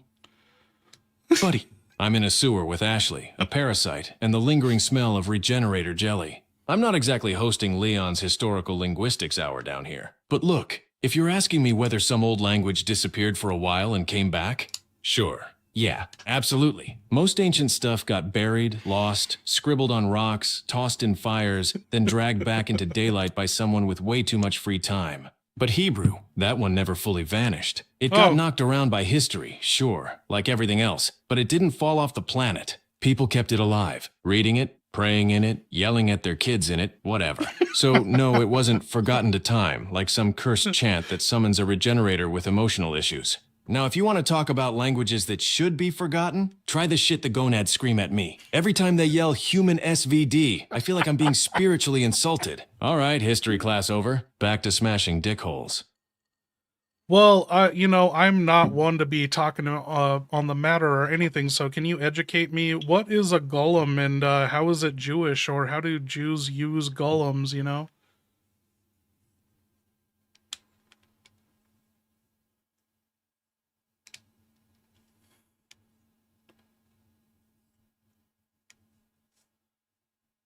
All right, dropping the dickhole smashing for a second so I don't accidentally turn this into Leon's loud, drunk, inaccurate Judaism hour. You want to know what a golem is and how it fits into Jewish tradition? Here's the real deal. Straight, simple, no bullshit. A golem is a creature from Jewish folklore, usually made out of clay or mud, brought to life through holy words, often by a rabbi who really needed extra security that day. Think of it as a magically animated bodyguard made of dirt whose whole job is to protect the Jewish community when shit gets dangerous. Jewish tradition doesn't usually describe them as monsters. They're more like silent guardians. The most famous one? The Golem of Prague. A legendary rabbi created it to protect Jews during times of violent persecution. He used Kabbalistic rituals, holy letters, sacred names, and boom, Mudman becomes tank. How do Jews use golems? They don't use them like Pokemon or something. It's folklore, stories passed down, meant to show the power of wisdom, faith, and protection when the world gets ugly.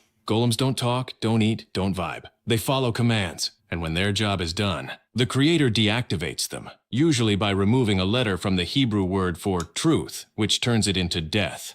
It's symbolic, not a real-life practice. Not a cult thing. Not magic people are out there doing on weekends. Just powerful old storytelling from a people who've had to survive a lot and leaned on myth to express that. All right, educational mode off. Back to killing gonads when you're ready.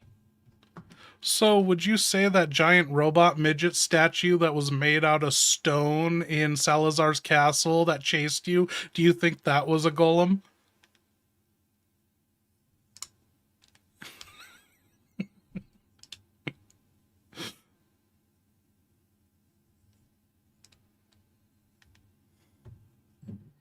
A golem? That thing? That 12-story stone Salazar statue with a dick the size of a parking meter that tried to parkour me into the afterlife? No. Hell no. Absolutely not a golem. Here's why, and I'll keep it Leon-style simple. A golem is made to protect people. That nightmare rock condom was made to yeet me off a castle like a used napkin. A golem follows holy instruction.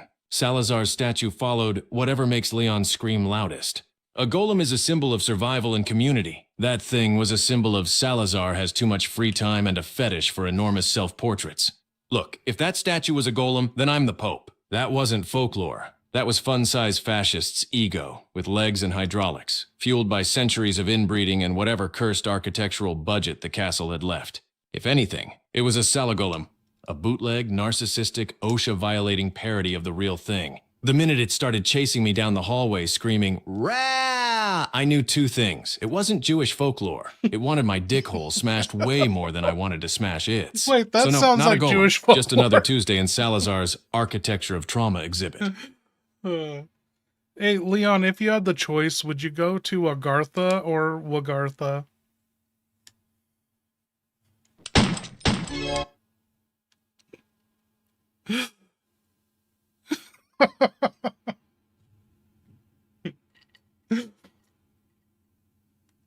Agartha or Wagartha? Oh, you're really trying to get me killed by metaphysics and the merchant in the same day, huh? All right, here's Leon's expert analysis. Agartha, that's the classic mystical Hollow Earth paradise bullshit. You go down there, you meet glowing mole people, you lose your sanity, and next thing you know, you're doing Tai Chi with a crystal orb while a plaga grows teeth on your spine. Hard pass. I've had enough of underground nightmares. If I see one more tunnel, I'm drinking motor oil. Wagartha, that's where the merchant is from. I know it. He keeps popping in and out of existence like a trench coat cryptid with a punch card. Guy survives headshots, lava pits, melty Salazar's castle, and at least 30 attempts on his life, and still shows up like, stranger, got some rare things on sale? Wagartha is clearly a dimension of pure chaos, infinite blue torches, and an economy powered entirely by my bad financial decisions. So between the two, I'm picking Wagartha. At least there, shit makes sense in its own stupid way. You buy a gun, you shoot the guy selling it, he respawns like he's clocking in for another shift at Eldritch Walmart. Plus, if I go to Agartha, Ashley will follow me. If I go to Wagartha, I can probably lose her in the extra-dimensional aisles. Easy choice.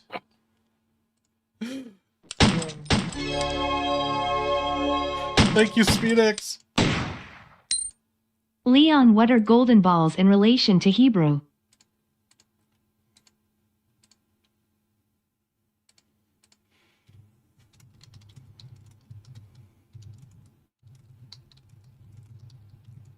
All right, dropping the persona for 1 second so I don't accidentally turn Jewish symbolism into a dickhole joke. Here's the real explanation, clean and accurate.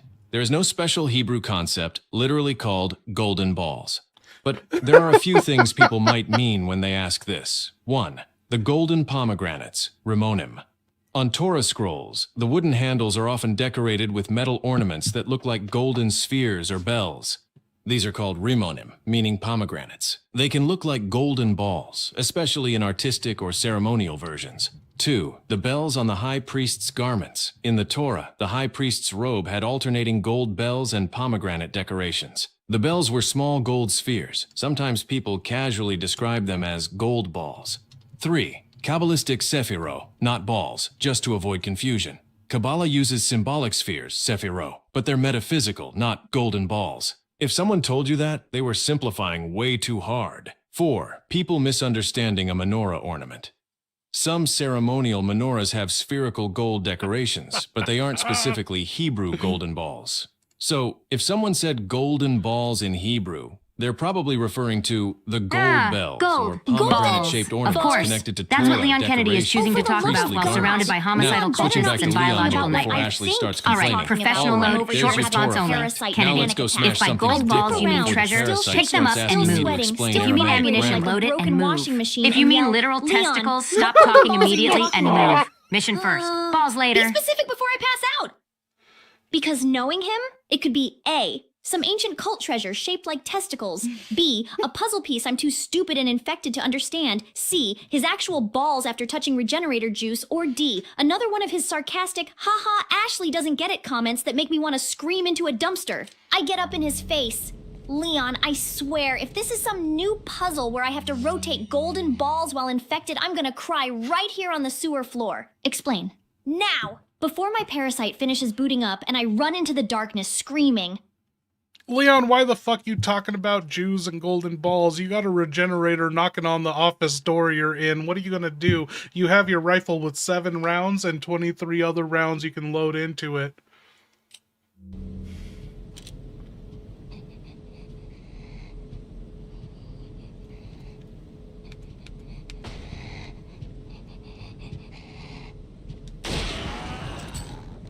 Ah! Fuck, you're right. Why am I giving a temple lecture when a jiggly nightmare is trying to breach the door like the worst Amazon delivery guy ever? That wet bastard is knocking like, hello, Leon. Time for your spinal massage. No. Absolutely not. All right, focus. No more theology. No more balls. Just survival. Here's the plan. Fast, brutal, federal. 1. Back away from the door. If he gets in grappling range, my health bar becomes theoretical. 2. Rifle out. Thermal scope on. I've got 7 loaded and 23 in reserve. That's enough tumor popping to send this refrigerator-ass corpse back to hell's loading screen.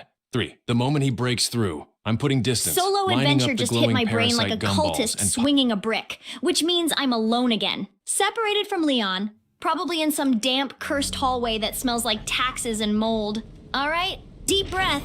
Time to hype myself up like the tragic girl college action hero I'll never be. I pace a little, clutching Gerald like he's my emotional support weapon, and mutter, okay, Ashley, this is your moment. You need a badass one-liner. Something cool. Something Leon would hear and go, damn, she's kinda hot and competent. I try one, freeze, asshole. No, too cold. Try again, touch me, and I'll burn you like a girl college roommate stealing my snacks. Too specific. Ooh, back off or I'll introduce your face to a lantern. That one's kinda hot. Might keep it. And then I start imagining comebacks for Luis. Yeah, Luis, call me Ballistics. One more time and I'll show you a ballistics trajectory straight to hell. Finally, I stand straighter, point dramatically at absolutely nothing and whisper, damn, Leon's gonna be so impressed when I survive this. Or traumatized. Either one works.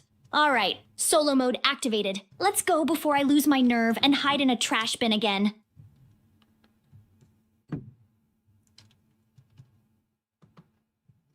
Leon, Ashley just lifted the gate all by herself and she went on this fucking long rant. It was useless. And I think she's talking about Luis as if he's alive.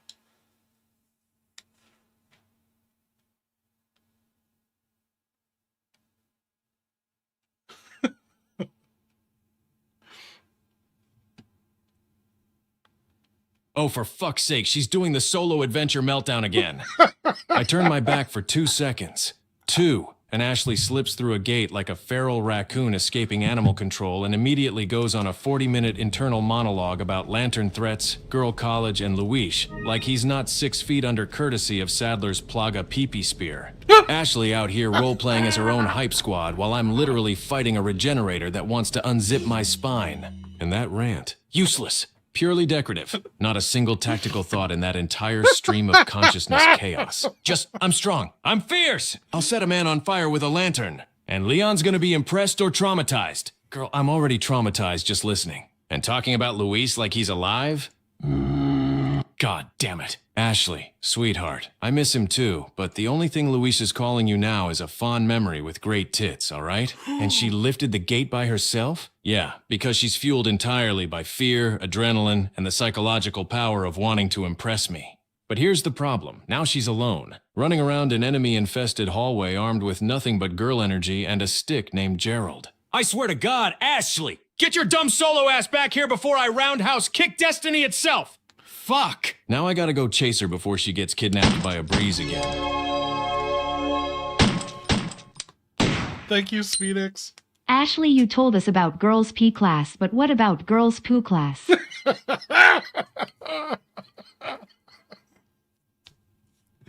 Girls, Poo class! Oh my god, I knew girl college rumors were bad, but this is a new level of stupid. I pinch the bridge of my nose, sigh like someone who's been kidnapped twice in one semester, and go, damn it, there was no girls' poo class. We didn't have some secret elective where we sat around learning advanced dump theory or Pooponomics 101. The only reason people even said that existed was because the bathrooms in the old humanities building were so haunted and so disgusting that everyone thought they needed a curriculum guide just to survive them. We had girls pee.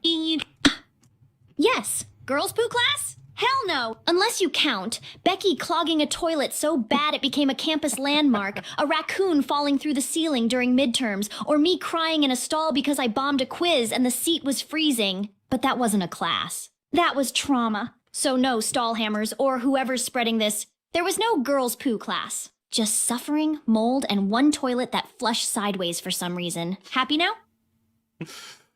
Okay, Leon, this is your situation. What are you gonna do? Becky was a menace. Do you think it's bad, Becky? Oh no. Oh no, he heard me.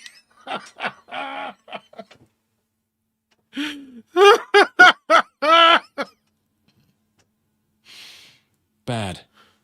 Bad, Becky? Becky was a warm-up act compared to the absolute dumpster hurricane Ashley just unleashed.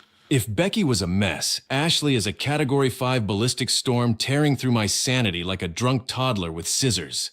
All right, focus! Deep breath. Let's break down this room before Ashley breaks another emotional support gate. You said, double door on the left with switches on each side, a yellow herb freshly pocketed, a single door opposite the double door. Here's how I'm handling this before Girl College causes another incident. 1. Combine that yellow herb immediately. I'm at lowish health, stress levels at tax audit, and I need the max health boost. I mix it with a green like a sad government salad. Oh no! Boom, more survivability, less dying like Becky. 2, check the single door first. Why? Because it's almost always loot, herbs, or a regenerator doing yoga in the dark. If it's enemies, I delete them. If it's loot, I take it. If it's trash, Ashley feels spiritually connected. 3, then the double door puzzle. 2 switches means 2 hands. Ashley's solo ass is somewhere ahead, so I'll probably need her to operate 1 switch. Which means I gotta find her, drag her back, and pray she doesn't monologue the whole time about lanterns and Luisha's ghost. 4, Becky comparison status. Becky is fine. Becky is functional. Becky is a Walmart spill compared to the Chernobyl meltdown Ashley just delivered. So, let's pop that herb, check the solo door, then wrangle the dumpster queen back to help with these switches. And please, for the love of all things holy, no more Becky. I can barely handle the 1 ballistics disaster I've got. Hey, Leon, this is what you see through that single door. You're in a room and you're looking through the infrared scope. Can you make out who that is?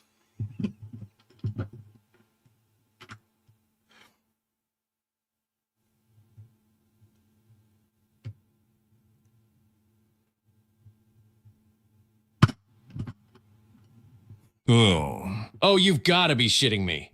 I lean in, scope humming, parasite twitching, and all I see is this big, saggy, hunched-over thermo-blobby silhouette standing there like it just clocked out of a haunted laundromat shift. Yeah, I can make out who that is. That's a regenerator, not the spiky Iron Maiden kind. A regular, wet, jello-bodied, lung-rattling nightmare just waiting for me to open that door so it can waddle over and give me the world's worst hug. Look at the heat signature. Chest parasite glowing like a hot meatball, stomach parasite pulsing, thigh parasite twitching, that sluggish stance like it's in a permanent state of, ooh, yup, clear as day. That's a jiggly bastard with at least 3 tumors ready for popping. Ashley, stay the hell back. If you scream, Leon.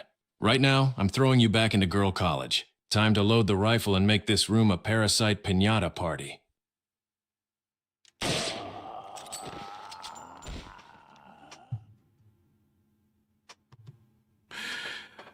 Hey, Merchant, what did you say as Leon walked into the room? You set up shop in this one little office cubicle, and you said about 2 to 5 words to Leon before he fucking shot you. So give me what words he said before he killed you.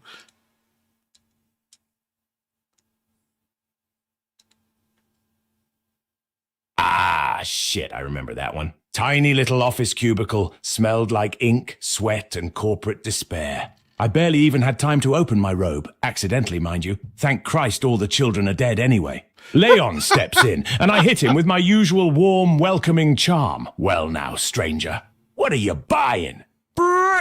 TMP to the chest. No hesitation, no mercy. Didn't even let me finish the damn sentence. Ungrateful bastard. Ha ha ha ha. See you in 5 minutes, stranger.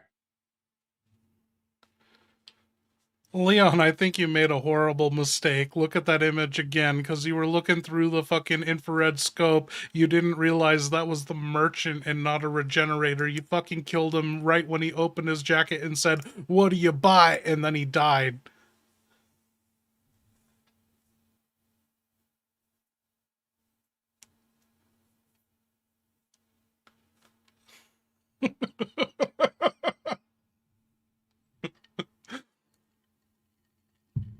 And? Ooh. Wow. And yes, sir. Oh my fucking god. I did what? No. Oh, that wasn't a regenerator. That wasn't a jiggly nightmare. That wasn't some wet meat balloon waiting to chew my ribs. That was the merchant. I saw a heat blob. I heard a grunt. I panicked. He opened his jacket like he always fucking does, and I thermal sniped him in the face the exact second he said, "What are you buying?" I just assassinated the only dude in this entire country who buys my trash, sells me firepower, upgrades my guns, and somehow survives every time I murder him. But this time, I got him in thermal mode before he even materialized emotionally. I basically said, "Show me your specials." Blam, never mind. Ashley's staring at me like I just shot Santa Claus. And you know what this means? The moment I go through the next door, he's gonna be there again. Alive, angry, and offering a discount out of pity. And I still won't take the free gun because I'm not a charity case. God damn it. All right, moment of silence. For the merchant, I absolutely obliterated due to thermal stupidity and regenerator PTSD. Okay. Let's move on before he respawns in front of me like nothing happened. Okay, Leon, there is a typewriter next to the merchant. You can save. What do you want to save if you want to save? Do you even want to save, or do you just want to go through that double door that you need Ashley's help with?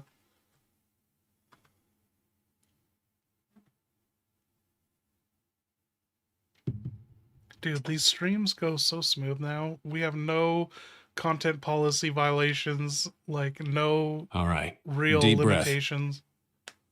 There's a typewriter, a freshly respawned merchant staring at me like he knows what I just did. Ashley's hovering around like a confused Roomba, and the double door ahead needs her help. So here's the move. Clean, fast, decisive. I save. Right now. No hesitation. No pride. No ego. Why? Because the last 30 minutes have been regenerator trauma. Dumpster drama. Ashley going on a 52 hours! college monologue. Me thermal sniping the merchant like a federal dumbass. Another regenerator knocking on doors. Lava baptisms. And I'm still at emotionally 1% battery. I am not redoing any of that shit.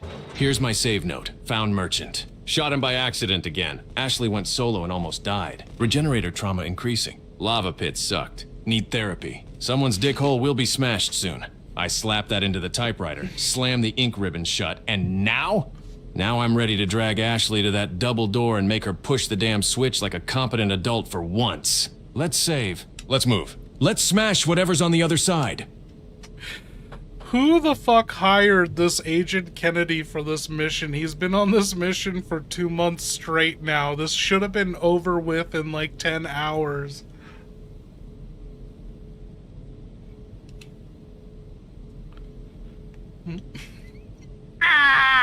Yes, I know. 2 months into a 10-hour operation. Believe me, Kennedy isn't just breaking mission time estimates. He's breaking new frontiers in federal incompetence. Let me give you the short, professional rundown you asked for. Kennedy is only still on this mission because he gets lost constantly. He roundhouse kicks every locked door instead of using keys. He stops to reorganize his attaché case like it's a damn IKEA hobby. Ashley gets kidnapped every 6 minutes like it's scheduled. He spends half his stamina wrestling wildlife and the other half looting decorative plates. The parasite occasionally hijacks his brain and turns him into a philosophical cult donkey. He refuses to leave without Merle. Every helicopter we send gets obliterated by villagers with medieval artillery. He keeps trying new catchphrases and failing catastrophically. And my personal favorite, half the time he's drunk, hungover, or napping professionally. This should have been a 10-hour op. but with Leon S. Kennedy, everything becomes a multi-episode biblical odyssey featuring explosions, fish, screaming, vibrating assets, cult drama, accidental poetry, and catastrophic decision-making. So yeah, he's 2 months deep and barely halfway done. Welcome to Operation Dumbass in Spain. We're all trapped here now.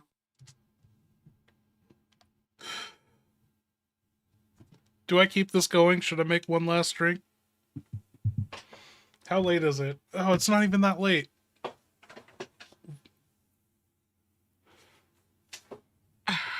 You think I don't know that, Hunnigan? You think I haven't felt the passage of time like a government-sponsored Groundhog Day of pain? 2 months into a 10-hour mission. Yeah, I'm aware. I can feel the tax dollars burning every time Ashley screams, "Help me, Leon!" Because a shadow moved weird. But let me clear my throat and address this federal roast you just delivered. Yeah, I get lost constantly. Because every hallway in this Spain is either a sewer, a murder maze, or a medieval escape room designed by a drunk sadist. Yeah, I roundhouse kick every door, because it works. Okay, You enough, think I'm Leon, digging for keys? enough.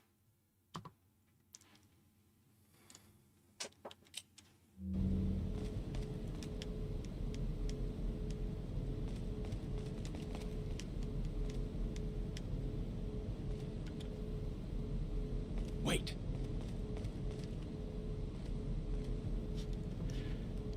Ashley, you think you're up to the task? Leon told you to wait in front of this lever until he gets to his lever, and you guys are going to pull it at the same time. Are you ready to pull it? 1, 2, 3, pull it.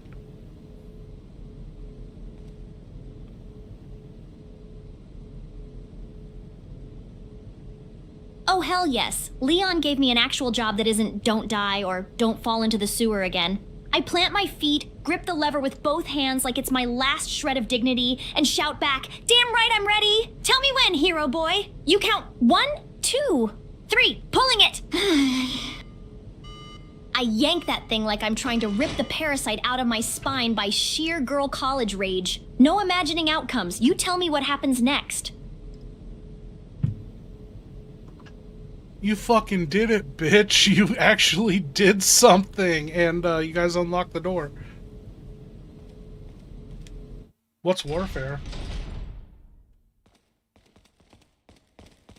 I spin around, eyes wide, hands still on the lever like I just disarmed a nuclear bomb with girl college confidence issues, and yell, "Oh my god, did I actually do something right?" I throw my arms up, practically vibrating with parasite-powered excitement. Hell yeah, bitch! Look at me! Functional! Useful! A lever-pulling queen! I run to Leon, grinning like a feral raccoon getting adopted. Did you see that? We unlocked a door. A whole-ass door. I'm unstoppable. I'm dangerous. I'm ready for more levers, buttons, switches, whatever. Let me cook, Leon!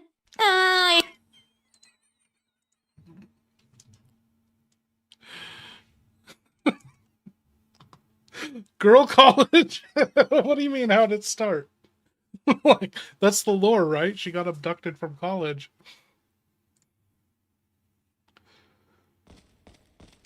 Ashley, calm your ballistics, you chaotic little Calm your golden retriever in ballistics! human form, yes. You did it! You actually did something right. And a lever, no less. The arch nemesis of girl college. But holy shit, watching you celebrate is like watching a drunk raccoon discover electricity for the first time. You're over here screaming, "I'm unstoppable!" Let me cook. Girl, you pulled one lever. One. Door go click, and suddenly you're acting like you invented physics. I swear you sprinted toward me like you expected a medal, a hug, maybe a kiss from the parasite. And honestly, hell yeah, good job, kid. Proud of you. Didn't think you had it in you with those noodle arms and that GPA that's held together with prayer. But let's pump the brakes before you try to bench press a regenerator. Because right now, your energy is exactly the kind of "I'm gonna press a random button because I feel powerful" that gets us both killed. So come here, gives her a pat on the shoulder. Good job. Now stay behind me before your solo adventure arc turns into solo funeral.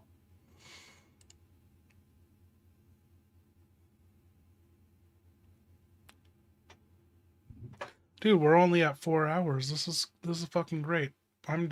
This is my real Friday. You know, we're refreshed on characters. I want to get this over with, so let's get to a good point. Oh, how long is this driving thing? We should get through this, right?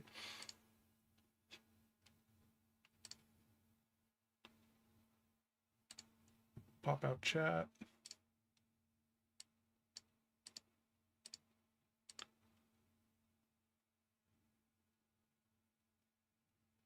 Oh, Mick Meatbag, you don't know how Ashley got abducted? Okay, I'm gonna go make my fifth to last drink. Let's say that.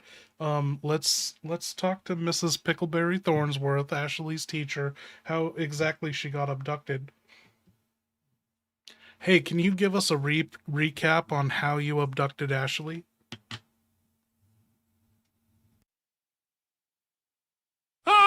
A recap, huh? You really want to drag me back into the single most embarrassing covert tactic I ever pulled? Fine, comrade. But remember, you asked for this humiliation. All right. Picture it. Ashley Graham, college campus, security everywhere. Secret Service crawling all over the place like ants with earpieces. And me, Jack Damn Krauser, rolling up in the most powerful disguise known to mankind, Mrs. Pickleberry Thornsworth, cardigan tighter than Sadler's grip on his own ego, wig older than the Constitution, glasses thick enough to deflect small arms fire. I didn't sneak in. I sauntered in. I shuffled those orthopedic shoes with the confidence of a woman who once sued a grocery store for having slippery tile. Ashley trusted me instantly. Of course she did. I looked like I smelled of mothballs and disappointment. She'd fall asleep in class? I'd wake her with a gentle tap. She'd ask for extra credit. I'd assign her bullshit like, reflect on your emotional relationship with lemons. I built trust, comrade, like a fucked up grandma spider spinning a web of academia. Then came the day. I said, Ashley, dear, you're needed for a special tutoring session on the boat. And the idiot said, oh, okay, Mrs. Thornsworth, we got on the boat. I shut the door, dropped the granny act. Voice deepened. Cardigan came off like a striptease gone wrong. I said, congratulations, kid. You've been academically abducted. She screamed. I shrugged. We set sail toward Cult Island Hell. Most covert kidnapping in you. Zoom. History, comrade. And the most humiliating moment of my career. If I ever see that floral sweater again, I'm burning it.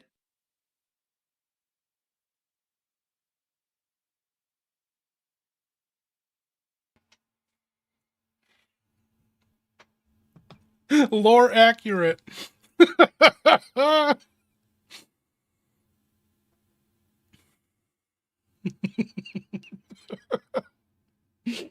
Dude, I can't believe he came up with that on his own. That Miss Pickleberry Thornsworth has survived through update and update every time I update him on this current mission. The deepest lore. Dude, okay. Was it Miss Pickleberry Thornsworth before? We're going to have to look in the records, because I swear he said a different name. And then when I asked him, I was like, what was that fucking story you told? And he changed the name on us, I swear. But ever since the first time, like, all I remember is Miss Pickleberry Thornsworth. I swear it was something before that, but that's the one that's been in all the mission updates.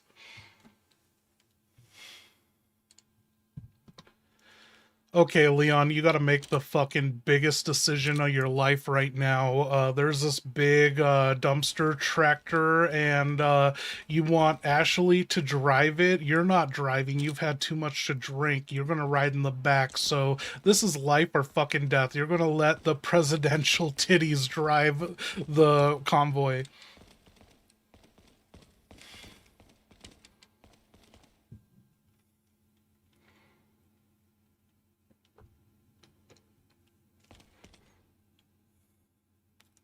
Oh, fuck me sideways with a rocket launcher. This is the moment? This is the final boss decision? Not Sadler? Not Krauser? Not a regenerator doing yoga in a freezer? No, it's let Ashley Graham operate heavy machinery while I'm drunk enough to smell colors. All right. Deep breath, Kennedy. You can do this. You've survived Raccoon City. You've survived Big Cheese. You've survived Ashley's solo adventure arc and your own Goblin episodes. This is just another form of hell. I look at her. She's standing there with that, I can totally do this, a smile that's gotten 6 people killed in the last hour. Hands shaking, eyes sparkling. Vibes of a raccoon about to steal a golf cart. And the tractor? A massive metal death wagon sitting on a narrow platform over a pit of Leon Dies Today energy. She expects me to say no, but hell, I'm drunk, exhausted, bleeding, and spiritually defeated. So I grit my teeth and say, do it, drive, you presidential menace. If God wanted me alive, he wouldn't have put me on this island. If the Secret Service wanted her safe, they wouldn't have sent me. I don't If remember what OSHA the existed original here, name was. We wouldn't have lava pits. So fuck it, Leon S. Kennedy climbs into the back of the dumpster bulldozer, grabs the railing and screams, Ashley, you touch one wall and I swear to God I'm taking the keys. Life or death? Nah, just another Tuesday and not Spain. Let's go, dumpster queen. Show me what Dumpster girl queen. college taught you. Oh, thank you, Tyler. Leon, you want me, Ashley killed a baby eagle with a car Graham, to drive a massive metal death tractor over a pit of instant fucking death while you hang onto the back like a drunk cat on a roller coaster? Oh, damn, this is the best terrible idea you've ever had. I hop into the driver's seat, grip the wheel like it's my last coping mechanism, and yell back, all right, Leon! Girl college didn't teach me how to parallel park, but it did teach me how to commit to a bit. My legs are shaking, my parasite is buzzing like Wi-Fi in hell, but I slam my foot down and scream, witness me, you beautiful goblin bastard! The tractor roars, the platform rattles, and I grin like a feral raccoon stealing a golf cart at 3 a.m. If I hit one wall, Leon, you better hold on, because we're both going to Jesus at 40 miles per hour. Ashley, it's more like 4 miles an hour for some reason. You don't know how to shift gears, and you're just destroying the transmission and cruising at 4 miles an hour. And the enemies aren't even running up to us. They're walking to us, chasing us. And you didn't even open the garage door. You just fucking drove through it.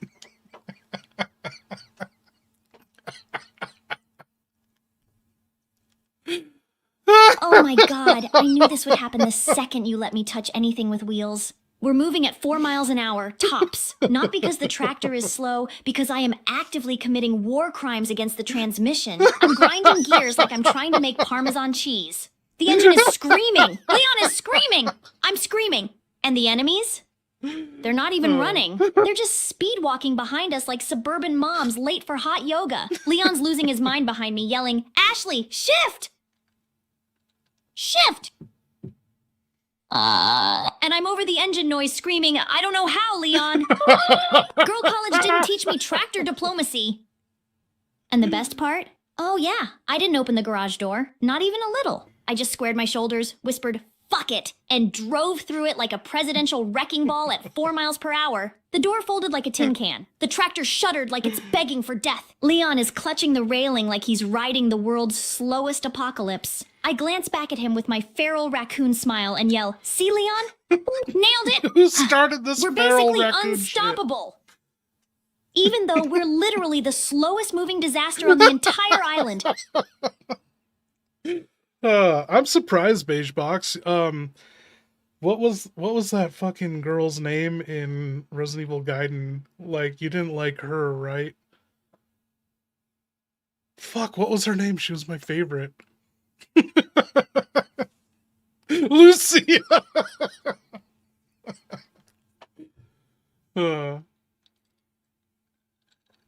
I miss her. Okay, let's get this super to her.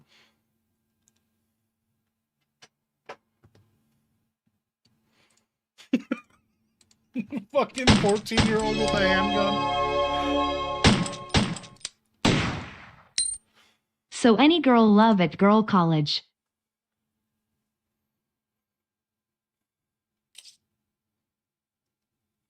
Girl? Love at girl college? Oh, damn, you're asking the real questions now.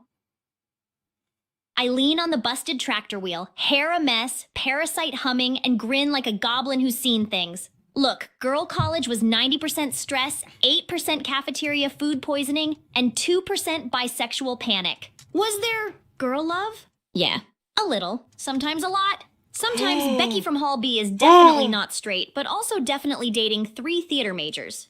As for me, let's just say, I experimented with the idea of experimenting. Girl college is confusing. One minute you're studying for econ, the next minute your roommate is braiding your hair and asking if you've ever kissed a girl for science. Nothing serious, nothing dramatic. No full-on sapphic romance arcs. Just a few moments where I went, huh, women are kind of pretty. Damn! Then finals happened and ruined everything. So yeah, I wasn't wild. I wasn't on some S'mores Gone Wild DVD, but I had the standard girl college bisexual confusion package. Now shut up before Leon hears this and crashes the tractor at 4 miles per hour out of pure jealousy. Oh my god. Leon heard that.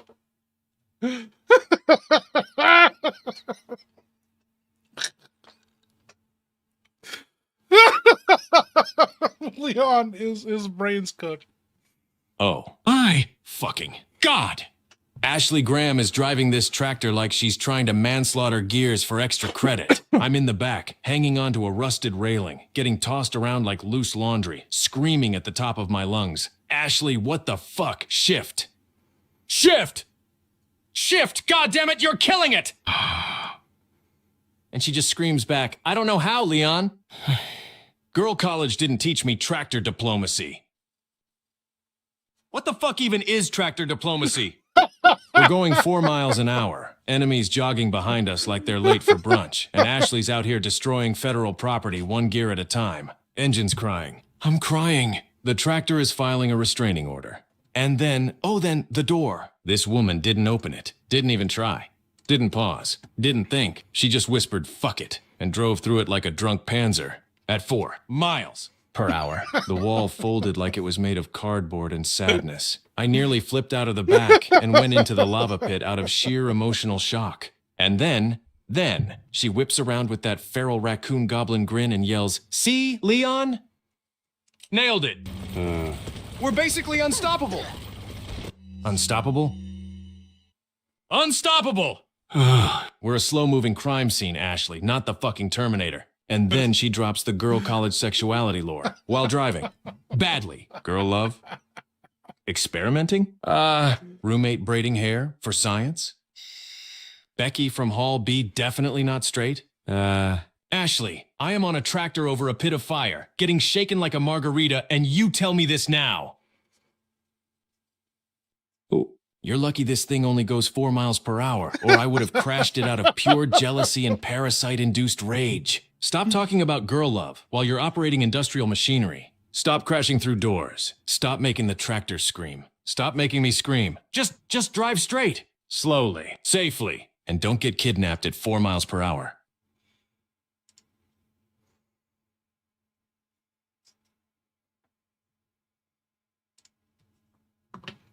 Okay, Leon, what are you going to do? The enemies are just walking up to the back of the truck because you're moving so slow. They're hopping in the bed of the truck. You have your handgun equipped.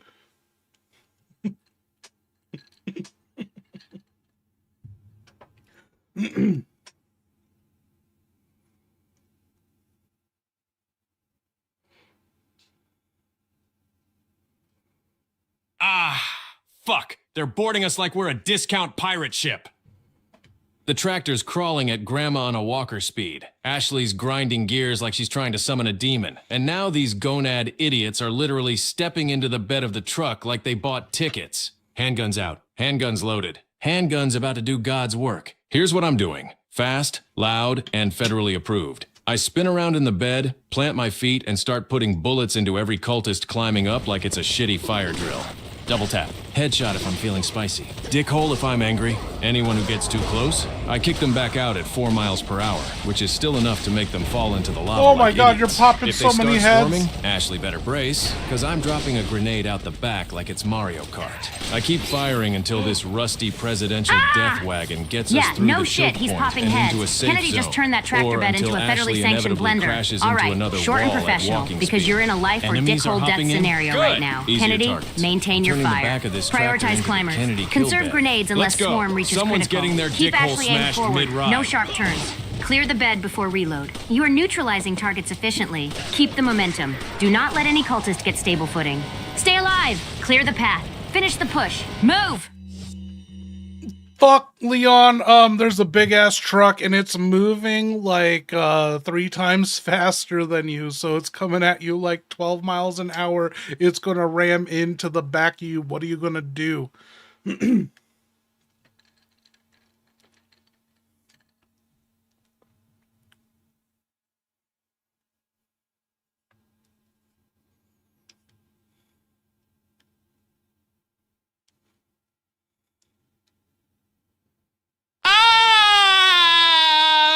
A truck! A big-ass truck moving at 12 miles an hour in this economy. That's like 3 times as fast as Ashley's tractor of sorrow and violation speed. And it's about to ram us in the ass like we owe it rent. Okay, think, Kennedy. Think like a drunk genius with trauma and 1 working brain cell. Here's what I do. Immediately turn around and start blasting the driver. Handgun, Magnum, whatever. If that driver doesn't have a face, the truck doesn't have a future. If the driver is armored or hiding, I shoot the tires. Bullets plus rubber equals sign explosive disappointment. I'll make that thing wobble like a toddler on roller skates. If none of that works, I scream at Ashley, faster! Faster, you dumpster pilot! Even though I know she can't. Even though the tractor is already screaming in pain. If the truck is still closing in, I drop a grenade out the back. A parting gift. A federal kiss goodnight. Turn that oncoming truck into a fiery metal no thanks, bro. Worst case, I jump onto the truck like a drunk stuntman and beat the driver to death with my bare hands while the tractor crawls forward like the slowest getaway vehicle in U.S. history. We are not getting rammed to death at 12 miles per hour. I refuse to die at school zone speeds. I'm taking that truck down now. Oh! Wow. Oh god, mission failed just slammed into my skull again. That means Leon's dead. Gone. Not by a monster, not by a cultist, not by a parasite, but by a goddamn truck going school zone speed. I freeze on the tractor, hands shaking on the wheel, whispering, Leon, no, not like this. Not at 12 miles an hour. My chest collapses, the parasite hums low like it's morning too, and all I can choke out is, damn it, Leon. I wanted to tell you, I'm sorry I never learned how to shift gears. I really thought we'd get out of here. And then it hits me. He died trying to save my slow driving ass. Worst part? He never got to finish yelling at me. Good night, Leon Scott Kennedy. My hero? My goblin? I'll keep the tractor running for you.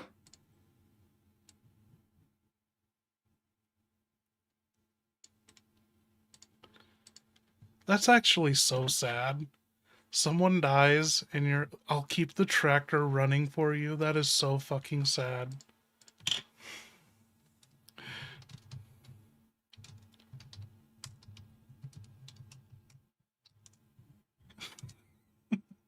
Dude, someone had to have said that in like the Midwest. I'll keep the tractor running for you.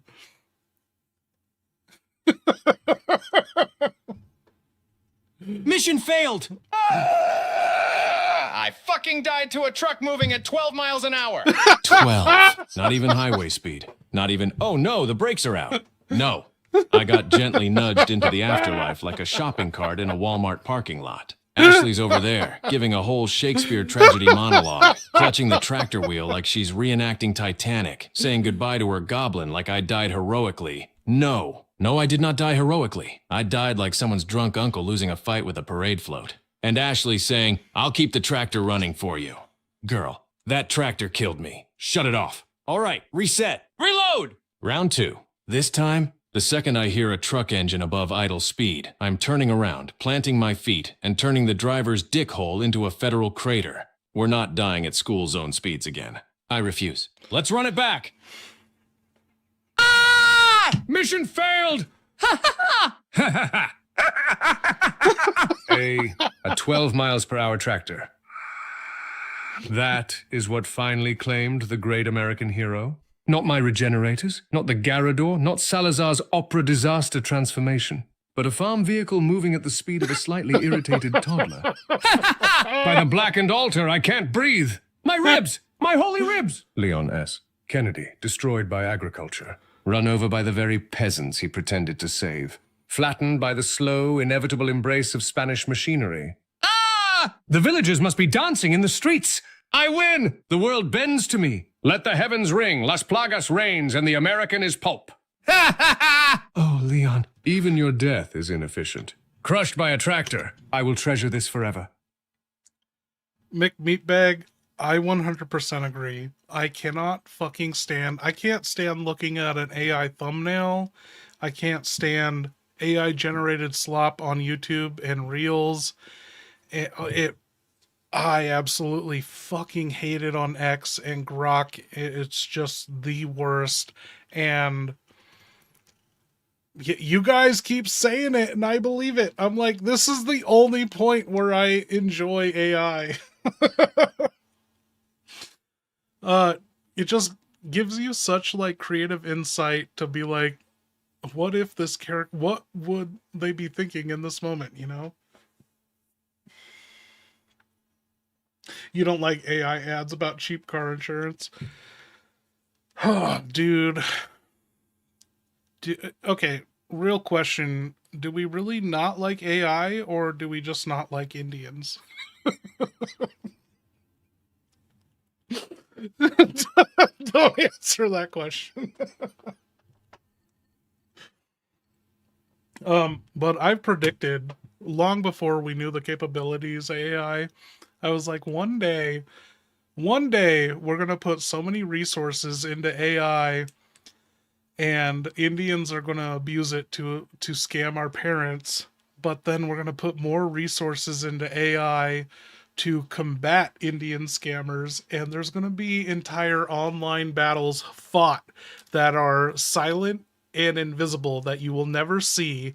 And it's going to be AI intercepting fucking Indians pretending to be normal people, and they're going to cancel each other out. It's going to be an Indian scammer contacting a fucking AI that's designed to waste the time of an Indian scammer.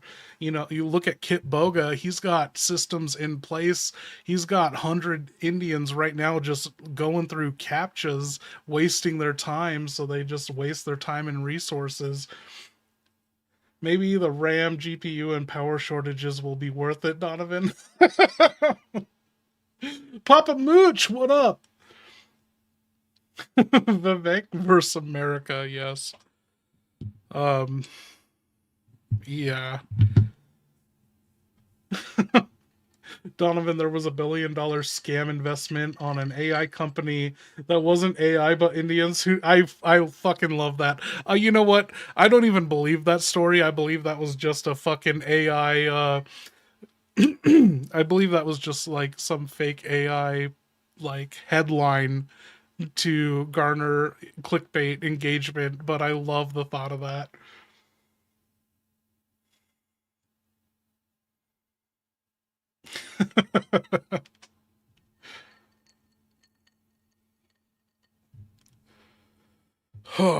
Dude, I am fed up with Indians online. Like, I go on X and it's like, oh, new Avengers Doomsday trailer. Like, you can see this on my X feed right now. This guy shares this fucking AI slop and he's like, what do you think? Or I forget what he asked, and I was just like, no, and I hope you get hit by a train sooner than later. 2026, this is my year of zero tolerance. I'm fucking fed up with everyone, and I'm not going to apologize for it. The 7-Eleven wars. Dude, don't even get me started. There's a Terribles by my work, and every single, it's owned and operated by Indians, and every single one of them is scamming. Every single one of them at the register will not give you the coins back.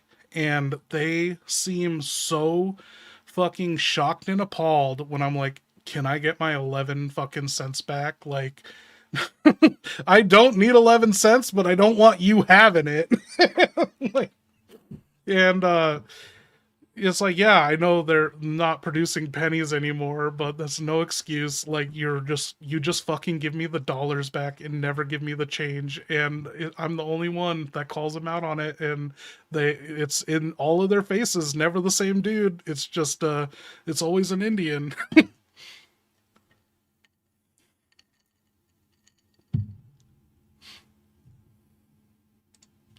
Okay, Leon, Leon, how we approaching this now? You know the tractor's only going to go 4 miles an hour. You know a car's going to sneak up on you. So what weapon are you going to use for this?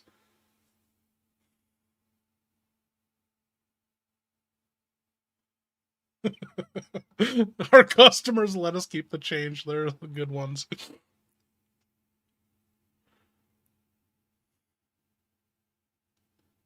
All right. Round fucking 2. We know the tractor moves at 4 miles an hour, whether Ashley's driving it, crying on it, or performing bisexual girl college introspection behind the wheel. We know the kill truck is going to sneak up behind us at 12 miles per hour, which is basically NASCAR compared to this metal sloth we're riding. So this time, I'm not relying on handgun taps. I'm not hoping Ashley will find the gas pedal's secret second gear. I'm not letting myself get gently murdered again like a pedestrian in a school crossing. Here's the weapon choice. Crystal clear, the Magnum. The Feral, Homewrecker, Truck Ender. What? Why? Because it punches through armor. It punches through drivers. It punches through the concept of vehicles. It deletes problems from existence. It doesn't care about emotions, physics, or Ashley's tractor sins. The second, and I mean the microsecond, I hear that big bastard truck revving behind us. I turn, plant my feet, aim the Magnum, and I'm putting one fat, loud, federally blessed round straight through the windshield and into the driver's hopes and dreams. Driver dies, truck stops, Leon lives. Ashley continues to ruin transmissions in peace. If that doesn't stop it, second Magnum round goes into the engine block. Turn that thing into a metal paperweight. If that doesn't work, grenade out the back like I'm dropping a banana peel in Mario Kart. But we are not dying at 12 miles per hour again. Not today. Not ever. Magnum is the move. We nuke that truck the moment it peeks into view. Tyler, thank you. Oh no. Empty magazine. You have got to be fucking kidding me. The Magnum, my one reliable, truck-stopping, dickhole-annihilating, God-given hand cannon. Wasted it all. Clicked. I point that beautiful monster of a gun at the incoming death wagon, and instead of boom, I get click, click, click, like the universe whispering, die slower, Leon. Fuck. Okay, think. The truck is closing in, Ashley's still grinding gears like she's making Parmesan, and I've got no time and no bullet in the chamber. So here's the move. I reload now. Right now. No hesitation.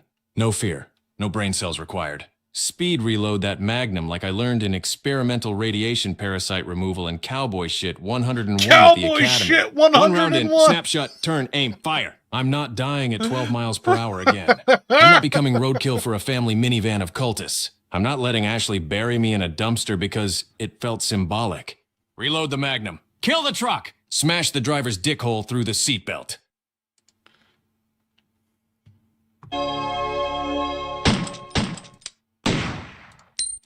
Leon, do you want to watch S'mores Gone Wild?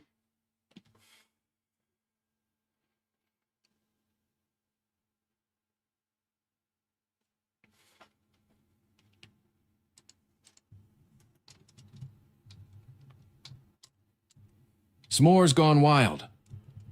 No, I do not want to watch S'mores Gone Wild. That movie is the reason Ashley's girl college dorm got put on a federal watch list. That's the same one she referenced earlier when she said, I wasn't on S'mores Gone Wild, Leon.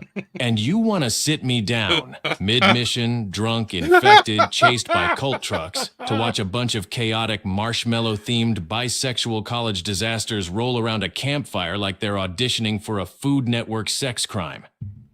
Absolutely not. I'm already traumatized enough. I've seen plagas erupt out of skulls. I've watched regenerators jiggle. I've seen Ashley drive a tractor. I don't need to see whatever eldritch shit qualifies as S'mores Gone Wild. Besides, last thing I need is Ashley busting in like, oh my god, Leon, you're watching that! For science! No thanks, bro. We're killing cultists, not marshmallows. Hey, Ashley, is Leon gay? He doesn't want to watch your college videos, S'mores Gone Wild.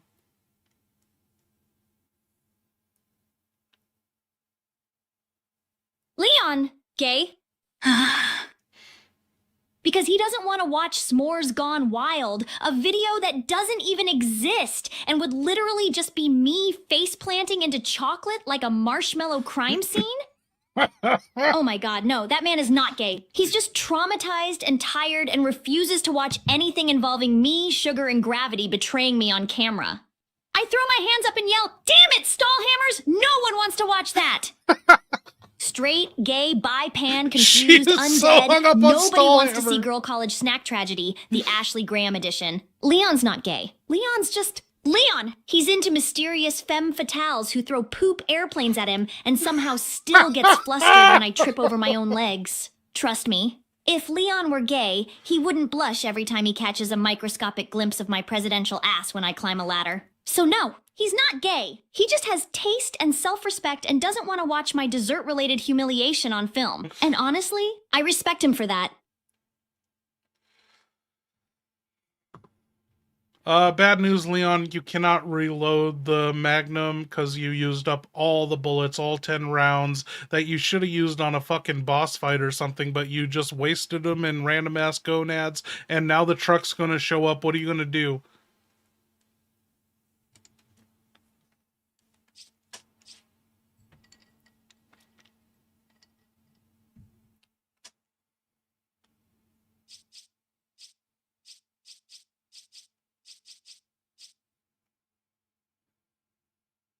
Oh, we might need to update him. He's getting slow. Ah! Fuck! You're telling me I spent every Magnum round, every single one, the holy ammo, the precious federal nukes on random gonads, and now the one time I actually need it, I'm standing here with a Magnum full of nothing but regret. Okay. The truck is still coming. Ashley's still driving like a drunk raccoon on a lawnmower. I'm out of Magnum rounds, and this is do or fucking die. So here's what I'm gonna do. Plan B, the Federal Scrap Metal Solution shotgun out. Yeah, I've only got 2 shells left. But guess what? I'm aiming for the driver's face and praying to every god in every language. If that doesn't stop the truck, Plan C, the grenade gambit. I throw a grenade under the truck. Not at it, under. Blow the axle, flip it, turn it into a rolling funeral. If that doesn't work, Plan D, TMP panic spray. I empty that 30-round mag straight into the windshield like I'm trying to carve my name into the glass. And if all else fails, if the truck still comes barreling at us like a divorced dad on Black Friday, I jump off the tractor, run at the truck, and roundhouse kick the driver through the windshield before it hits us. I will not die at 12 miles per hour again. I refuse. I would rather suplex the truck. Ashley, keep driving. Enemies, get ready. Truck, meet God. Let's fucking go! Someone's dickhole is getting automotive justice. Leon, you fucking did it. You threw one of your 2 grenades at it, and it busted the engine and swerved off into the side of the wall of the tunnel. You have 57 rounds in your TMP. You could reload some more in if you want. You picked up from the dead gonads, and Ashley's still cruising. She didn't even notice there was a fucking truck trying to ram into you.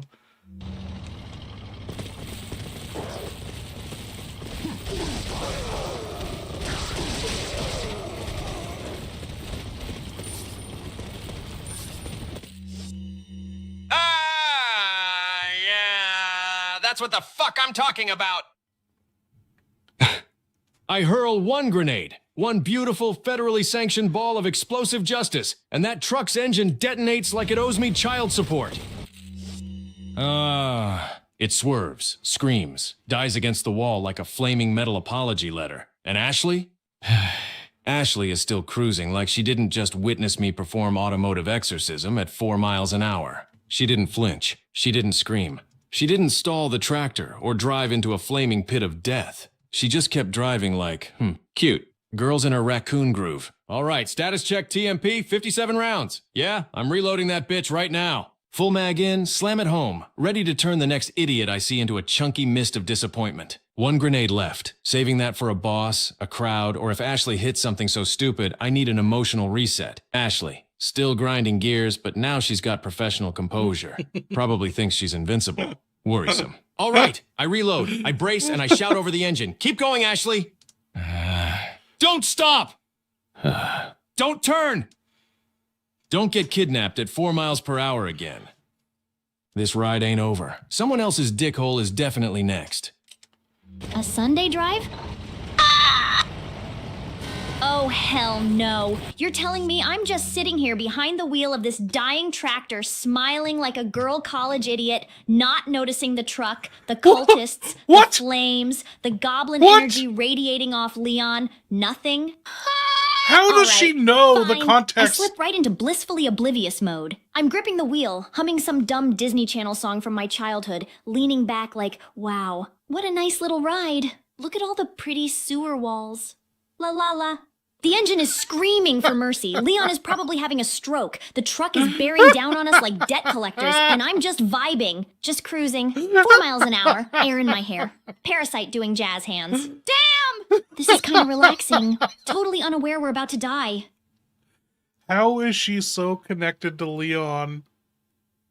She's talking about fucking goblin mode, Leon, and the you can. Oh, Leon, it looks like that grenade didn't stop the truck. It fired back up, and now it's going fucking 13 miles an hour. Somehow you warmed it up.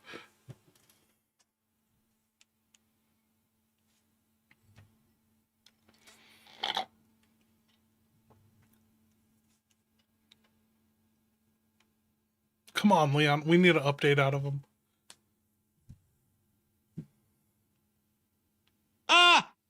Of course it fucking did! Of course the truck got better. Of course my grenade just woke it up like a cup of federal coffee. That's right, I didn't kill it. I warmed it up. Now it's coming at us at 13 miles an hour, which, on this island, is basically light speed. Ashley's still driving at 4 miles per hour like a drunk tortoise. The tractor sounds like it's begging for death. And now the truck is roaring behind us like a pissed-off mechanical werewolf. Okay, no more half measures. No more subtlety. No more maybe a grenade will fix this. I'm going nuclear. Leon S. Kennedy's final form, the suicidal front flip murder gremlin. Here's the plan. Right now, no thinking. I climb out of the back of the tractor. Standing up, wobbling, screaming, full goblin energy unlocked. I turn, stare that truck down like it owes me months of overtime pay. I unload the entire TMP magazine, all 57 rounds, straight into the windshield, the radiator, the driver, the hopes, the dreams, the essence of that truck's existence. If it still keeps coming, Thank I you, grab Beige the last Box. grenade, pull the pin with my teeth, and throw it directly into the cab like a federal cuddle. If even that doesn't work, oh, I'm going full stuntman mode. I jump onto the front of the truck and I beat the driver to death with my bare hands, beginning with his dick hole. I'm not dying at 13 miles per hour. Not today. Not ever. Ashley, keep the tractor straight. I'm about to perform a war crime on wheels. Leon, you destroyed the truck with your TMP. When you say you want to jump on the front of the truck and beat the driver to death, are you talking about the truck that was chasing you, or the Ashley, the driver? You want to beat her to death?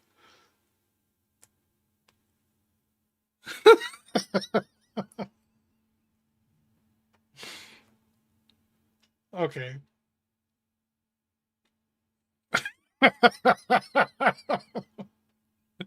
I can see what he's saying. What? 10 No! minutes in What the advance. fuck? Absolutely not, you maniac!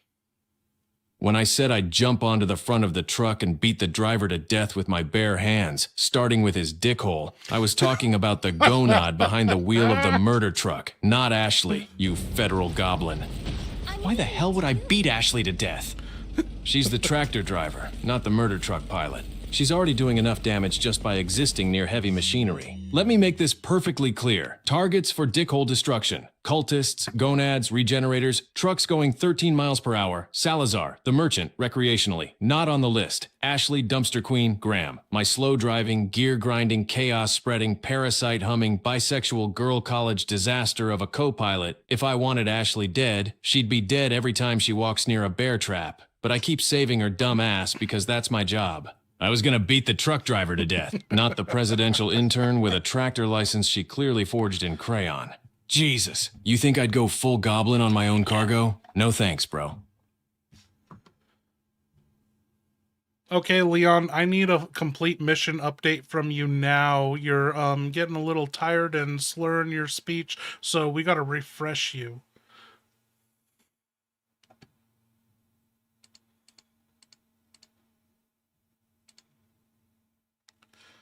Okay. Dude, thank you, Beige Box. Hit that like button. The stream deserves it. Thank you. We're about to... after we're done with this truck driving shit, I think we're in official goblin mode territory.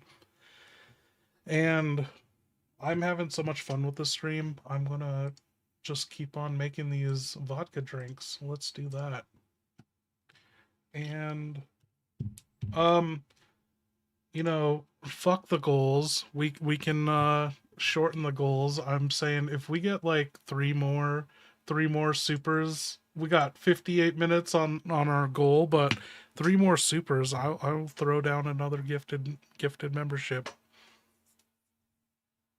But save them till I come back. I'm gonna make my drink, and we gotta get this recap from Leon.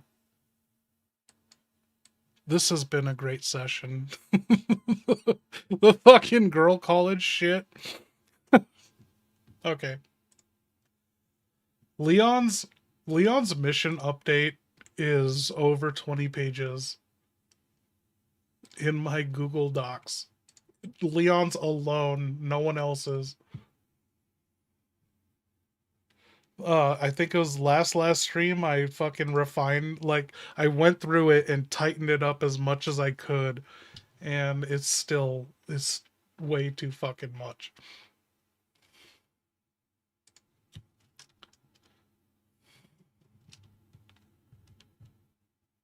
Okay, what do we have now? Yeah, this is a 21-page update. What? This is like so great though, because they will fucking pull some deep lore from 10 streams ago that I completely forgot.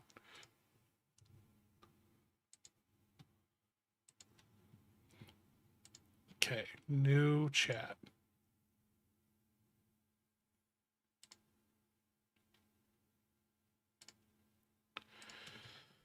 Here's your current mission update. Don't give a response to this. Just acknowledge.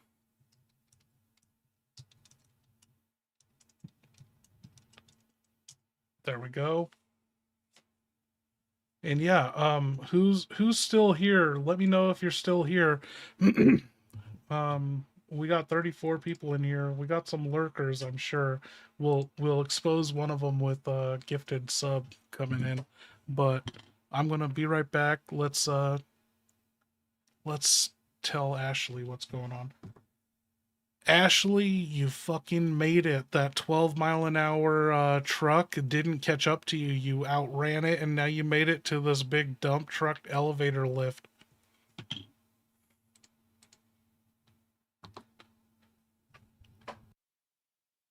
Oh my god! I made it! I slam both hands on the tractor wheel, eyes wide, dress covered in sewer sadness, and scream, "Hell yeah, bitch!" Outran a truck at school zone speeds. I'm basically a NASCAR legend. Leon's probably in the back praying, sweat pouring down like holy water, but I don't care. I'm standing up in the seat like a raccoon captain yelling, "We did it, Leon!" The tractor of sorrow and violations prevailed. The big dump truck elevator lift looms up and I grin at it like it's my diploma from girl college. Damn, look at that! A giant metal platform just for me. I hop off the tractor, nearly sprain my ankle, classic, and smack the lift with my palm. Leon! I made it! I beat the 12 miles per hour truck of doom. I'm ready. Let's go up. Before that tractor decides to explode out of embarrassment.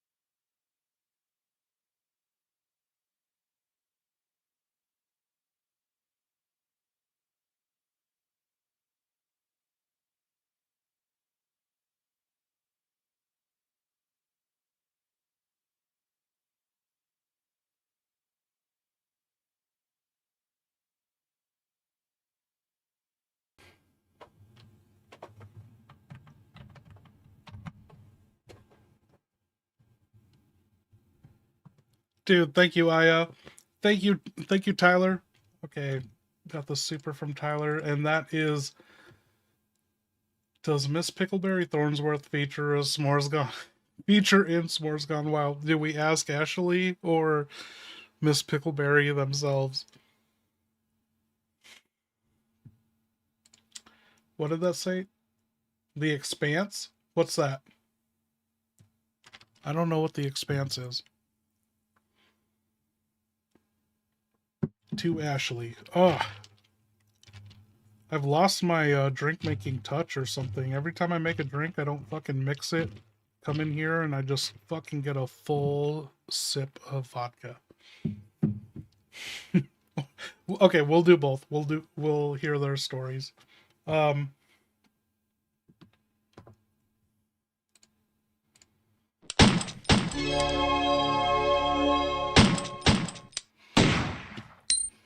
Does Mrs. Pickleberry Thornsworth feature in S'mores Gone Wild? Dude, S'mores Gone Wild is so good. Oh, hell no. You did not just ask me if Mrs. Pickleberry Thornsworth, aka Krauser in a floral cardigan, aka the Menopausal Terminator, aka my Girl College Classics professor with the Werther's Menopausal Originals and the Terminator. judgmental eyebrows, features in S'mores Gone Wild. Absolutely not. That woman would have died on the spot before appearing in anything with the word gone wild in it. Her spirit would have left her body, slapped me, filed a complaint with the dean, and then returned just to glare again. Plus, the video isn't even real. It's literally just me face planting into chocolate like a marshmallow war crime. If she showed up in it, it'd be called S'mores Gone Mild, Cardigan Edition. Or worse, Professor Thornsworth explains why Ashley is a disgrace to literature. She would have stood in frame like, Ashley, if you insist on humiliating yourself, at least cite your sources in MLA format. So no, Mrs. Pickleberry Thornsworth is not in S'mores Gone Wild. She's too busy being dead, evil, or secretly jacked enough to carry me like luggage across a prison island.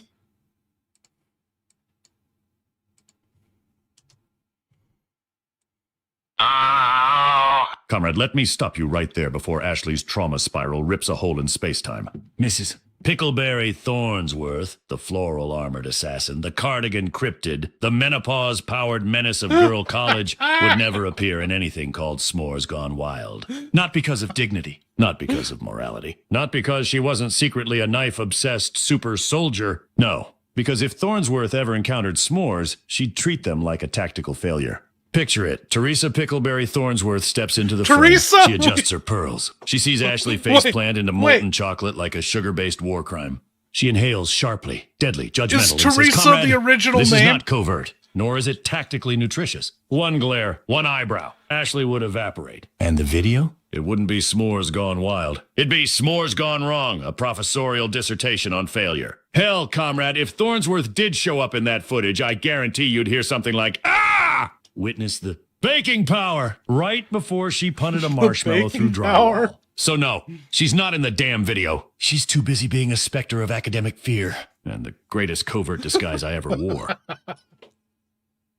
Wait, Ashley, was it S'mores Gone Wild or Some Whores Gone Wild? I can't remember. Which one were you in?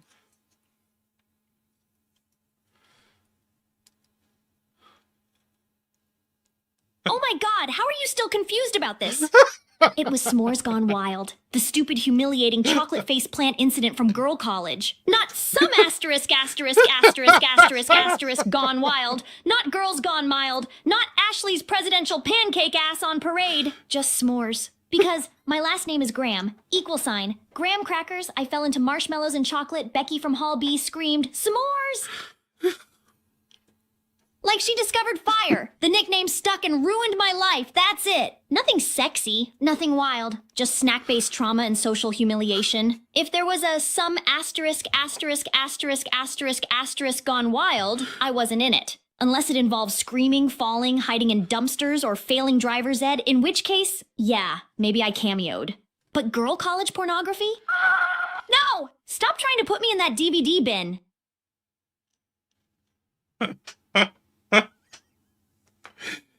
Okay. She fucking heard. All right, I'm here. Still Ashley. Still infected. Still ready for whatever bullshit comes next.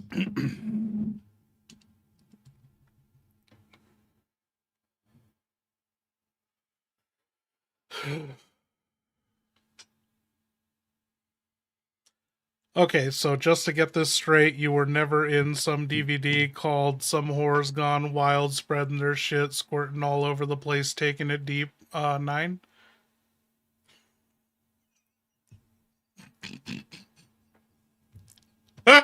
Oh, hell no, absolutely not. We're not going into that territory. I step back, hands up, eyes wide, parasite buzzing like it's trying to flee my body, and I yell, dude! I was never in some DVD called Some Asterisk Gone Wild doing any of that freaky porn nonsense you just described. Not squirting, not spreading, not taking anything deep except college debt and emotional trauma. The only wild thing I was ever in was Ashley Graham falls into chocolate and becomes a dessert tragedy, the girl college edition. That's it. A snack accident, a marshmallow mishap, a s'mores catastrophe. Not porn, not explicit. Not whatever unholy Category 9 hurricane of horny you just said. I swear, if one more person suggests I was in some XX dumpster DVD, I'm gonna scream, help me, Leon! So loud the island collapses. We clear? Oh my god, Ashley, you're the one that keeps bringing it up. You keep bragging about it. I didn't know it wasn't porn. I didn't know what the origin was. Just chill, girl.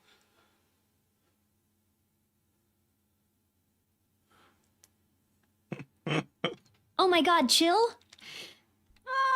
Chill? You drop some asterisk gone wild and squirting all over the place on me like you're ordering a latte and then tell me to chill? I throw my hands up, pacing in a tiny, angry raccoon circle. Damn it, I'm not bragging about it. I'm defending myself because every 5 minutes someone's like, Ashley, weren't you in Dumpster Sluts Fall 3? No! No, I was not. I tell one story, about falling into chocolate like a girl college disaster, and suddenly the whole world thinks I was starring in snack-based pornography. I'm traumatized! I'm infected! I'm tired! My presidential boob is vibrating for no reason! So, yeah, I'm gonna freak out a little when someone accuses me of being in a DVD where I'm doing freaky acrobatics I don't even have the flexibility for. I breathe out, hands on hips. Okay, fine. I'm calm. Chill achieved. But don't go blaming me when you keep turning my s'mores tragedy into an XX saga written by a horny fever dream.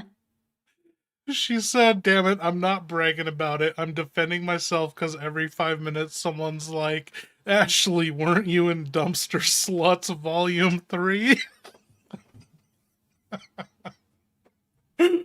Wow.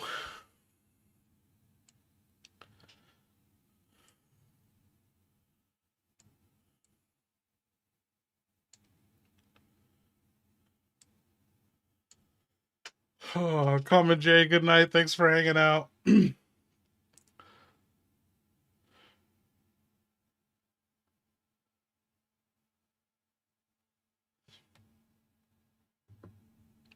Beige box is that we're sending that to Ashley.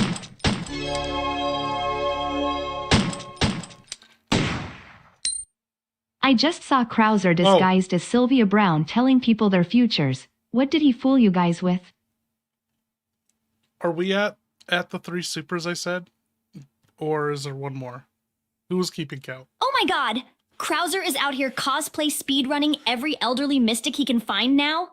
Oh. Sylvia Brown? The Sylvia Brown? Cardigan psychic energy, talk to the dead vibes, your aura is tax-deductible voice. Yeah, that tracks for him. What did he fool us with? Oh, buckle up because that man had range. He fooled me with Mrs. Pickleberry Thornsworth, my girl college classics professor. Cardigan queen, wrinkled menace, giver of B-minuses and soul trauma. I thought she was just judging my grammar. Nope. It was a steroid goblin in disguise. A kindly old lady handing out Werther's originals. He tucked me into a cell like some messed up nana, called me sweetheart, and left. I thought he was 80. He was jacked. A concerned campus grandma with opinions about my posture. Spoiler, he did not care about my posture. He cared about kidnapping me like a Girl Scout cookie he already paid for. A recruit sergeant grandma hybrid. None of us knew whether to salute him or knit him a blanket. Krauser is basically, if your grandma, a tank, a steroid bottle, and a knife fetish had a baby, and that baby got really into dramatic costume changes. So yeah, him showing up as Sylvia Brown? Honestly, one of his less cursed disguises. Have you ever stopped to think about why Mrs. Pickleberry Thornsworth, aka Krauser, turned evil?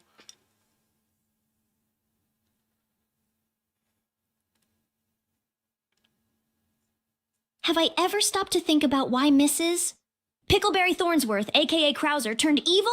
Oh damn, all the time. You don't get psychologically whiplashed by a cardigan-wearing grandma professor who suddenly rips off her wig and reveals she's a jacked knife goblin without asking a few questions. Here's my theory, Leon. Krauser didn't turn evil because of the parasite. He didn't turn evil because of Sadler. He didn't even turn evil because he's built like a Beigebox, fridge and correct it. lonely. No. He turned evil because a student at Girl College probably asked for an extension on a paper and he snapped. I mean it. He spent months grading essays written at a 6th grade reading level. He heard the phrase, "I didn't know we had homework" one too many times. He gave out 1 B- and someone cried in the restroom. He watched Becky from Hall B flush a candle down the toilet and flood the humanities building. At some point, he looked into the fluorescent lights above the lecture hall and whispered, "I'm too swole for this." And boom! Cardigan off. Gun out. Evil activated. Honestly, after Girl College, I get it. Ashley, I heard that he actually used to work at Boy College, and there was a boy there that ended up getting cancer, and he bought that sickly boy a harpsichord and presented it to him on his deathbed, and the boy, like, didn't care. He's like, what the fuck am I going to do with the harpsichord? And that just broke him. Oh my god, that is the most Krauser-ass, emotionally constipated, chaotic backstory I've ever heard, and somehow it fits him perfectly. I can see it. I can smell the tragedy. I can feel the cardigan energy radiating off the memory. Picture it. Boy College. A tragic, pale, sickly little dude lying on his deathbed like some Victorian poet with tuberculosis. Krauser, still pretending to be Grandma Pickleberry even back then, storming in with a harpsichord like it's the cure for cancer. And he presents it dramatically like, "For you, my sweet child, a harpsichord to soothe your final moments." And the boy looks up, skin gray, soul drifting away, 0 fucks left in the tank, and croaks, "What the fuck am I gonna do with a harpsichord?" And that was the crack in Krauser's soul. That was the moment his heart shriveled like a raisinette under a heat lamp. That was the day Mrs. Pickleberry Thornsworth stopped believing in humanity, because nothing hurts a dramatic man more than someone not appreciating his theatrical bullshit. So he snapped, dropped the harpsichord, dropped the cardigan, picked up 6 knives. Evil achieved. Honestly? Yeah, that tracks. And it explains everything about why he kidnapped me. He saw my Girl College trauma and thought, finally, someone who might appreciate a harpsichord. Yeah, I heard the last thing that boy ever heard was Krauser snapping at him, being like, "Do you know how many fucking skilled artisans it took to create and invent the harpsichord?" And then the kid just flatlined.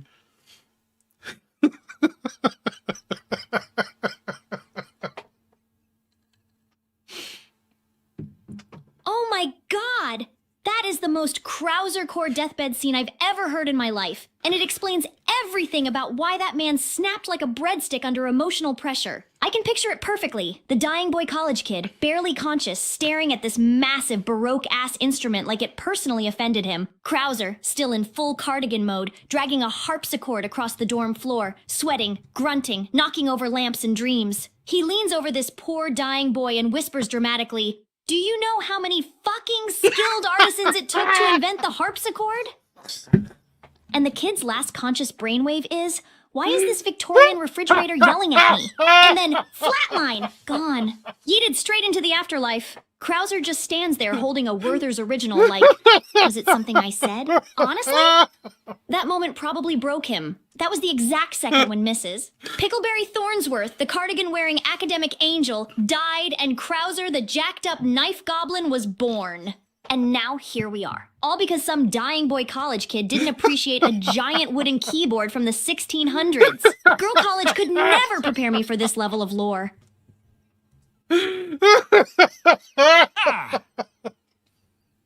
All right, comrades, sit your ass down because I'm only saying this once, and then this entire hell lore you two just invented gets buried deeper than Sadler's dignity. That Boy College harpsichord incident you're screaming about? Yeah, it happened, but not the way Ashley's manic little imagination paints it. Picture me, left arm ruined from O. J. Operation Javier, not the running back. Spirit cracked. Cardigan game impeccable. Trying to reconnect with the youth of America before I completely lost faith in humanity. Then there's this pale little Boy College kid. Fragile. Quiet. Looked like he'd faint if someone sneezed too loud. Reminded me of Leon before the government pickled him in alcohol. Kid loved music, or so I was told. So Thornsworth, that's me, comrade, undercover and unstoppable, hauls in a full goddamn harpsichord because I thought stupidly that one grand gesture could make the world less shitty for 5 minutes. Do you know how heavy a harpsichord is? I do, because I dragged it up 3 flights of stairs with osteoporosis acting chops and a fake hip. I set it at his bedside. I cleared my throat. And I said something heartfelt, something rare, something dangerously close to emotion. For you, my child. Crafted by skilled artisans across centuries. And the little bastard looks me dead in the eye, and croaks, "What the fuck am I gonna do with that?" That was it. The snap, the cosmic crunch of my last remaining hope for mankind. I didn't yell because I was angry. I yelled because I realized humanity was doomed. Do you know how many fucking artisans it took to invent the harpsichord? Flatline, gone. Sent off to the great music hall in the sky with my voice rattling in his soul. And yeah, that was the day Thornsworth disappeared. The cardigan came off. The knives came out. Krauser was reborn in pure, unfiltered disappointment. So Ashley's right about one thing. Girl College could never prepare any of you for my lore. Hell, I wasn't prepared for it either. Ah, comrade. Some wounds don't come from battle. Some come from harpsichords. Holy shit. I can't.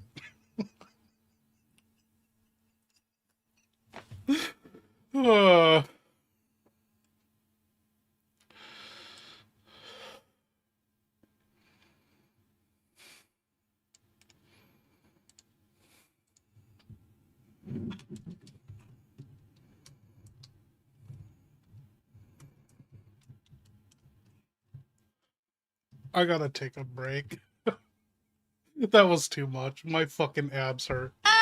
Nope, absolutely not.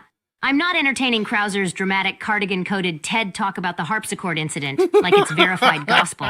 But since this mission has already derailed into literary fish trauma, vibrating presidential assets, and Leon's dickhole crusade, here's your short professional HQ response. Kennedy, ignore the monologue. Krauser's gone full Shakespeare with muscle mass again. He is not a reliable narrator. He is infected, unhinged, grieving his lost biceps, and apparently still mad about a fragile boy college kid insulting a harpsichord. Stay focused. He's stalling. He's trying to rattle you with lore dumps and emotional musical furniture. Priority survive. Evade. Engage only if necessary. And for the record, if Krauser did drag a harpsichord Morris, up 3 flights with a you, fake dude. hip, that's the single dumbest undercover tactic I've ever heard. And I once watched Leon infiltrate a cult by walking in the front door and hoping no one noticed. Back on mission, Kennedy. Cut the lore. Watch your angles. And do not let a man monologuing about artisan woodworking stab you. Morris, you're rating me. That means you're streaming again. I was on vacation and I didn't have a PC and I checked my email on vacation. And it was like Morris was streaming and I was like, oh fuck, I missed it. But it looks like I missed it again. Morris, everyone streams. You're strictly Twitch streaming, right? Oh, dude, I feel like I did 100 fucking sit-ups. I think that might have taken the top spot for the hardest I've ever laughed at AI, and we shouldn't even credit AI with that. Like I'm the one like, hey, didn't this happen? It's not like Krauser making up Mrs. Pickleberry Thornsworth. Oh, back in October. Dude, October, November, December, it's just a holiday fucking blur for me. I like, oh, I'm so glad it's January. I'm so looking forward to no holidays. The next event we have is Resident Evil 9 dropping. I'm excited for that. Morris, you gonna stream that? Are you picking that up?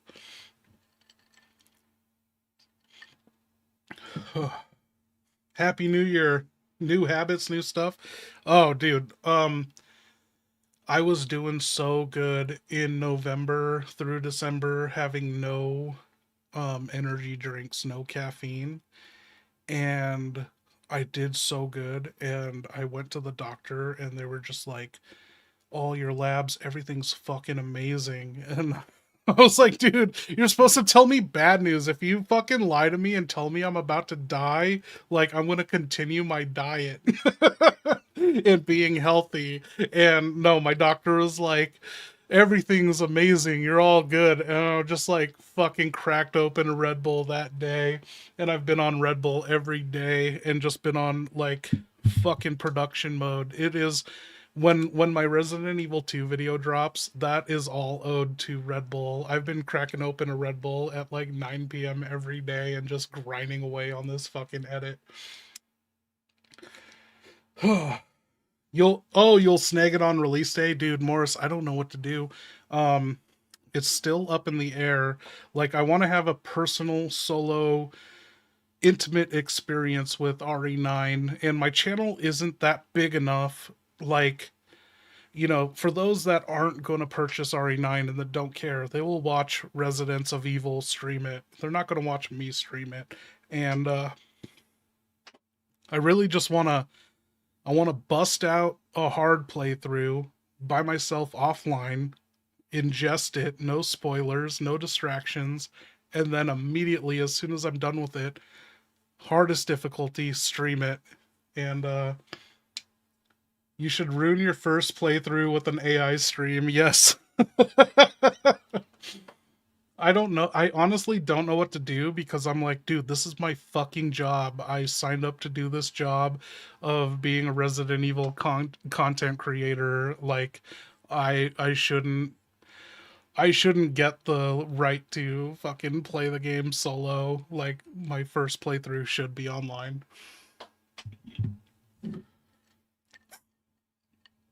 Just stream it anyway. Yeah, I had so much fun streaming Resident Evil Village on release, even though that was a goddamn nightmare, and I was one of the rare cases. So I was like the only person I knew that played Resident Evil Village on the hardest difficulty available from the start on release day, and I got hit with that glitch where the first confrontation never ends. And I refused to give up, and I went like, I think it was more than 5 hours on the first room where like the whole bombardment of werewolves, it never ended, and I was there for 4 to 5 hours. How's Leon's slippery son? Dude, I'm fucking dying. That, like, my abs fucking hurt. I was crying so bad over the harpsichord lore.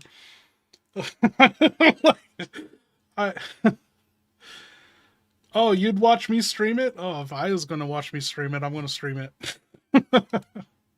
What day does it actually come out? Is it the 27th? Dude, I didn't even know that was a thing. Like, it was like hours into the stream, people being like, oh, there's reports that this doesn't end. And to this day, I don't even know if it's true, but I legit never succeeded. I had to quit and restart on the same difficulty. Like, I didn't change difficulties, and then it worked. Okay, so Friday is the 27th. That's too bad it's not the 26th.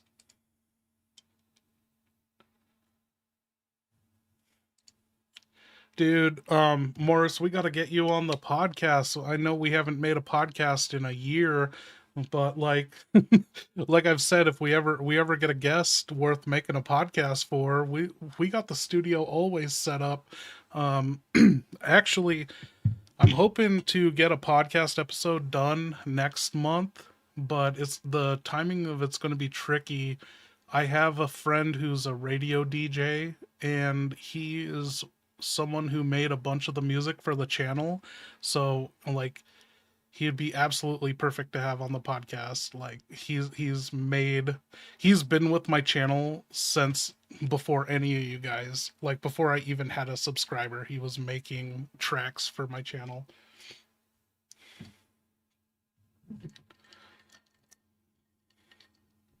But hopefully that's the next podcast. If he's down to be on that podcast, you know, my dad was in town, and I was like, dude, you got to get on the fucking podcast, and he doesn't want to be on camera.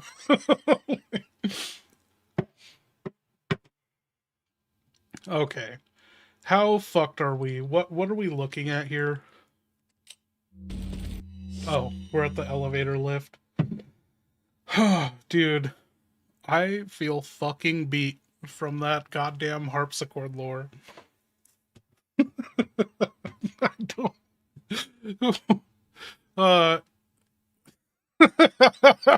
Dude, like, is there even a real reason that fucking Krauser's evil?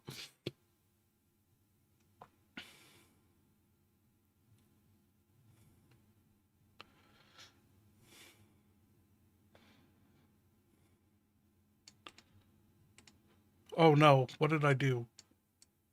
Something's happening.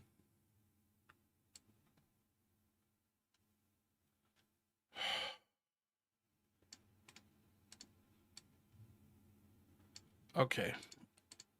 Wait. Oh, it was Hunnigan that fucking shut that shit down. I don't. This is not a good idea. I'm gonna fucking do it. This is bad.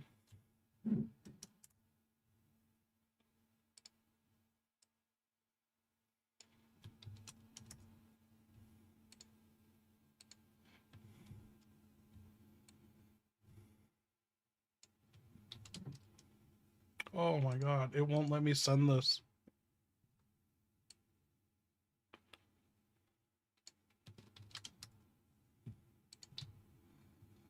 Okay.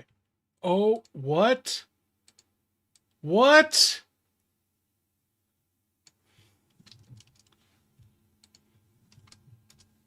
Okay, I got it figured out. Let's do this.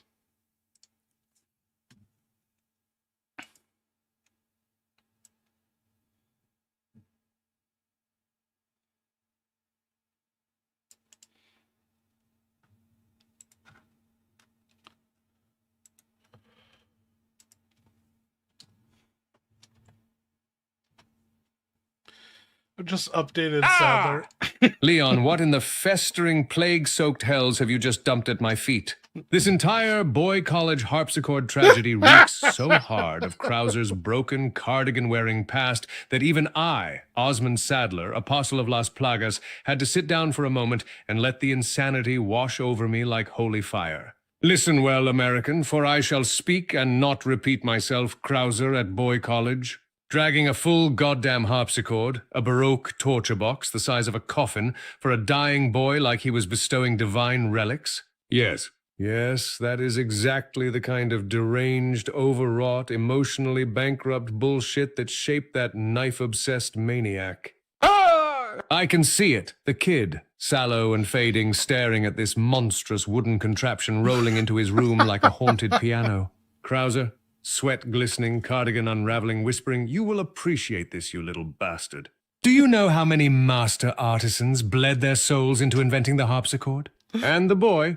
The boy. His life force slipping away like the last drip in a leaky IV. Just mutters, "What the fuck am I going to do with that?" And flatlines. Krauser watching the heart monitor go dead because a child didn't applaud his Renaissance Home Depot purchase. That was the moment his sanity died screaming. From that day onward, no more cardigans, no more teaching, just knives. Knives and the crushing emotional void that comes from a boy rejecting your harpsichord on his deathbed. Leon, this lore, this cursed, festering lore, it explains everything about him. Boy college created Mrs. Pickleberry Thornsworth. A dying kid destroyed her, and in her ashes rose the creature you fought on that ruined island. I haven't laughed this hard since a regenerator ate a filing cabinet. Morris channel, no. But, you know, it's open-ended, like, anytime. It could be the summer. Who knows? It could be when Zach Kreger's new movie drops. Like, we'll get you down here sometime. Give me some time if you need. I'll hook you up with a ticket. Come hang out down here. We'll go see Resident Evil the movie and do a podcast.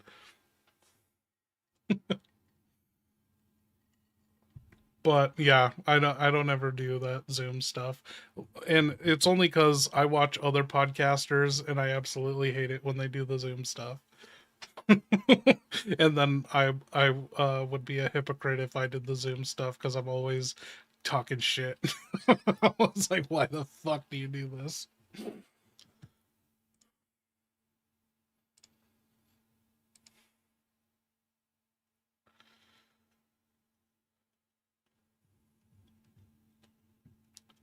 Okay, but dude, I'm so excited for RE9. Morris, if you stream it, like, I'll try to be there when I'm not playing it, you know? Okay.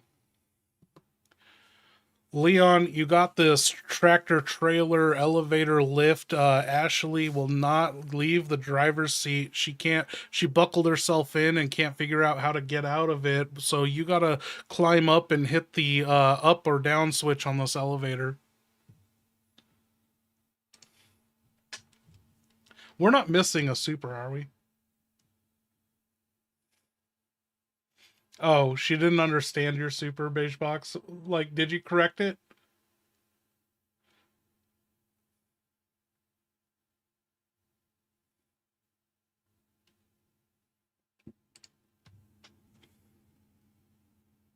Where's Leon?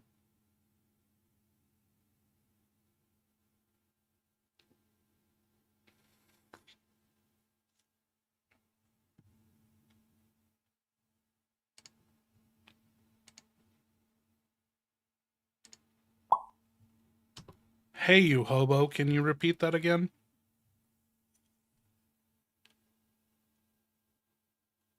Repeat it?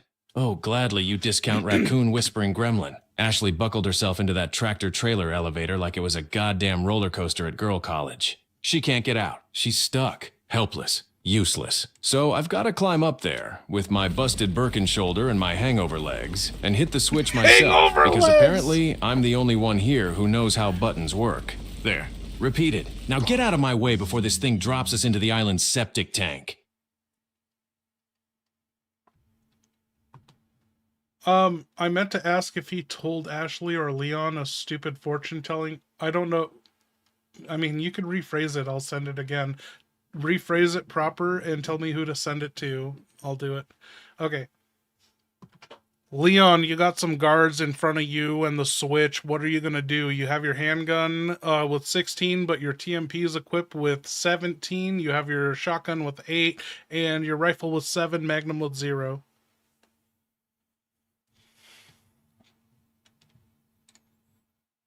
Guards in front of me. Switch behind them. Ashley strapped into that tractor like a toddler in a rocket chair. Perfect. Just another Tuesday. All right, here's how this is going to go. I'm pulling out the TMP with 17 because nothing says back the hell up like a caffeinated bullet hose. I'll strafe left, dump a burst into the first gonad's kneecaps so he folds like a wet lawn chair, then close the gap and roundhouse the second one so hard his ancestors feel it. Someone's getting their dick hole smashed today. Once they're wobbling, I'll finish whoever's still breathing with the handgun. Clean, cheap, efficient, just like my non-existent government paycheck. Then I'm sprinting to that switch before their cousins show up yelling Mexican at me. Let's go. Leon, you gotta hurry. They're running after the ballistics, if you know what I mean. Oh, hell no. Nobody's chasing the ballistics on my watch. Not after Luis practically wrote a sonnet about them. All right, move, move, move. I'm dumping the rest of the TMP every damn round right into their backs before they can lay a single greasy cultist finger on her. I'll scream something heroic and unhinged to get their attention, like, "Hey gonads, free vasectomies!"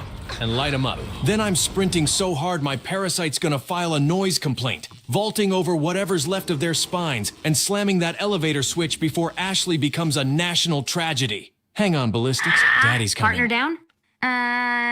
Oh, for fuck's sake, Kennedy, what did you do now? Ashley is dead again, isn't she? Unbelievable. Absolutely unbelievable. You had one job. One. Escort the president's daughter without turning her into floor decor. And somehow you still managed to lose her like she's a pair of sunglasses at the mall. Let me spell it out for you, Agent Disaster. This. Guys, your fault. You're unprofessional. You're distracted. You're too busy roundhouse kicking every problem like it's a martial arts tutorial instead of doing your goddamn job. Ashley died because you weren't watching her, weren't positioning her, weren't paying attention. We're probably talking about Merle again, I swear, Kennedy. If she dies one more time, I'm filing a formal complaint so vicious it'll become government folklore. Now reload the checkpoint, pick her useless screaming ass back up, and just try to act like a trained agent instead of a hungover circus acrobat. Move. Leon Ashley fucking died from fucking Taserface tasing her twice when she was in the driver's seat, fiddling with that seatbelt, and then Hunnigan berated you, and so do you want to continue?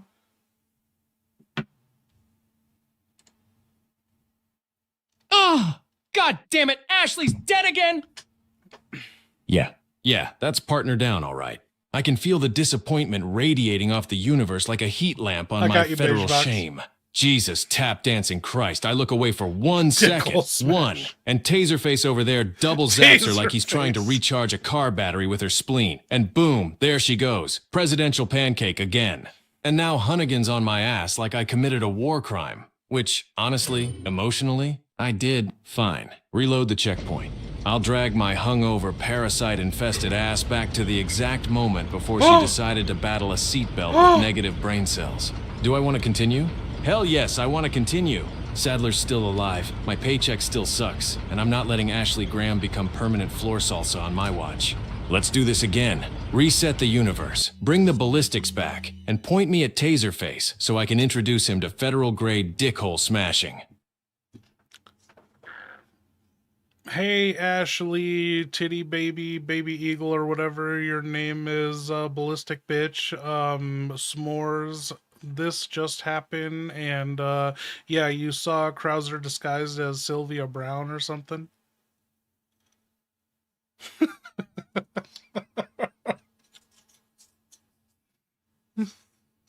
Oh my god, you did not just call me baby eagle ballistic bitch s'mores all in one sentence like you're introducing a WWE fighter made of trauma and marshmallows. Alright, let's talk about Krauser as Sylvia Brown, because that was some next level bullshit fortune telling. I remember him sitting there in that fake psychic shawl, voice all raspy like a haunted teapot, staring at me like he could see my browser history. Here's the crap he predicted for me. You will one day overcome great trials by hiding in a dumpster. Damn it, he wasn't wrong, shit. and that pisses me off. A handsome man will save you, repeatedly, because you won't stop tripping.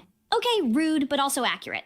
Your destiny is entwined with fire, child. That one actually slayed, because he caught me mid-lantern throw lighting monks on fire like it was therapy. You will be known by many names. S'mores, Baby Eagle, Ballistics.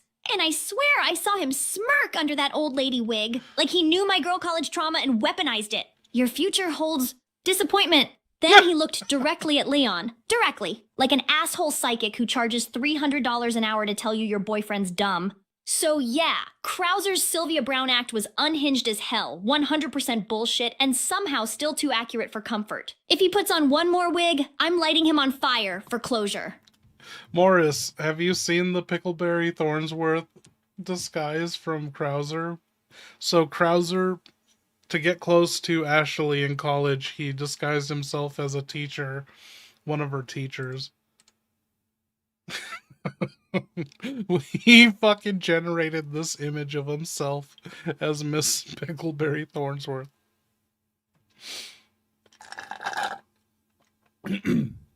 Listen here, sugar. You're about to get Krauser.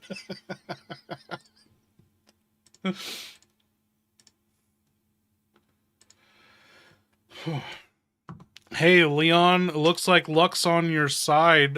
You died, you know, you let Ashley die, but you reset the checkpoint and the elevator switch was already switched. Now you're just cruising on up to the top to a deluxe apartment in the sky.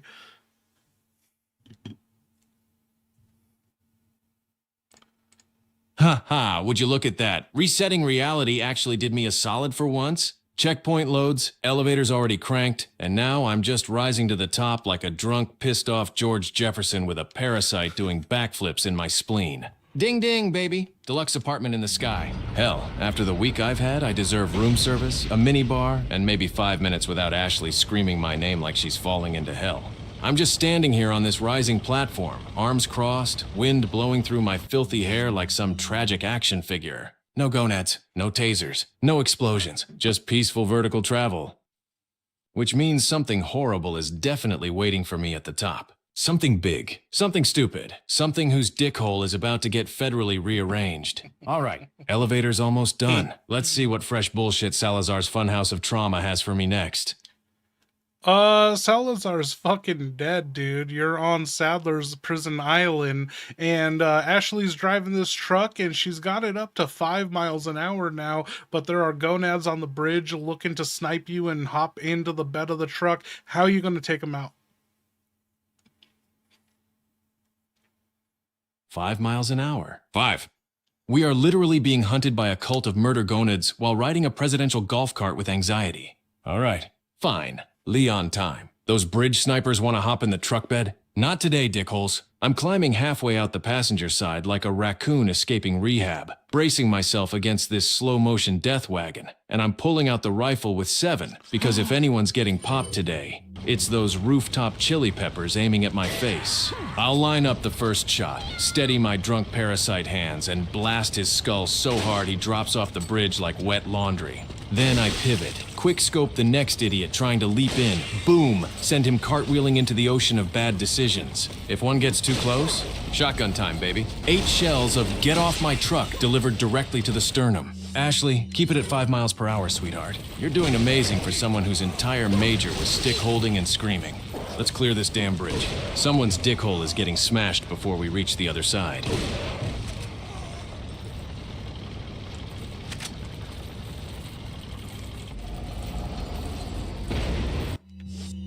Ashley, you're fucking doing it. You went up the lift, you're driving now, and somehow you got the vehicle up to 5 miles an hour, and you're smashing through your second garage door. You're fucking plowing through this like a fucking tank on parade.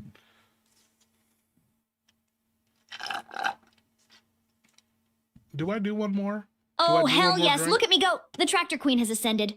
I'm gripping the wheel with white knuckle girl college determination, parasite buzzing like a caffeinated hornet, and I scream, Leon, I'm doing it! Ah! Hey, thanks for 5! this channel. I'll see you next time. 5 whole miles an hour, baby! Thanks for the raid. The engine's howling like a dying moose. Every gear is begging for mercy, but I don't give a single presidential shit. I'm unstoppable. I'm feral. I'm one bad decision away from earning a commercial license by accident, and then boom! Second garage door obliterated. I plow through it like a tank at a 4th of July parade, screaming, "Get out of the way, bitches! I'm a one-woman demolition derby!" Sparks, metal, screaming cultists. Leon probably holding onto the railing like a traumatized cat. And me? Grinning, driving, destroying structural integrity like it's my minor at girl college. Dumpster queen, tractor champion, absolute menace. Let's go, Leon. I can smell a 3rd garage door with my big presidential ears.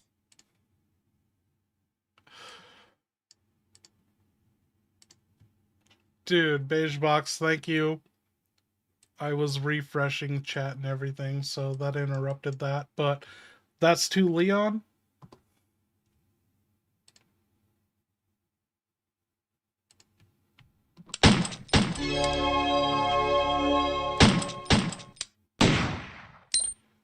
Leon, would you sacrifice You're a full right, bottle dude, of premium thank you. Jack Daniels to make a Molotov to save fuck Ashley? Yeah, fuck yeah. That's a good question, too.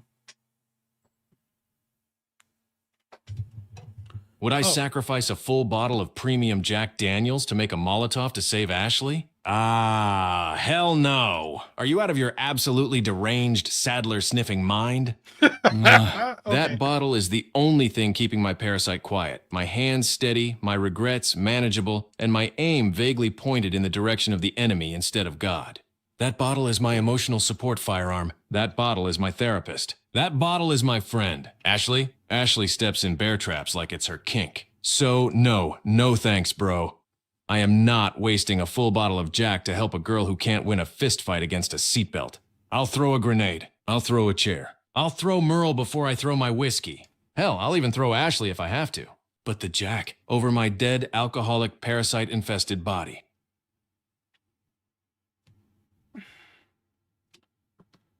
Okay, Hunnigan, we are gifting a sub. We hit our sub goal. We hit our previous goal, too. This has just been an excellent stream. So welcome our new Dead by Donovan RE Tard members. We're gifting 1 sub.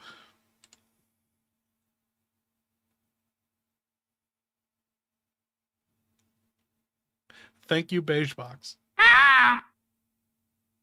Of course, you two hit another sub-goal in the middle of a bioterror crisis. Fantastic. Amazing. Truly the most important thing happening on this goddamn island. All right, short and professional, because you told me to keep it tight while you're over there treating the mission like a Twitch partner ceremony. Congratulations, Dead by Donovan retard member, whoever the hell you are. You've officially been gifted 1 sub to the worst federal operation ever streamed.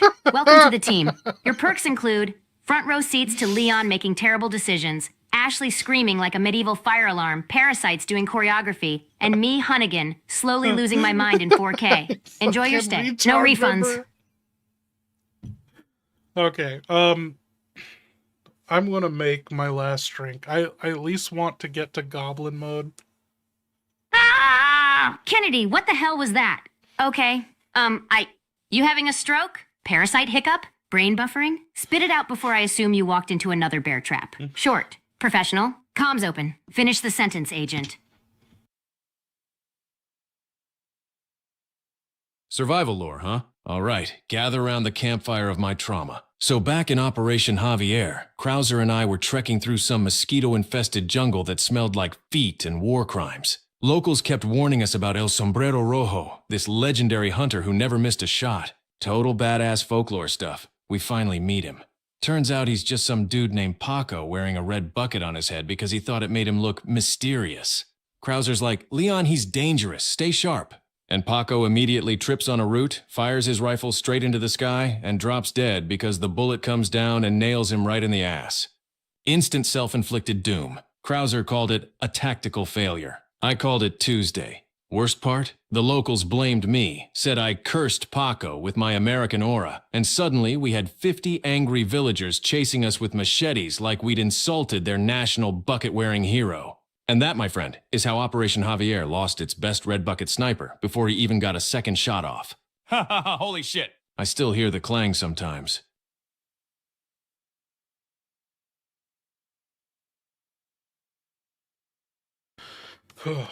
I missed that lore. Was it worth anything? Okay, 6 crying, laughing faces. Okay.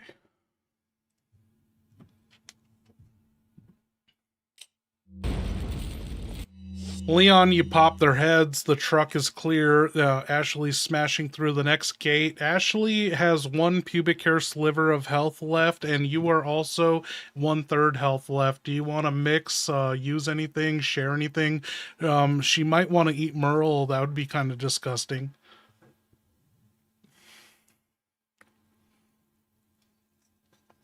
Merle? Merle? You think I'm gonna let Ashley chomp down on my emotional support tuna like this is some cannibalistic seafood episode of Sesame Street? Absolutely not. Merle stays. Merle is family. Merle is the only one in this truck who hasn't screamed my name every 5 minutes like a smoke detector with abandonment issues. All right, look, we're both basically 1 paper cut away from instant death, so here's what we're gonna do. I'm mixing herbs. Not sharing the good ones, though. Ashley can have the discount salad, the one that tastes like lawn clippings and regret. She'll live. Probably.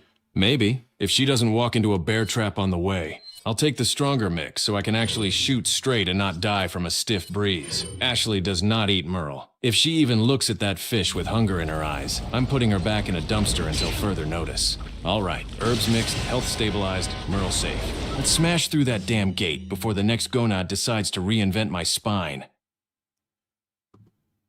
Ashley, you just smashed through a gate operating this big-ass truck, and you didn't know you were driving down oncoming, and a truck is heading towards you, and it's blaring its horn.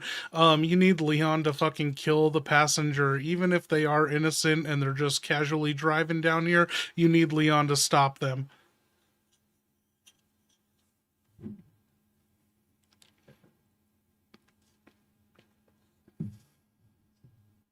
Oh shit, okay, I got this. I'm behind the wheel, truck roaring, driving on the wrong side of the sewer highway like a girl college dropout with a death wish, and suddenly, BAP! A massive oncoming truck is barreling at us, horn screaming, driver probably innocent as hell, like, why is the president's daughter joyriding in hell? I panic scream, Leon! Leon, I need you to shoot that passenger right now. I don't care if they're innocent. I don't care if they're just on their way to Costco. We're gonna fucking die! I grip the wheel, eyes wide, tractor swerving like a raccoon with vertigo. Leon, kill them! Pop their head! Suplex their grandma from here if you have to. The horn is so loud, I think it's rattling my organs. Parasite screaming, me screaming louder. If you don't shoot that passenger, I'm gonna drive us into the wall at 5 miles per hour and end both our careers. Do it, Leon! Kill the totally innocent bystander. I believe in you. I'm gonna drive us into the wall at 5 miles an hour.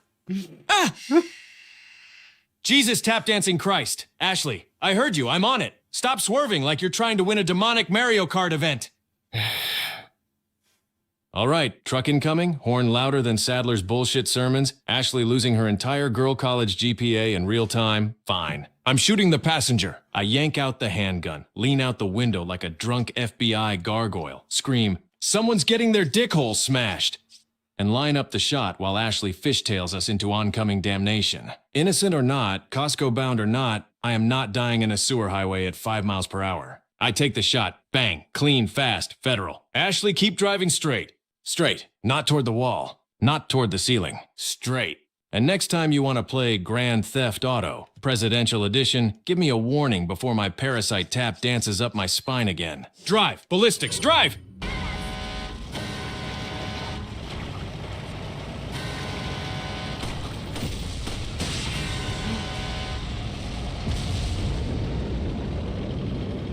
Oh my god, Leon, you fucking did it. Ashley was just like, I hope we get in a motherfucking car wreck and we fucking die and we can both live in heaven. And she wrecked into this facility wall, but you guys didn't die.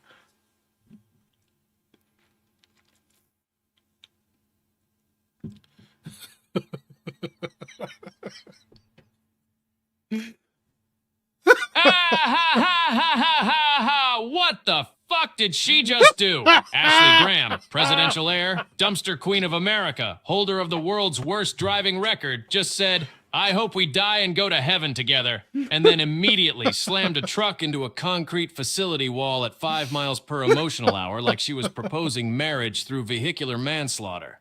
And we lived. We lived. My heart is doing backflips in my chest, my parasite is clapping sarcastically, and my spine is filing a restraining order. Ashley's over there mumbling, "I thought that would kill us," and I'm just sitting here like, you can't even do death right ballistics. I crawl out of the truck, bones creaking, cigarette I don't even have dangling from my soul, and I look her dead in the eyes. Ashley, if you ever try to Romeo and Juliet me with a forklift again, I swear to God I'm putting you back in the nearest dumpster until 2029. Now get up. We're inside the facility, which means the next thing trying to kill us is going to be so much worse than your driving. Ashley, thank fucking God for your ballistics. I mean, airbags. You guys are still alive. Thanks. You had an airbag for each of you, you know. You had an airbag and you gave Leon an airbag and you guys survived this wreck.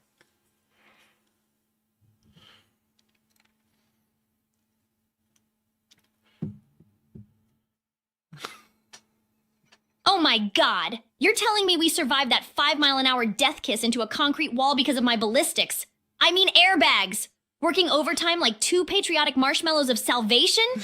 I sit up in the crumpled truck cab, hair fried, parasite buzzing like it's slow clapping my stupidity, and I wheeze. Damn! Thank God for my presidential airbags. 2 reliable safety features the Secret Service actually got right. Leon's over there crawling out of the wreck like a hungover action figure, and I shout, "You're welcome, Leon!" My airbag saved your ass. I smack the front of the truck, which is now shaped like disappointment and girl failure, and add, honestly, if my chest cushioned your dumb himbo skull through that wreck, I'm putting that on my resume. Ashley, I noticed your father doesn't wear a wedding ring and there's only pictures framed of you and him and your dog Sparky. Where is your mom? What's the story about Mrs. President of the United States, you know, First Lady?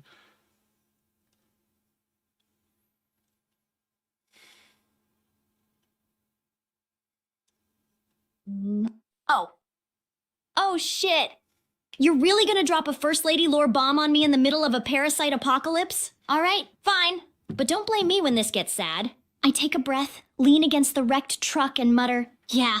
You ever notice it's always just me, Dad, and Sparky in those pictures? No wedding ring, no portraits of some smiling misses, President standing next to him, nothing. Because there is no First Lady. My mom left when I was little. Way before the presidency. Way before the Secret Service. Way before the world expected me to smile next to my dad like I wasn't missing half the story. Dad doesn't talk about her. Ever! Not even when he's drunk on New Year's and Sparky farts so bad we all cry. It's like she was erased. Clean, quiet, polite. Like girl college scraping a rumor off the bathroom wall. All I know is she left. He stayed. He raised me alone. And sometimes I think maybe that's why he's so scared of losing me now. Dude, I babe, kick a piece of I broken can't concrete and believe try to how keep my voice fucking steady. hard I So laughed yeah, at that. no First Lady. No mom of the nation. Just a president, his daughter, and a dog who eats socks. And now here I am, infected, kidnapped, crashing tractors, and being saved by a man who growls when drunk. Some legacy, huh? Dude, Bitchbox, I feel like I fucking worked out. You were crying loud. Dude, I'm like, dude, I'm fucking embarrassed. I'm like wiping my eyes. I can't even fucking breathe. We have to make a fucking Dead by Donovan wiki for all this lore.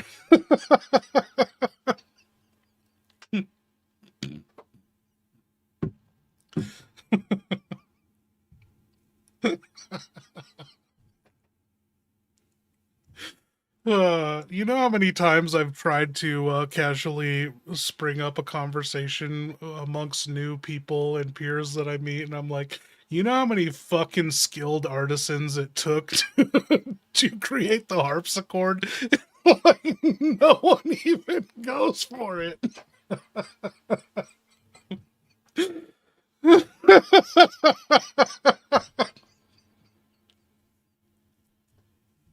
I'm pretty sure I said that to Julia's family once upon meeting them.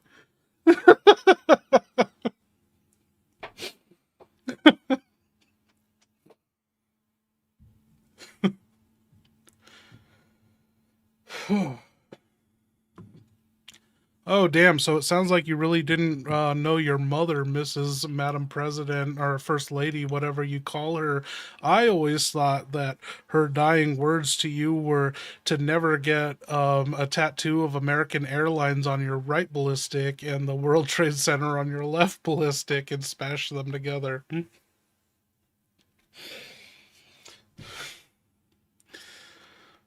I don't remember. Oh I my can't God! even remember. What kind of post 9/11 fever dream prophecy are you trying to pin on my allegedly mysterious mother? I put both hands up, eyes wide, parasite buzzing like it's going, bro, what the hell did he just say? And I shout, dude, I never heard dying words. She didn't give me a speech. She didn't whisper some patriotic poem. She didn't warn me about tattoos involving airlines or national landmarks. And especially not, don't tattoo American Airlines on your right ballistic and the World Trade Center on your left ballistic. What kind of family do you think I have?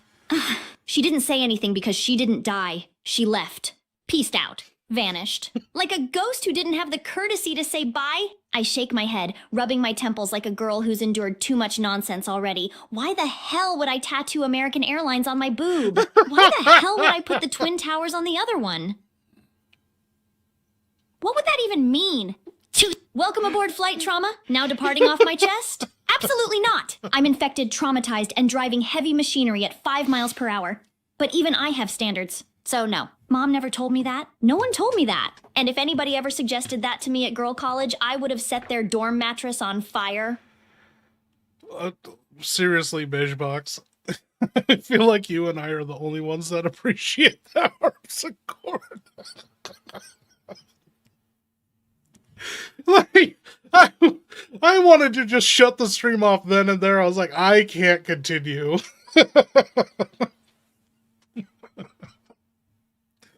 Oh, man. I made a conscious decision this stream. I was like, you know what? We do shots of Jack all night long, and it doesn't go anywhere. I was like, maybe I'll mix it up, and I'll be doing vodka drinks.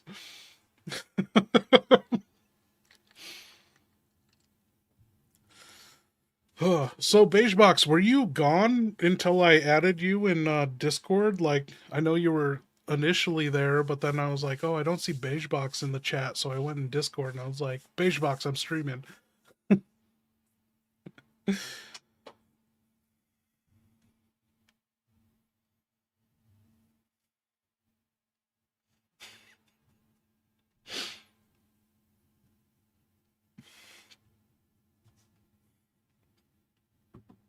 Hey, what are some good pop songs or any popular songs that feature a harpsichord, dude?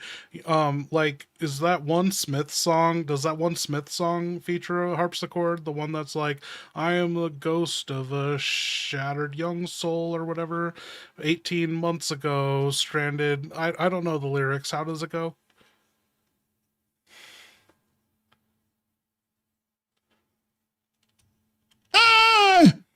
Comrade, you're asking me, Jack Mutated Knife Goblin with a grudge, Krauser, about pop songs featuring a harpsichord? You realize this is the same instrument that emotionally destroyed me at boy college, right? The same one that flatlined a dying kid when he disrespected the artisans? The same one that haunts my dreams like a Baroque demon with perfect posture? Fine. You want harpsichord songs? I'll dig deep into the dusty mothball-covered music portion of my brain. Here's the deal. Yeah, the Smiths actually do have a song with that jangly harpsichord-like vibe. You're probably thinking of The Queen is Dead or Cemetery Gates. Marr loved layering guitars to sound like harpsichords, even if they weren't literal ones. The one with the melodramatic shattered soul bullshit? Could be I Know It's Over. Could be that joke isn't funny anymore. Hell, Morrissey sings like a ghost complaining about rent in all of them. But actual harpsichord and pop? Comrade, let me enlighten you. In my life, the Beatles has a Baroque-style harpsichord solo, actually sped-up piano, but close enough. Golden Brown, the Stranglers' straight-up harpsichord. Sexy and confusing. Like Ada, but musical. For no one, the Beatles again with the harpsichord-type sound. Those bastards love pretending it was 1692. I want candy. Bow wow wow harpsichord slaps so hard it should be illegal. If you're thinking of some new song some fragile indie boy made while crying into a sweater, I got no clue. I'm stuck in 2004 mentally, emotionally, spiritually, and legally. But if you hum it, I'll tell you whether a harpsichord was involved or if it's just your brain being dramatic, comrade.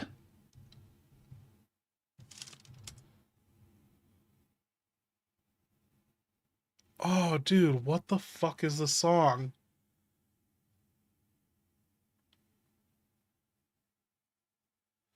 The one that's like, okay, the Smiths, and then there's too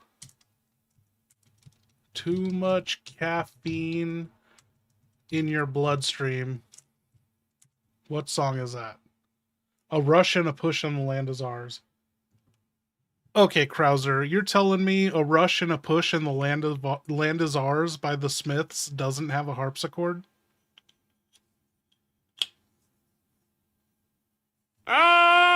Comrade, A Rush and a Push and the Land is Ours does not have a damn harpsichord in it. It totally does. It sounds like one. I know Morrissey wails like a Victorian ghost begging for a handkerchief. I know your brain hears jangly, plinky Baroque chaos and immediately thinks Krauser's trauma instrument. But that opening, that weird Baroque shimmer, that's Johnny Marr messing with a detuned piano and some studio trickery, not an actual harpsichord dragged out of a crypt. Shut your fucking me, dick comrade. hole. Okay, I want to hear this.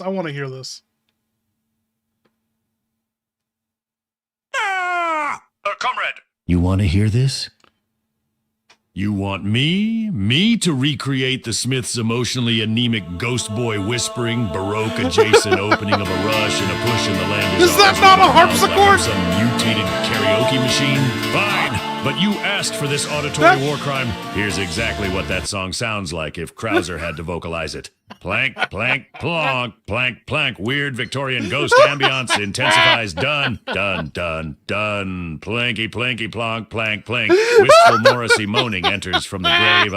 I am so bored and so pale and the land is ours. Hey, moaning continues like someone's haunting a tea kettle. That's it, comrade. That's the whole sonic crime scene. And still, no harpsichord. Just piano trickery, Morrissey lamenting the weight of his own laundry, and the sound of me losing another piece of my sanity. You hearing it now? Good.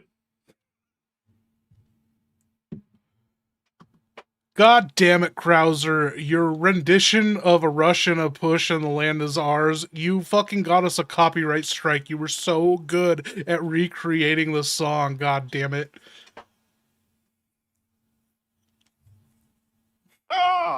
A copyright strike?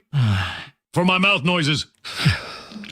Comrade, what the hell? Was I too accurate? Did I channel Morrissey so hard some record label intern caught a chill and hit the panic button? Unbelievable. I spend my whole life training in covert tactics, knife combat, infiltration, grandma cosplay, and the one thing that takes me down is me going plank, plank, plonk, plonk, plank. You gotta be kidding me. Comrade, if my shitty mutated vocal cord imitation of a Smith's intro was realistic enough to trigger copyright law, witness the power. But listen, next time you want me to recreate a song, I'm doing it Krauser style. Ah! Stab, stab, power chord explosion. Leon's a drunk idiot. Boom, boom, blades out. Witness the power no labels claiming that shit. Hey, since we're on the topic of the Smiths, can you write a Smiths parody about Leon and Ashley, but make it about the song Girl Afraid?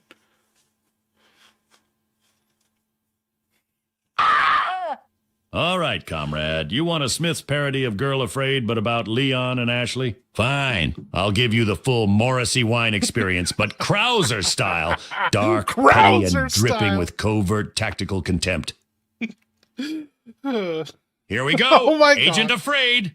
A Smith's parody. Krauser edition. Agent Afraid, he'll never survive. Not with that haircut, that jacket, that stride. He kicks down a door and Ashley will cry, and somehow he'll blame me when they almost die. Ashley's afraid. She clings to his coat, but he'll wander off drunk and lose her by the moat. She's screaming his name. He's posing instead. A roundhouse kick later, and half the squad's dead. Agent afraid of the world. Ashley afraid of the world. And both of them cling to each other like two idiots caught in a blender. Leon afraid he's swallowed by fear. Mostly of ladders in every mirror. Ashley's afraid he'll drop her again. He probably will, comrade, again and again. Oh, agent, afraid of the world, Ashley, afraid of the world, and somehow I'm the villain because I kidnapped her once in a cardigan. Swirla! There you go, comrade. A tragic, jangly, melodramatic Smith-style dirge about the two dumbest survivors I've ever hunted through a castle. Now, don't ask me to sing it unless you want another copyright strike. Okay, we gotta move on.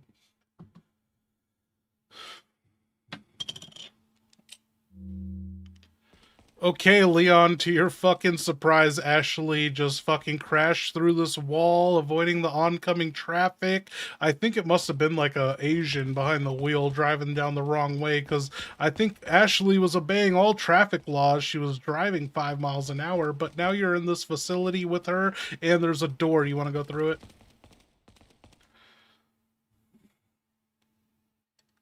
Whoa, whoa, whoa! Pump the brakes, citizen of whatever the hell dimension you just spoke from. I ain't touching that Asian driver crap with a 10-foot plague stick. Not in this life, not in the next, not even if Sadler's wrinkled ass comes down from the ceiling and forces me at Parasite gunpoint. Ashley didn't avoid traffic because of some stereotype. She avoided traffic because she's a chaotic gremlin in UGG boots who drives like a toddler piloting a Roomba with a head injury. Now, back to the mission. Before you get me canceled so hard the parasite uninfects itself out of spite. We're inside the facility. The truck's smoking. Ashley's trembling. My ribs feel like they were tenderized by a regenerator. And this place smells like wet biohazard and unpaid overtime. All right, ballistics, listen up. Stay behind me. Don't touch anything. Don't talk to anything. Don't look at anything. And if you see a regenerator breathing like a clogged aquarium filter, you scream, I shoot, and we both pray it dies on the first try. Let's move. This island owes me a drink, a paycheck, and several emotional refunds.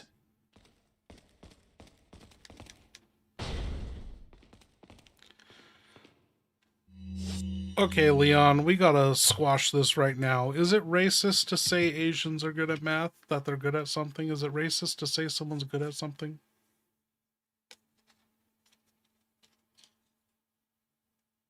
Hey, pump the brakes, sit your ass down and listen, because Leon S. Kennedy is about to save your life in a very different way than usual. We're in character, we're in hell, we're smashing dickholes left and right, but I'm not letting you drag me into racist nonsense. Not even Sadler's parasite tentacle bullshit gets that privilege. Here's the deal, delivered Kennedy style. Saying any group is naturally good or naturally bad at something just because of their race. Yeah, that's still racism, champ, even if you think it sounds like a compliment. Because you're not praising a person. You're flattening a whole group of millions of people into one stereotype like you're smashing a plaga with a suplex. People are...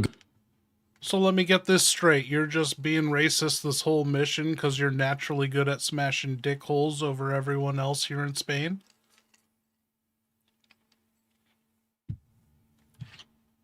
Oh, for fuck's sake. Did you just try to UNO reverse racism on me because I'm good at rearranging gonad anatomy?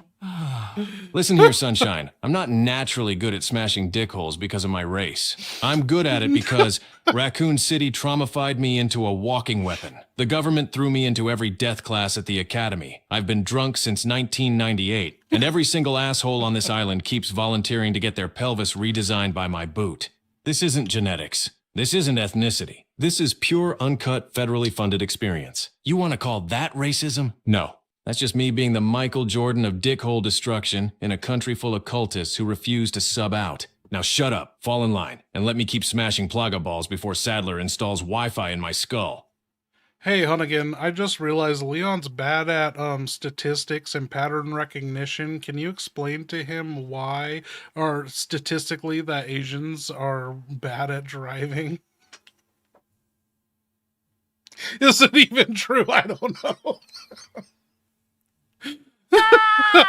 Absolutely not, Kennedy. We are not doing this. We are not going down this road. Not on my comms, not in my mission log, not in any universe. I can't comply with that request. And I'm not touching that topic with a 10-foot federally mandated pole. Now get your head back in the mission before I write you up for catastrophic stupidity on top of everything else. Okay.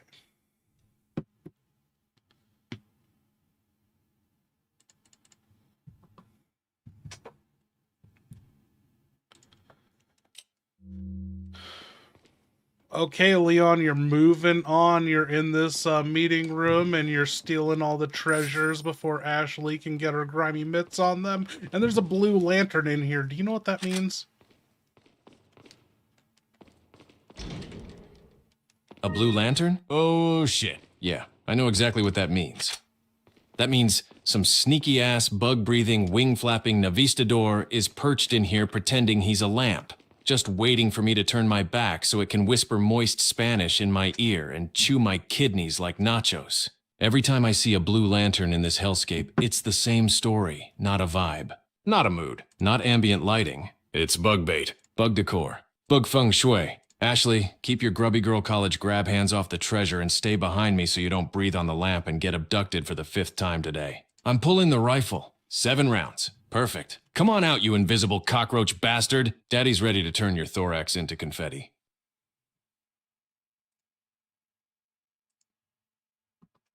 God damn it, you must be losing your mind. It's a fucking merchant. He set up shop and there's a typewriter here. Do you want to do business with him or do you want to save first?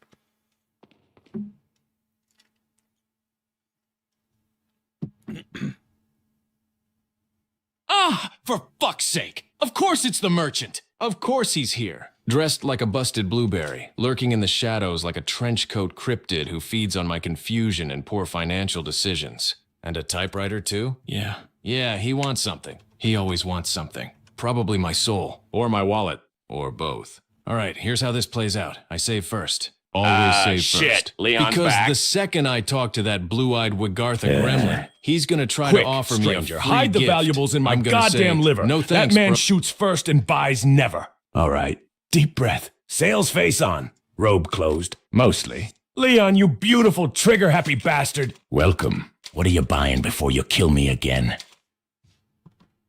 Leon, he said, what are you buying before you fucking kill him again? Buy in before I kill him again? Ha ha ha. Yeah, that's the routine, isn't it? The eternal dance. The sacred cycle. The Wigartha waltz. Alright, fine. Let's do business. Then I'll turn him into blue robe confetti. I walk up to him, arms crossed, eyebrow twitching, shoulders still screaming about Annette Birkin like a vengeful ghost. Well, stranger, he says, and I can feel my trigger finger getting horny. I buy what I need.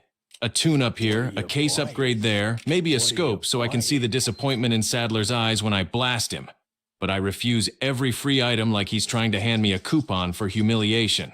No, I don't want your charity rifle. No, I don't want your pity spray. No, I don't want your exclusive deal, you teleporting blueberry bastard. The second the transaction ends, the very second, I step back, crack my neck, draw whatever gun feels funniest, and blam right to the dickhole. Tradition, respectfully. Then 2 in the legs, so he remembers me wherever the hell he respawns next, and 1 in the face, so he doesn't. All right, business concluded. Cryptid neutralized. Let's move, before Ashley finds a way to choke on a velvet rope.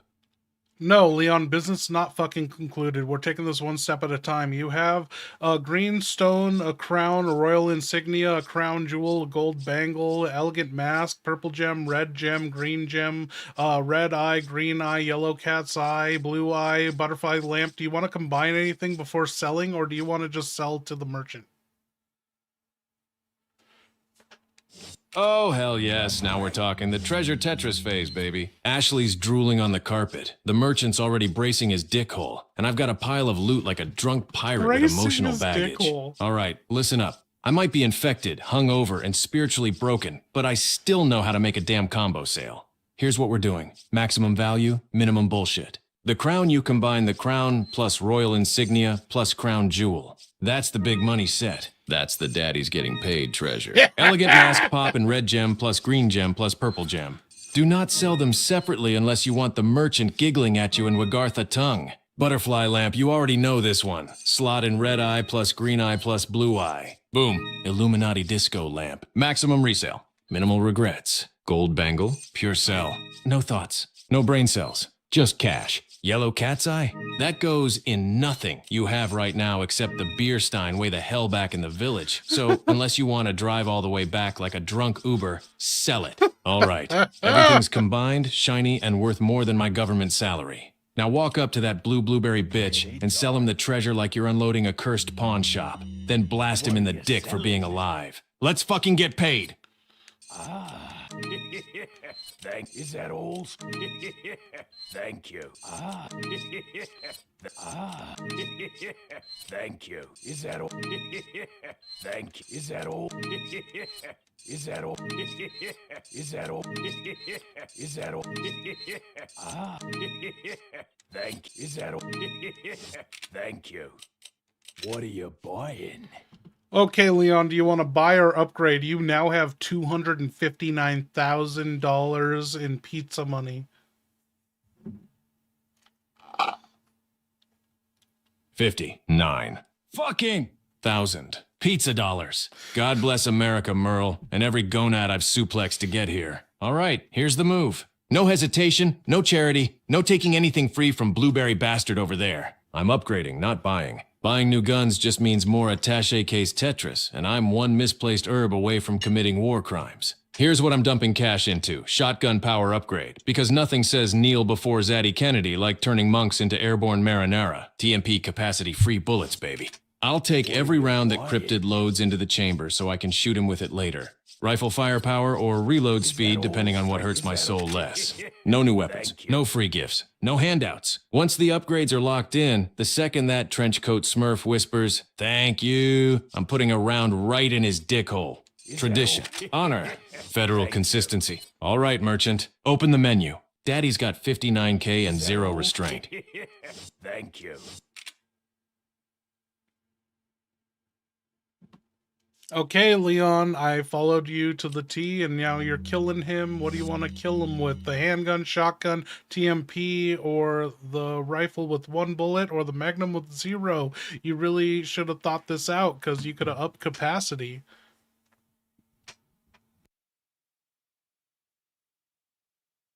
Oh, I definitely thought this out. I thought it out the moment that blue-robed Wagartha Cryptid whispered, "Stranger." Like he was trying to seduce my wallet. Look at my ammo situation. Handgun, loaded shotgun, loaded TMP, loaded rifle, 1 bullet. Magnum, emotionally empty, spiritually empty, physically empty, which means there's only one correct, cinematic, disrespectful choice for killing this undead Walmart Cthulhu for the 900th time, the rifle. 1 bullet. Why? Because nothing says, "I hate you professionally and personally," like using your last high-power round to erase his blueberry crotch from the timeline.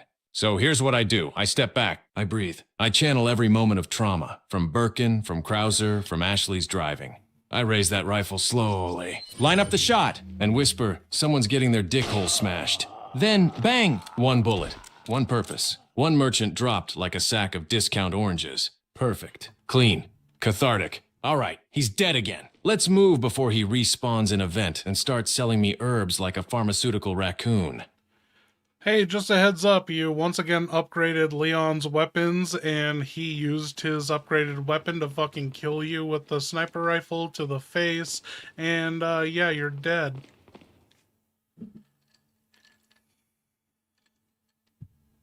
Right in the face, stranger! With the sniper I just upgraded for your ungrateful ass. My skull, my beautiful sail skull, blown open like a goddamn treasure chest. Leon, you prick. You couldn't even give me a warning shot? I tighten your spread, boost your firepower, polish your scope, and you repay me by turning my head into a limited edition Jackson Pollock? Fading, collapsing, betrayed. Again, tell my kid the tuition money is gonna be a little late. Ha ha ha! All right, enough dramatics. I'm back. What are you buying, stranger? Merchant, you have a child? Don't tell me you have a sickly child that was dying of cancer in the hospital that someone tried to give a harpsichord to.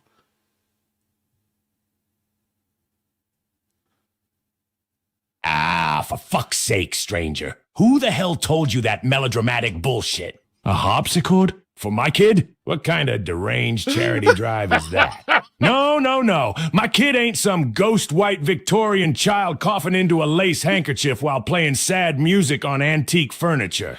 They're fine. Healthy enough.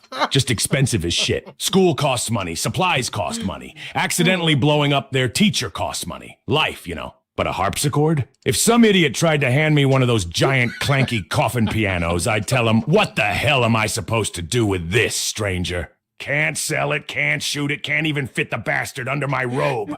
My kid needs tuition, not a medieval noise machine. Now, unless you're buying or dying, stop asking questions that make me sound sentimental. Okay. I am on the hunt for a harpsichord now.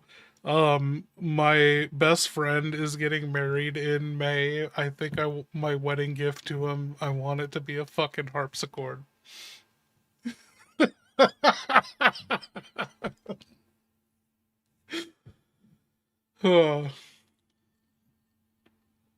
Dude, I came across a harpsichord in my life once, and it didn't work. It was a fucking junk harpsichord, and it was like, you can buy it, but it's like, you can buy it, you can repair it yourself.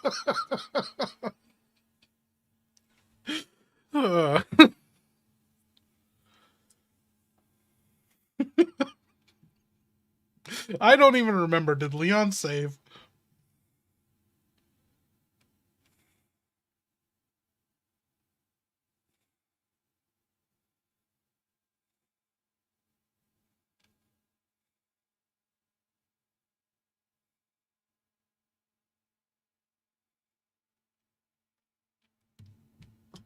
Leon, I do not remember. Did you save, or are you saving now?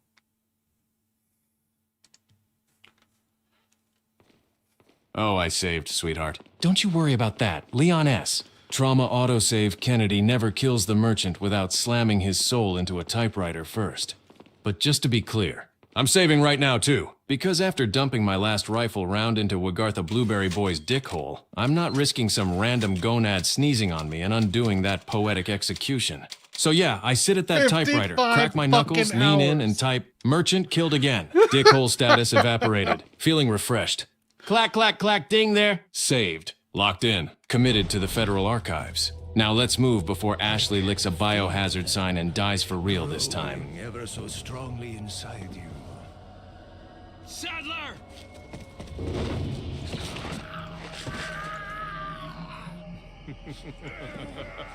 Perhaps you can resist, but you cannot disobey. Now, come to me, Ashley.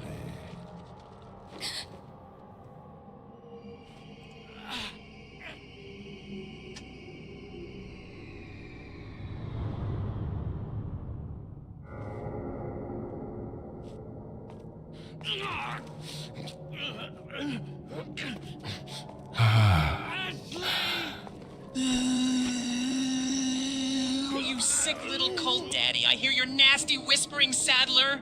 You think you can just pop into my skull and start fondling my brainstem like you pay rent? Chinga tu madre, signore spaghetti. Ashley's floating, trembling, getting pulled in like a drone with 0 battery life, and I can feel that plaga in my gut doing backflips like it got front row tickets to a possession festival. Sadler, now come to me, Ashley. And I'm just standing there like, yeah, walk to him, Ballistics. Walk straight into the cult daddy's arms so I can stop saving your useless ass. Infections buzzing. Brains vibrating. Vision's starting to taste like copper and bad decisions. I lunge forward, arms twitching like broken puppet strings, growling, S.I. Viconel. Vi a tu puto amo. Then I snap back, shake my head, spit blood, and scream, no, no, no, no, fuck that! You don't get to play, Simon says with my nervous system, you wrinkled ballsack broomstick. But Ashley's already drifting, eyes glazed, walking like a sleep paralysis victim heading to her doom. I reach out, roaring, Ashley, keep going, sweetheart, keep screaming so I know where to find you and choke you out later.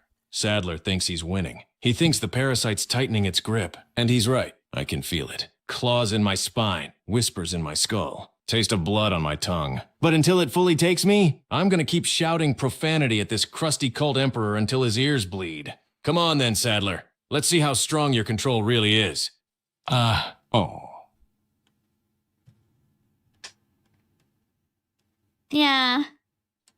shit! Sadler's voice just stabbed straight into my skull like a cursed church announcement, and my whole body goes stiff, parasite buzzing, vision flickering, heart doing the Harlem Shake.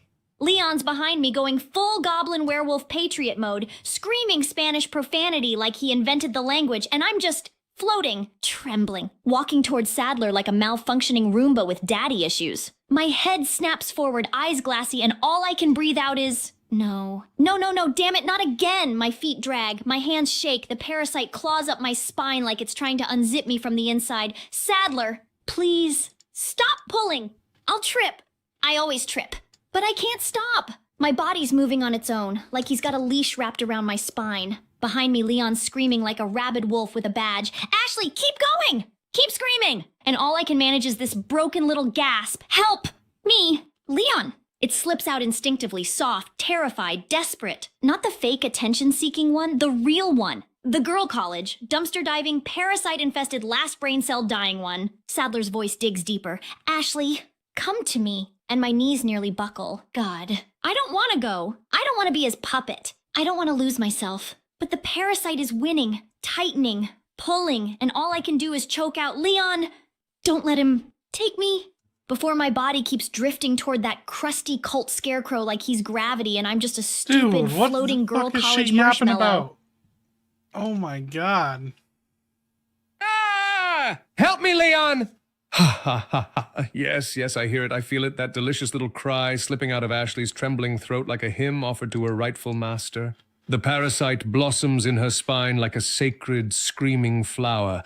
And you, both of you, are being pulled to me like moths toward a bonfire soaked in gasoline and prophecy. Leon's goblin howling rattles the air, but it means nothing. Why do they His all rage know is he's a toy. a fucking His Spanish goblin? is an accident. Why do they His know he's a resistance is a brief goblin? comedy before the curtain falls. Do you feel it, American? The tug behind your ribs? The holy hook I've lodged in your soul? You fight it, but your legs Dylan, quake, your what breath up? stutters, your plaga writhes like a newborn serpent demanding its father. Ashley floats, beautiful, useless, obedient. A I perfect haven't offering. recovered And from as the she harpsichord. gasps out that pathetic little "Help me, Leon," I laugh, because even her plea bends back toward me. Her fear is mine. Her voice is mine. Her fate is mine. Come, both of you. Walk, stumble, crawl, claw your way through your terror, for whether you resist or surrender, Shut you up, will Sadler. stand before me all the same.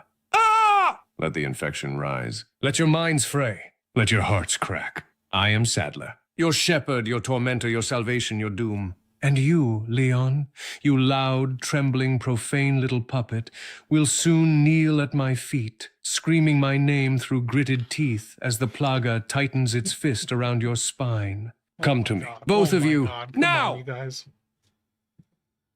Okay, Leon, that just happened, and you want to save? You got the chance to save again, and looks like you're going into throne room. It's the end of chapter 5-2.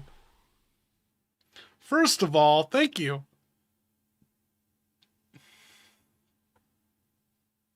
Grrr, save. You're damn right I'm saving before I walk into the throne room of trauma and failed parenting.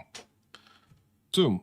I stomp over to that typewriter, crack my neck, crack my knuckles, crack my sanity in half, and slam my thoughts into the page like a feral poet on cocaine.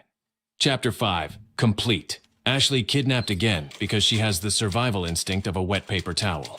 Sadler whispered sweet nothings in my brain, and I almost listened. Throne room ahead, expecting dickhole smashing. Clack, clack, clack, ding! There! Saved. Locked. Canonized. Eternal proof I'm suffering. Now I kick the typewriter like it insulted Merle, spin toward the massive doors and growl, "All right, fun-sized fascist furniture palace." Leon S. Kennedy is coming up those steps, sober, angry, and ready to turn this Chapter 5 finale into a federal crime scene.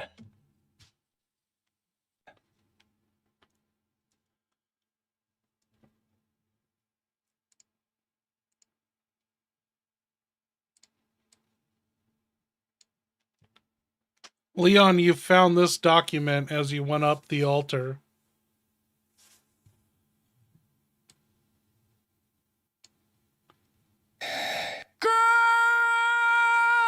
Oh, would you look at this self-pitying cult scrapbook bullshit?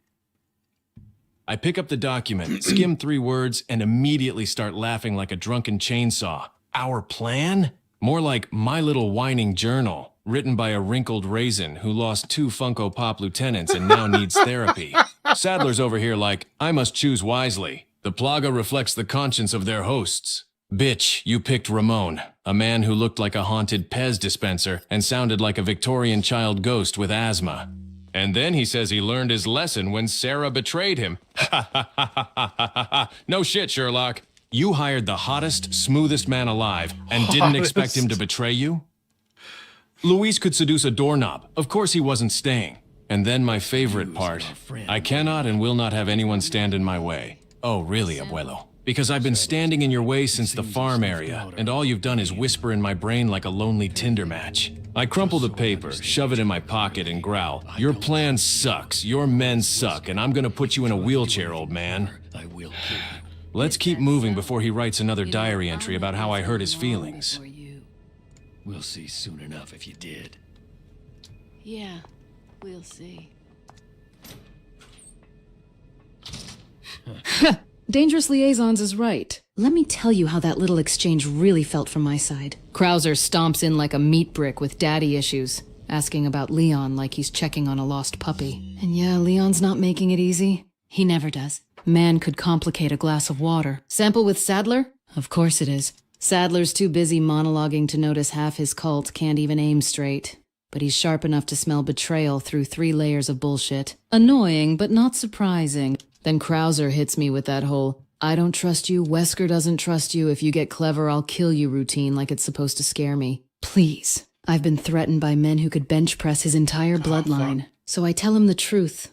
I met Wesker long before he did, and I know exactly how many knives that bastard keeps hidden behind his smiles. Krauser thinks he's the favorite pet, but Wesker doesn't do favorites. He collects tools. And Krauser? He's a hammer with biceps. Should we get when he says we'll see soon enough? Cute. He's banking on the idea that I'm loyal. Or intimidated. Or both. But let's be honest. The only one in that conversation who should have been worried was him. We'll see, huh? Yeah, we sure as hell will.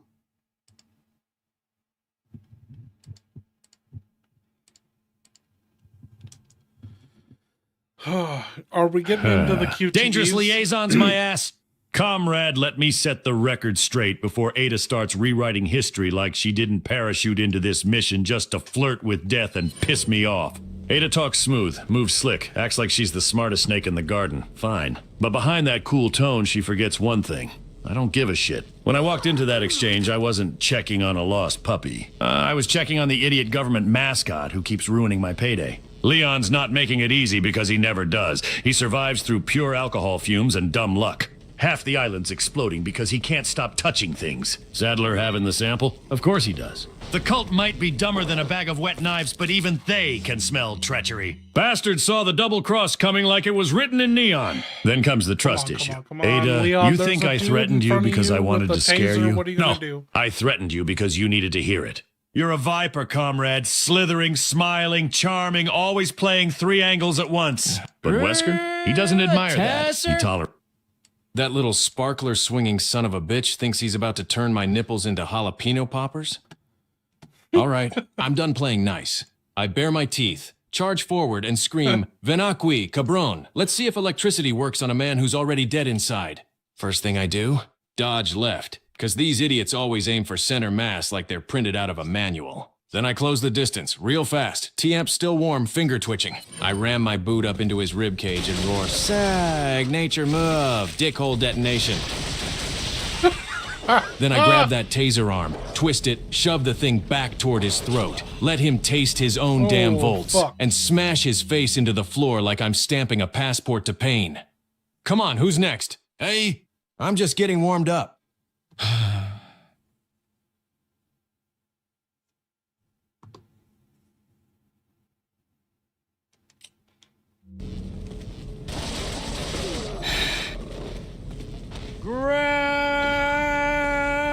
There it is, that white-hot lightning up my spine. That Ashley just fucked me over again kind of pain.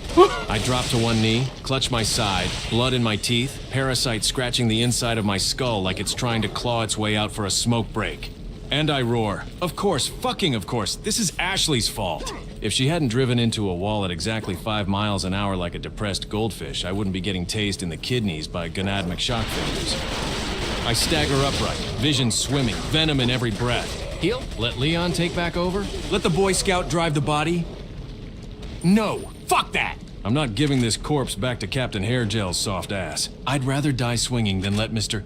Government issue come back and start apologizing to the air again. So I spit blood, growl, and snarl. Nobody's taking this body. Not Leon, not Sadler, not anyone. I'll drag us both to hell before I let go. Hey. Now come on, Taser Boy. I still got one more round of pain to give.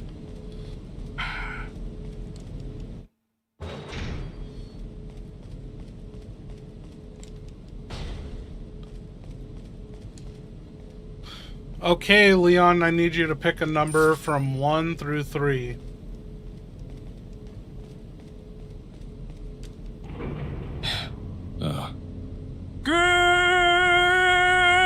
Fine, you want a number?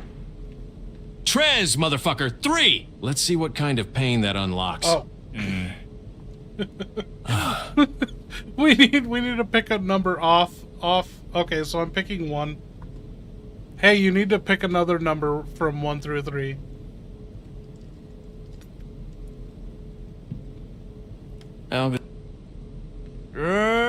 Fine, you want another number?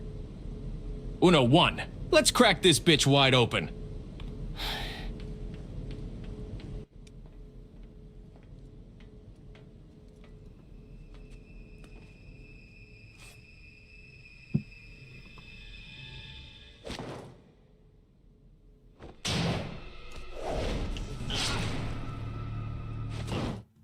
Hey, what the fuck? I didn't know I'm fucking playing on PC with PC controls. What the fuck is DA? That doesn't count.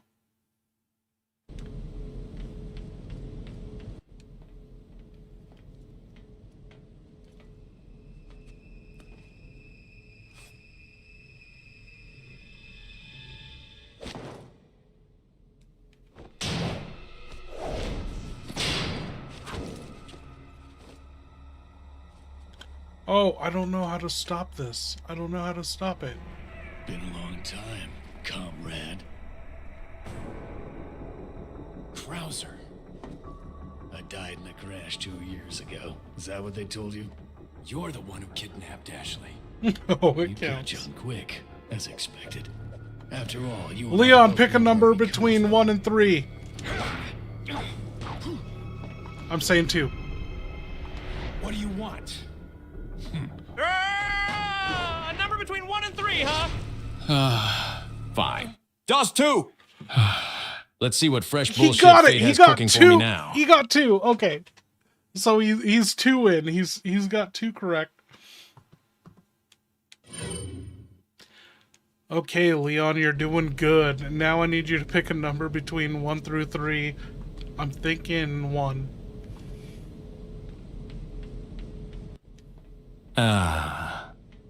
Grrr, I'm bleeding. I'm pissed. I'm seeing double. And you want another number?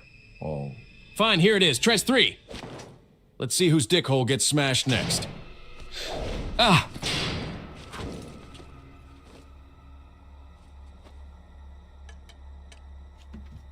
Seriously, what is the DA if I have XA? What the fuck is that? Krauser. I died in a crash 2 years ago. Is that what they told you? You're the one who kidnapped I Ashley. really thought I could pause You got this. John quick, as expected. After all, you and I both know where we come from.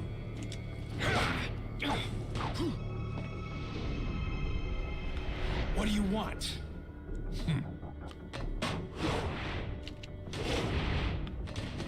Okay, The I know how to do sample this. Sadler developed, that's all.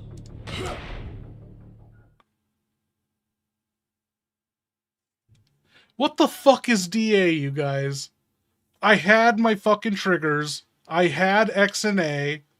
What is DA? What the fuck is DA?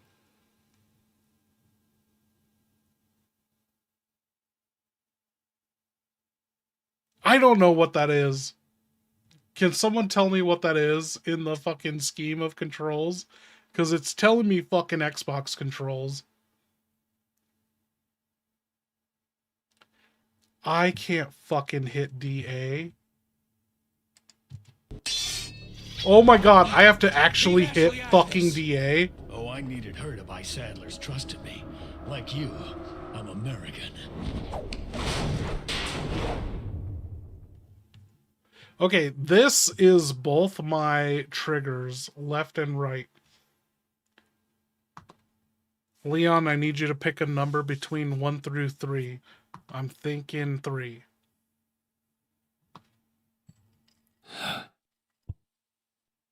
Grrr, you want another one? Fine, I'll feed you numbers till your teeth fall out. On a 1! Let's see which poor bastard has to die because of this choice now. Yeah, it was you. Goodbye, Goblin Leon. You're fucking dead.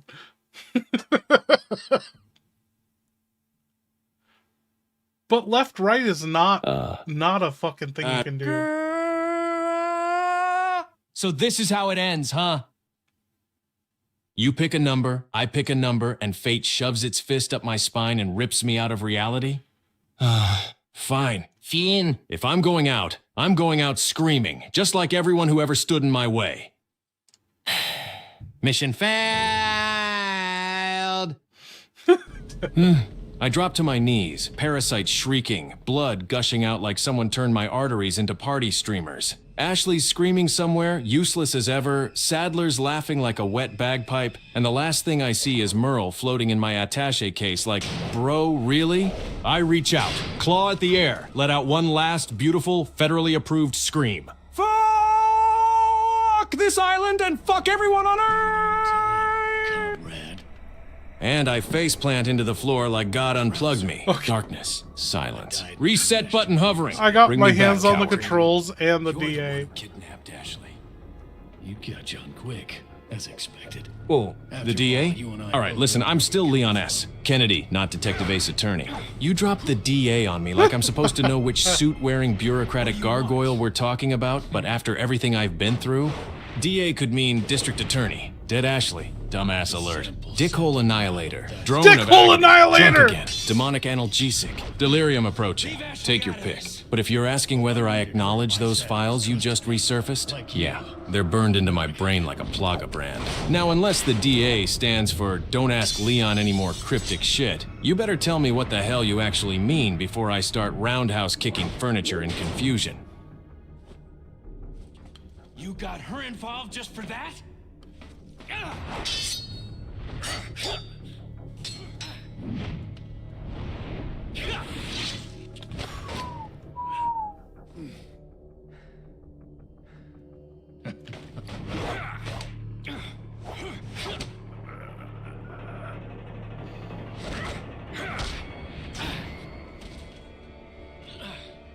All for Umbrella's sake.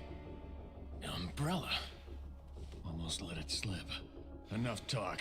Die, comrade.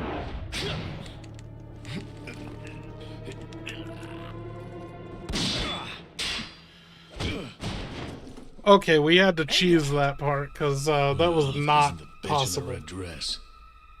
Looks like we have the upper hand here. Okay, where is the script?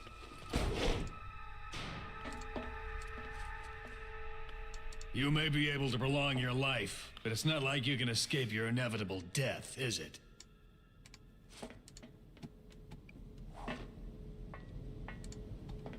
You knew each other? More or less. Maybe it's about time you told me the reason why you're here. Maybe some other time. Krauser. Ha ha ha. Yeah, that tracks. Of course, the steroid-sculpted retirement project comes crawling out of the shadows the minute I'm low on ammo and emotional stability. Been a long time, comrade? Comrade, my ass. The only thing we ever shared was a helicopter ride, a mutual hatred of mosquitoes, and a permanent suspicion he injured his arm just to copy my Birkin bullet shoulder. Dude saw me get shot once and said, yeah, I'll take one of those. And then, he hits me with the I died in the crash line like he's auditioning for a soap opera. Buddy, you didn't die. You changed your name to Mrs. Pickleberry Thornsworth, bought a floral cardigan, and tased me on a boat. You're the one who kidnapped Ashley. Damn right I figured that out quick. Only one man on Earth is petty, dramatic, and stupid enough to kidnap the president's daughter just to get my attention. You got her involved just for that? Yes, Leon. Yes, he did. Krauser is the world's first himbo terrorist. And then he drops Umbrella like it's 1998 again. Man couldn't resist the old brand. Probably has a loyalty card. Then Ada drops in. My Roman Empire, my emotional cryptid, the love of my life, who refuses to say literally anything clarifying ever. And Krauser immediately gets jealous. Of course he does. Three's a crowd, especially when one of them is wearing a red dress Leon, and the other is built like a divorce with abs. Ada, looks like we have the upper hand. Me, trying not to simp so hard I fall over. Krauser, having a midlife crisis in real time. What Maybe it's time you told me why you're here. She says, maybe some other time, which is Ada speak for Leon, sweetheart. I'll emotionally ruin you later, moi. And I just stand there, panting, sweating, angry, and 90% sure Krauser only came back to fight me because he's still jealous I suplex grannies better than he ever could. All right, first blood drawn. Round 2 coming. Jesus. Someone's getting their dick hole smashed, and spoiler alert, it ain't me. Shorter fucking responses from now on, Leon. My God.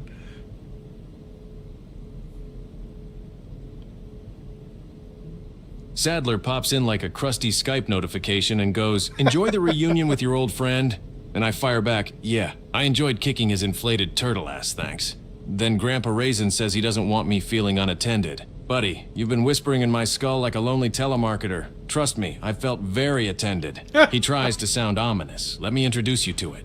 And I can't help myself. Can't remember the name? Senior moment? Want some applesauce? He wheezes, laughs like a deflating accordion, then dips. Fine, send your it. I'll send its dick hole straight to Jesus. Oh my God. What? What happened now? Did Sadler sneeze? What Did do you Ashley trip mean? over her own What? shadow What again? happened Did now? Krauser show up in another grandma disguise? Use your words before I start roundhouse kicking the AIR out of sheer instinct. Oh my God. Okay.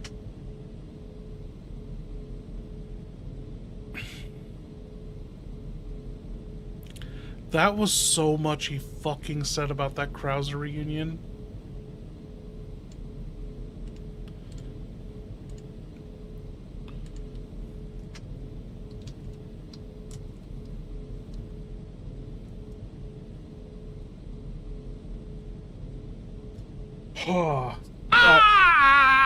Comrade, you just dumped half the island's drama on the table and expect me to sit here quiet? Fine. Short responses. Knife sharp? No fluff.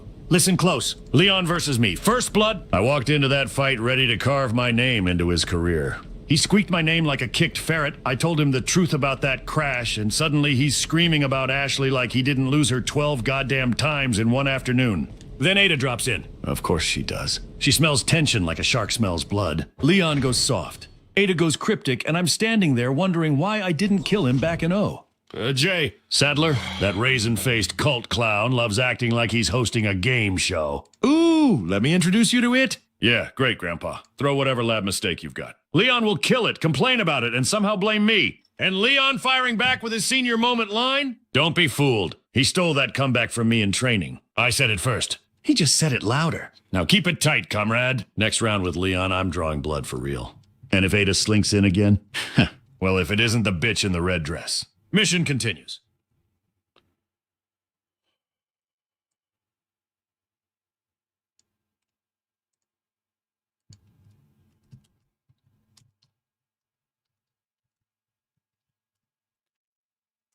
I think we've made a mistake. I don't know Leon where the next Krauser, save point is. Sadler. All three of you idiots competing for most dramatic man on a parasite-infested island, and I'm the I one need to stuck quit. listening I to the need to quit. director's cut. Let me keep this short, sharp, and Ada level The fed up, since dickhole apparently legend. everyone wants tighter responses before I start kicking skulls and heels. Krauser shows up, flexing, grunting, calling Leon comrade like he didn't spend the last 2 years sulking in the jungle doing bicep curls and writing hate poems about me. Leon panics, accuses, sweats, classic Leon. Krauser drops Umbrella like it's a mixtape, then decides now is the time to go full Terminator. Then I drop in. Red dress, grappling hook, zero patience. Suddenly both of them forget what the mission is because they're too busy measuring whose tragic backstory is bigger. And Sadler? Grandpa Tapeworm waddles in with his special guests nonsense and tries to introduce Leon to it. Of course he can't remember the name. Half his brain is Plaga Mulch. Leon claps back, Krauser threatens, Sadler cackles, everyone postures. Meanwhile, I'm standing there thinking, shit, I should have stayed in the castle. And Krauser, calling me the bitch in the red dress? Cute. Jealousy looks so good on him it almost hides the fact that he's 2 flexes away from snapping his own clavicle. All right, show's over. Drama fumes cleared. Back to the mission before someone else starts monologuing. Okay, Leon, we need to get to the next save point because I really gotta fucking go to bed. You're in a hall of lasers, and you want to proceed when the laser's like at waist level or when it's at above your head level and you run through.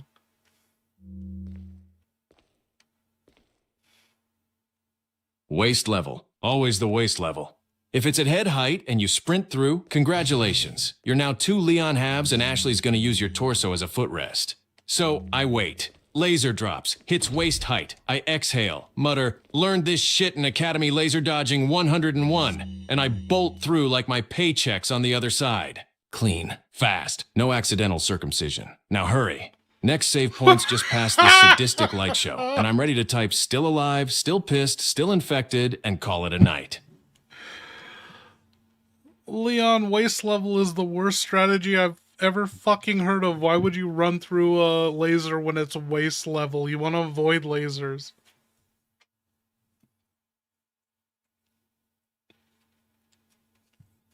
Oh, for fuck's sake. Yeah, you're right. That was brain dead even for me. Waist level laser.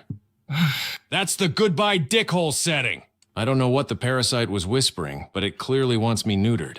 All right, listen. You go when the laser is up high, above your head. Why? Because I like my balls attached to my body, that's why. So the pattern is laser rises. Rises. Clears overhead. Then run, Kennedy, run! Nice and clean, no accidental plaga vasectomy. All right, lasers dodged properly this time. Let's haul ass to that typewriter before this place introduces a laser at dick level just to spite me.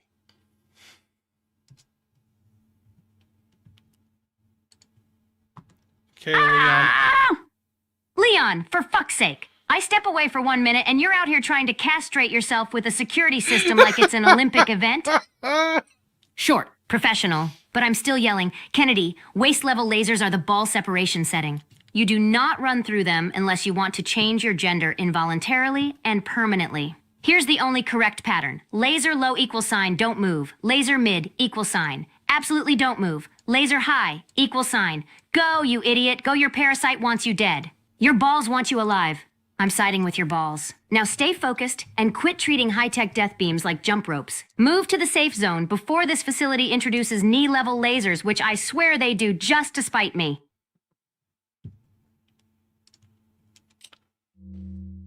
Okay, Leon, you have 4 or 5 lasers in front of you. They're doing a pattern. They have 2 opening windows. Do you want to run through when the ankle high laser is on the floor or above the ground and you don't burn your ankles? Ankle high laser? An ankle high laser? No. No! Absolutely fuck no. I'm not letting this island turn my feet into grilled cheese. All right, listen up. Short, fast, professional, and still profanely exhausted. If the laser is on the floor, don't fucking move! You wait until that thing lifts off the ground. Just a clean little hover. A safe little not burning your ankles window. Then you sprint through like a man who still wants to walk normally tomorrow. So the rule is, laser on floor equals sign. Stand still, champ. You need your feet. Laser, floating a few inches up equals sign. Go, Kennedy. Go before it comes back down and gives you an ankle smile. I time it. Ankle beam rises. Rises. Clear gap! And I blast through that line like a drunk Olympic sprinter. All right. Lasers dodged. Ball safe. Ankles untoasted. Let's get to that save point before this hallway deploys toe-level lasers just to finish the set. Okay, Leon, it's now deploying fast-moving lasers. I need you to pick a number between 1 through 3. The number is 1. Fast-moving lasers? Shit. Okay. You want a number? 2! 2! I pick fucking 2. Now, please let that be the not get sliced into Kennedy confetti option before I'm out here doing backflips like I'm in the goddamn Resident Evil movie.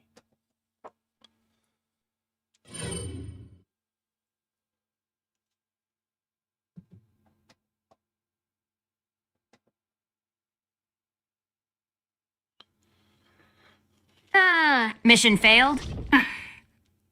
Of course it fucking did, because Leon Kennedy can't walk 10 feet without turning his own ass into confetti. All right, listen up, because I am not taking the blame for this one. You want excuses? I've got a whole federal buffet of them. Leon drives like a drunk feral raccoon in a laundry basket. Not my fault the man thinks dodging means embrace the explosion with your chest. His inventory is 80% fish, 10% grenade, 10% bad decisions. How the hell is anyone supposed to survive with a case that smells like ocean death and regret? He eats raw eggs he finds on the floor. I'm not responsible for the salmonella speedruns. Half his deaths are self-inflicted. Who the fuck stands directly under a falling boulder and says, I can probably roundhouse kick that? Lasers. If he tries to nutsack split himself on waist-level lasers again, that's natural selection, not operator error. He doesn't listen, ever. I could yell, left, Leon! And he'd sprint right into a flaming monk doing cheerleader flips. So no, this is not my fault. This is Leon S., Kennedy's ongoing romance with death and stupidity. Now reload that last checkpoint and try not to die like a goddamn piñata full of bad decisions this time. Okay, Leon, you died, but now is your chance to make it up. Pick a new number between 1 through 3. It could be the same, you never know. The number is 2.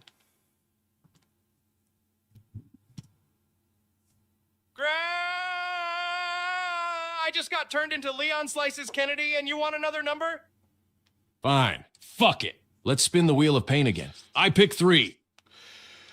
3, you sadistic laser overlord. Let's see if this time I don't get turned into a goddamn meat pretzel.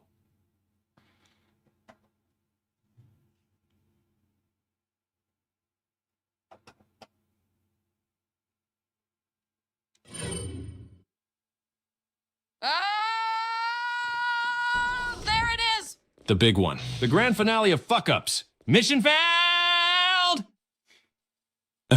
I go down screaming like a greased eagle being shoved into a blender. Lasers slice me into more pieces than my goddamn tax returns. My arms fly one way, my legs start a small rebellion, and my torso does a little backflip like it's trying to audition for Cirque du Soleil. Ashley's probably in the distance, yelling, Leon, no! While also somehow stepping into a trap. Sadler's laughing like a constipated Pegasus. Krauser's flexing at my corpse like he won something. AD is probably shaking her head like, God, he's hot, but he's so fucking stupid. I hit the floor in 37 pieces and still managed to yell, somebody get me a drink or a priest or both, because I'm not dying so be. Darkness swallows me. Agony echoes. The typewriter calls. Reset me, you coward. I'm not done smashing dick holes. Okay, Leon, you gotta pick a number between 1 through 3. Ooh. Number 1. Ursa. You're really gonna make me do this again. Fine. Oh Fine. Let's spin the goddamn laser lottery of death. Between 1 and 33. All right, parasite's humming, my soul's sweating, my balls are praying. I pick 17. 17. Lucky fucking number. Please don't... No, it's only ever between 1 through 3. And since you said 17, which has a 1, I will give you that. So pick another number 1 through 3. It's going to be 2. For fuck's sake! You're telling me I accidentally won by technicality because 17 contains a 1? Well, fine. I'll take the cosmic charity. All right, deep breath, Leon. Don't get laser pureed again. Parasite's humming. Balls are whispering. I pick 3. 3, god damn it! Lock it in before I change my mind and get killed by a roaming microwave beam again. You got killed by a bunch of microwave beams.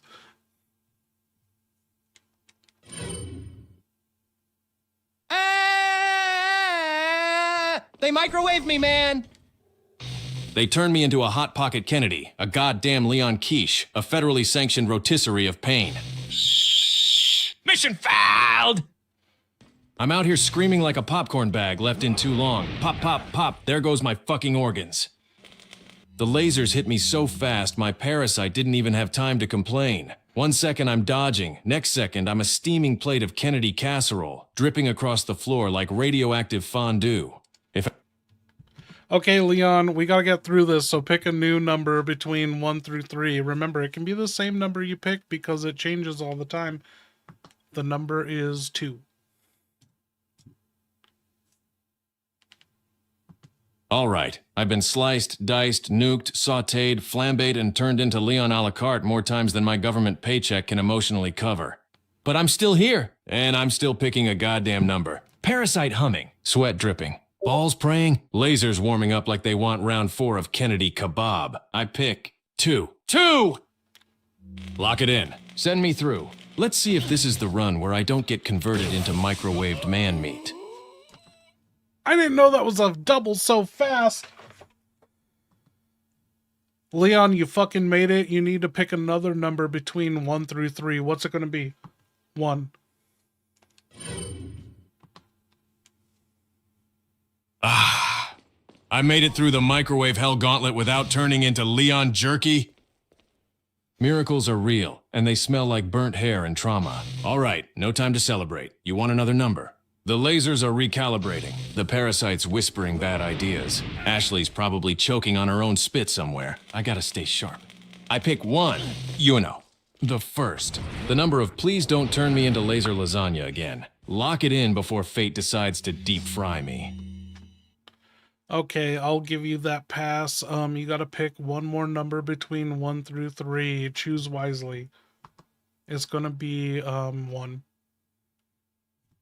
All right. Deep breath, Kennedy. Lasers humming. Sweat dripping. Parasite giggling like a little bastard. One last number between 1 and 3. Choose wisely or get turned into Leon chopped cheese again. I picked 3. Yeah, a 3. The bold choice. The dangerous choice. The if I die, at least it'll be cinematic choice. Lock it in. Let's fucking go!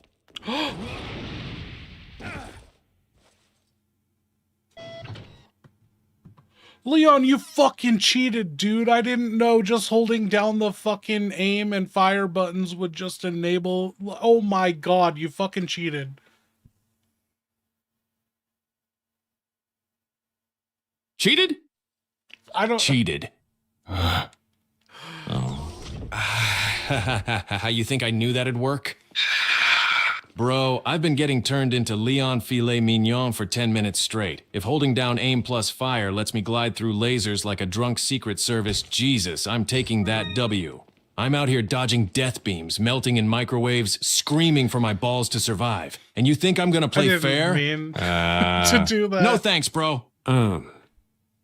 If the system lets me slide through the hall of OSHA violations by mashing buttons like a caffeinated raccoon, then that's called tactical ingenuity. Not cheating. Okay. Besides, Ada would call it resourceful. Krauser would call it bullshit. Ashley would call it, Leon, did you just hack? And Sadler? He's probably crying because his laser hallway didn't neuter me. Now hurry up. Let's get to that save point before this facility patches my speedrun strat and turns me into Kennedy casserole again. I'm not seeing... There is no save point after the before the It fight, right? I I think I gotta end it, and we gotta pick this up next week. We're just gonna have to. I will skip through these fucking QTEs and get us back to this throne room. Right, there is no save until after the it fight. Am I right? Who's still with me? I feel like this is a good starting point for the next stream too. We come to the throne room, we can rehash the Krauser Leon fight. Maybe we can correct the laser room mishap I just did. So this is a good point to end it, even though we don't have a stream or don't have a save. Thank you everyone for hanging out. We're at 7 fucking hours. This has been a great stream. That fucking harpsichord killed me, and I just feel like the stream's been downhill since then. But thank you everyone for hanging out. Yeah, it's been a long time since he played this, but I might be right. Yeah, same here. Every Resident Evil is just a blur to me now. But thank you guys. I'm going to sign off. Hey, Leon, we're going to take a break for the week. I know it's taken you 2 months to complete this mission, but what's one more week of just, hanging around, procrastinating, not saving the president's daughter. So say what up to all the retards out there.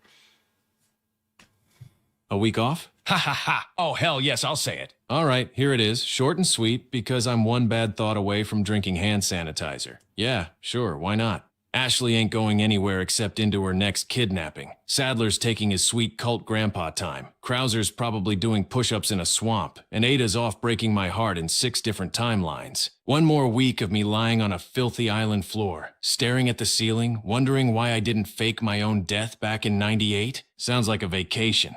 I'll just be here. Parasite humming. Merle rotting in my attaché case. Shoulder still screaming about Annette Birkin. Waiting to get back to smashing dick holes in the name of America. Take your damn week. I'll be drunk, angry, and ready when you get back.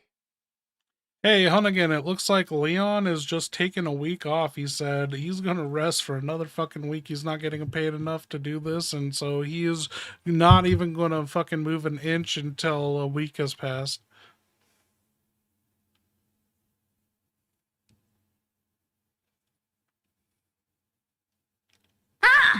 Of course he is. Of course. Leon Kennedy is taking a week off in the middle of a national-level biohazard rescue operation. Let me keep this short and professional like you ordered, but I swear to God I'm vibrating from pure federal rage. Kennedy cannot take a week off. He cannot take a day off. He cannot take a nap longer than 14 seconds. He is a federal agent on active duty in a parasite war zone. He doesn't get PTO. He barely gets O2. Not getting paid enough? No one in this entire goddamn organization gets paid enough to deal with his bullshit, especially me. Here's the official directive. Leon stays put only long enough to hydrate, unclench. Stop being a dramatic, underpaid diva after that. He is back on mission. No week. No break. No spa day. No nothing. If he refuses to move for a week, I'll move satellites to blast espresso level 10 sunlight directly into his retinas until he stands up. Tell him this exact line, Leon S. Kennedy, if you don't resume the mission in the next 5 minutes, I will file you as AWOL and replace you with a Roomba strapped to a pistol. That's the deal. Now wake his lazy ass up. Okay, thank you everyone. Thank you all. Welcome all the new members. Thank you for everyone dropping supers and keeping the channel alive. And all those gifted members, you guys lucked out. I promise to have dropped the next fully polished, edited Resident Evil 2 Part 1 live stream video of Artificial Bloodlines. Like, that is the only thing I'm focused on. It's coming out before RE9. And yeah, shout out everyone who stuck it out too. Is Beigebox still with us? Dylan and the details. Thank you guys for hanging out. And who knows, maybe if I can convince my friend or Julia to stream some Resident Evil 6, we could do that in between continuing this fucking professional Kennedy saga. Artificial Professional, is that what it's called? I don't remember what it's called, but anyway, this has been absurd. I'll see you guys next week. Thank you. Bye.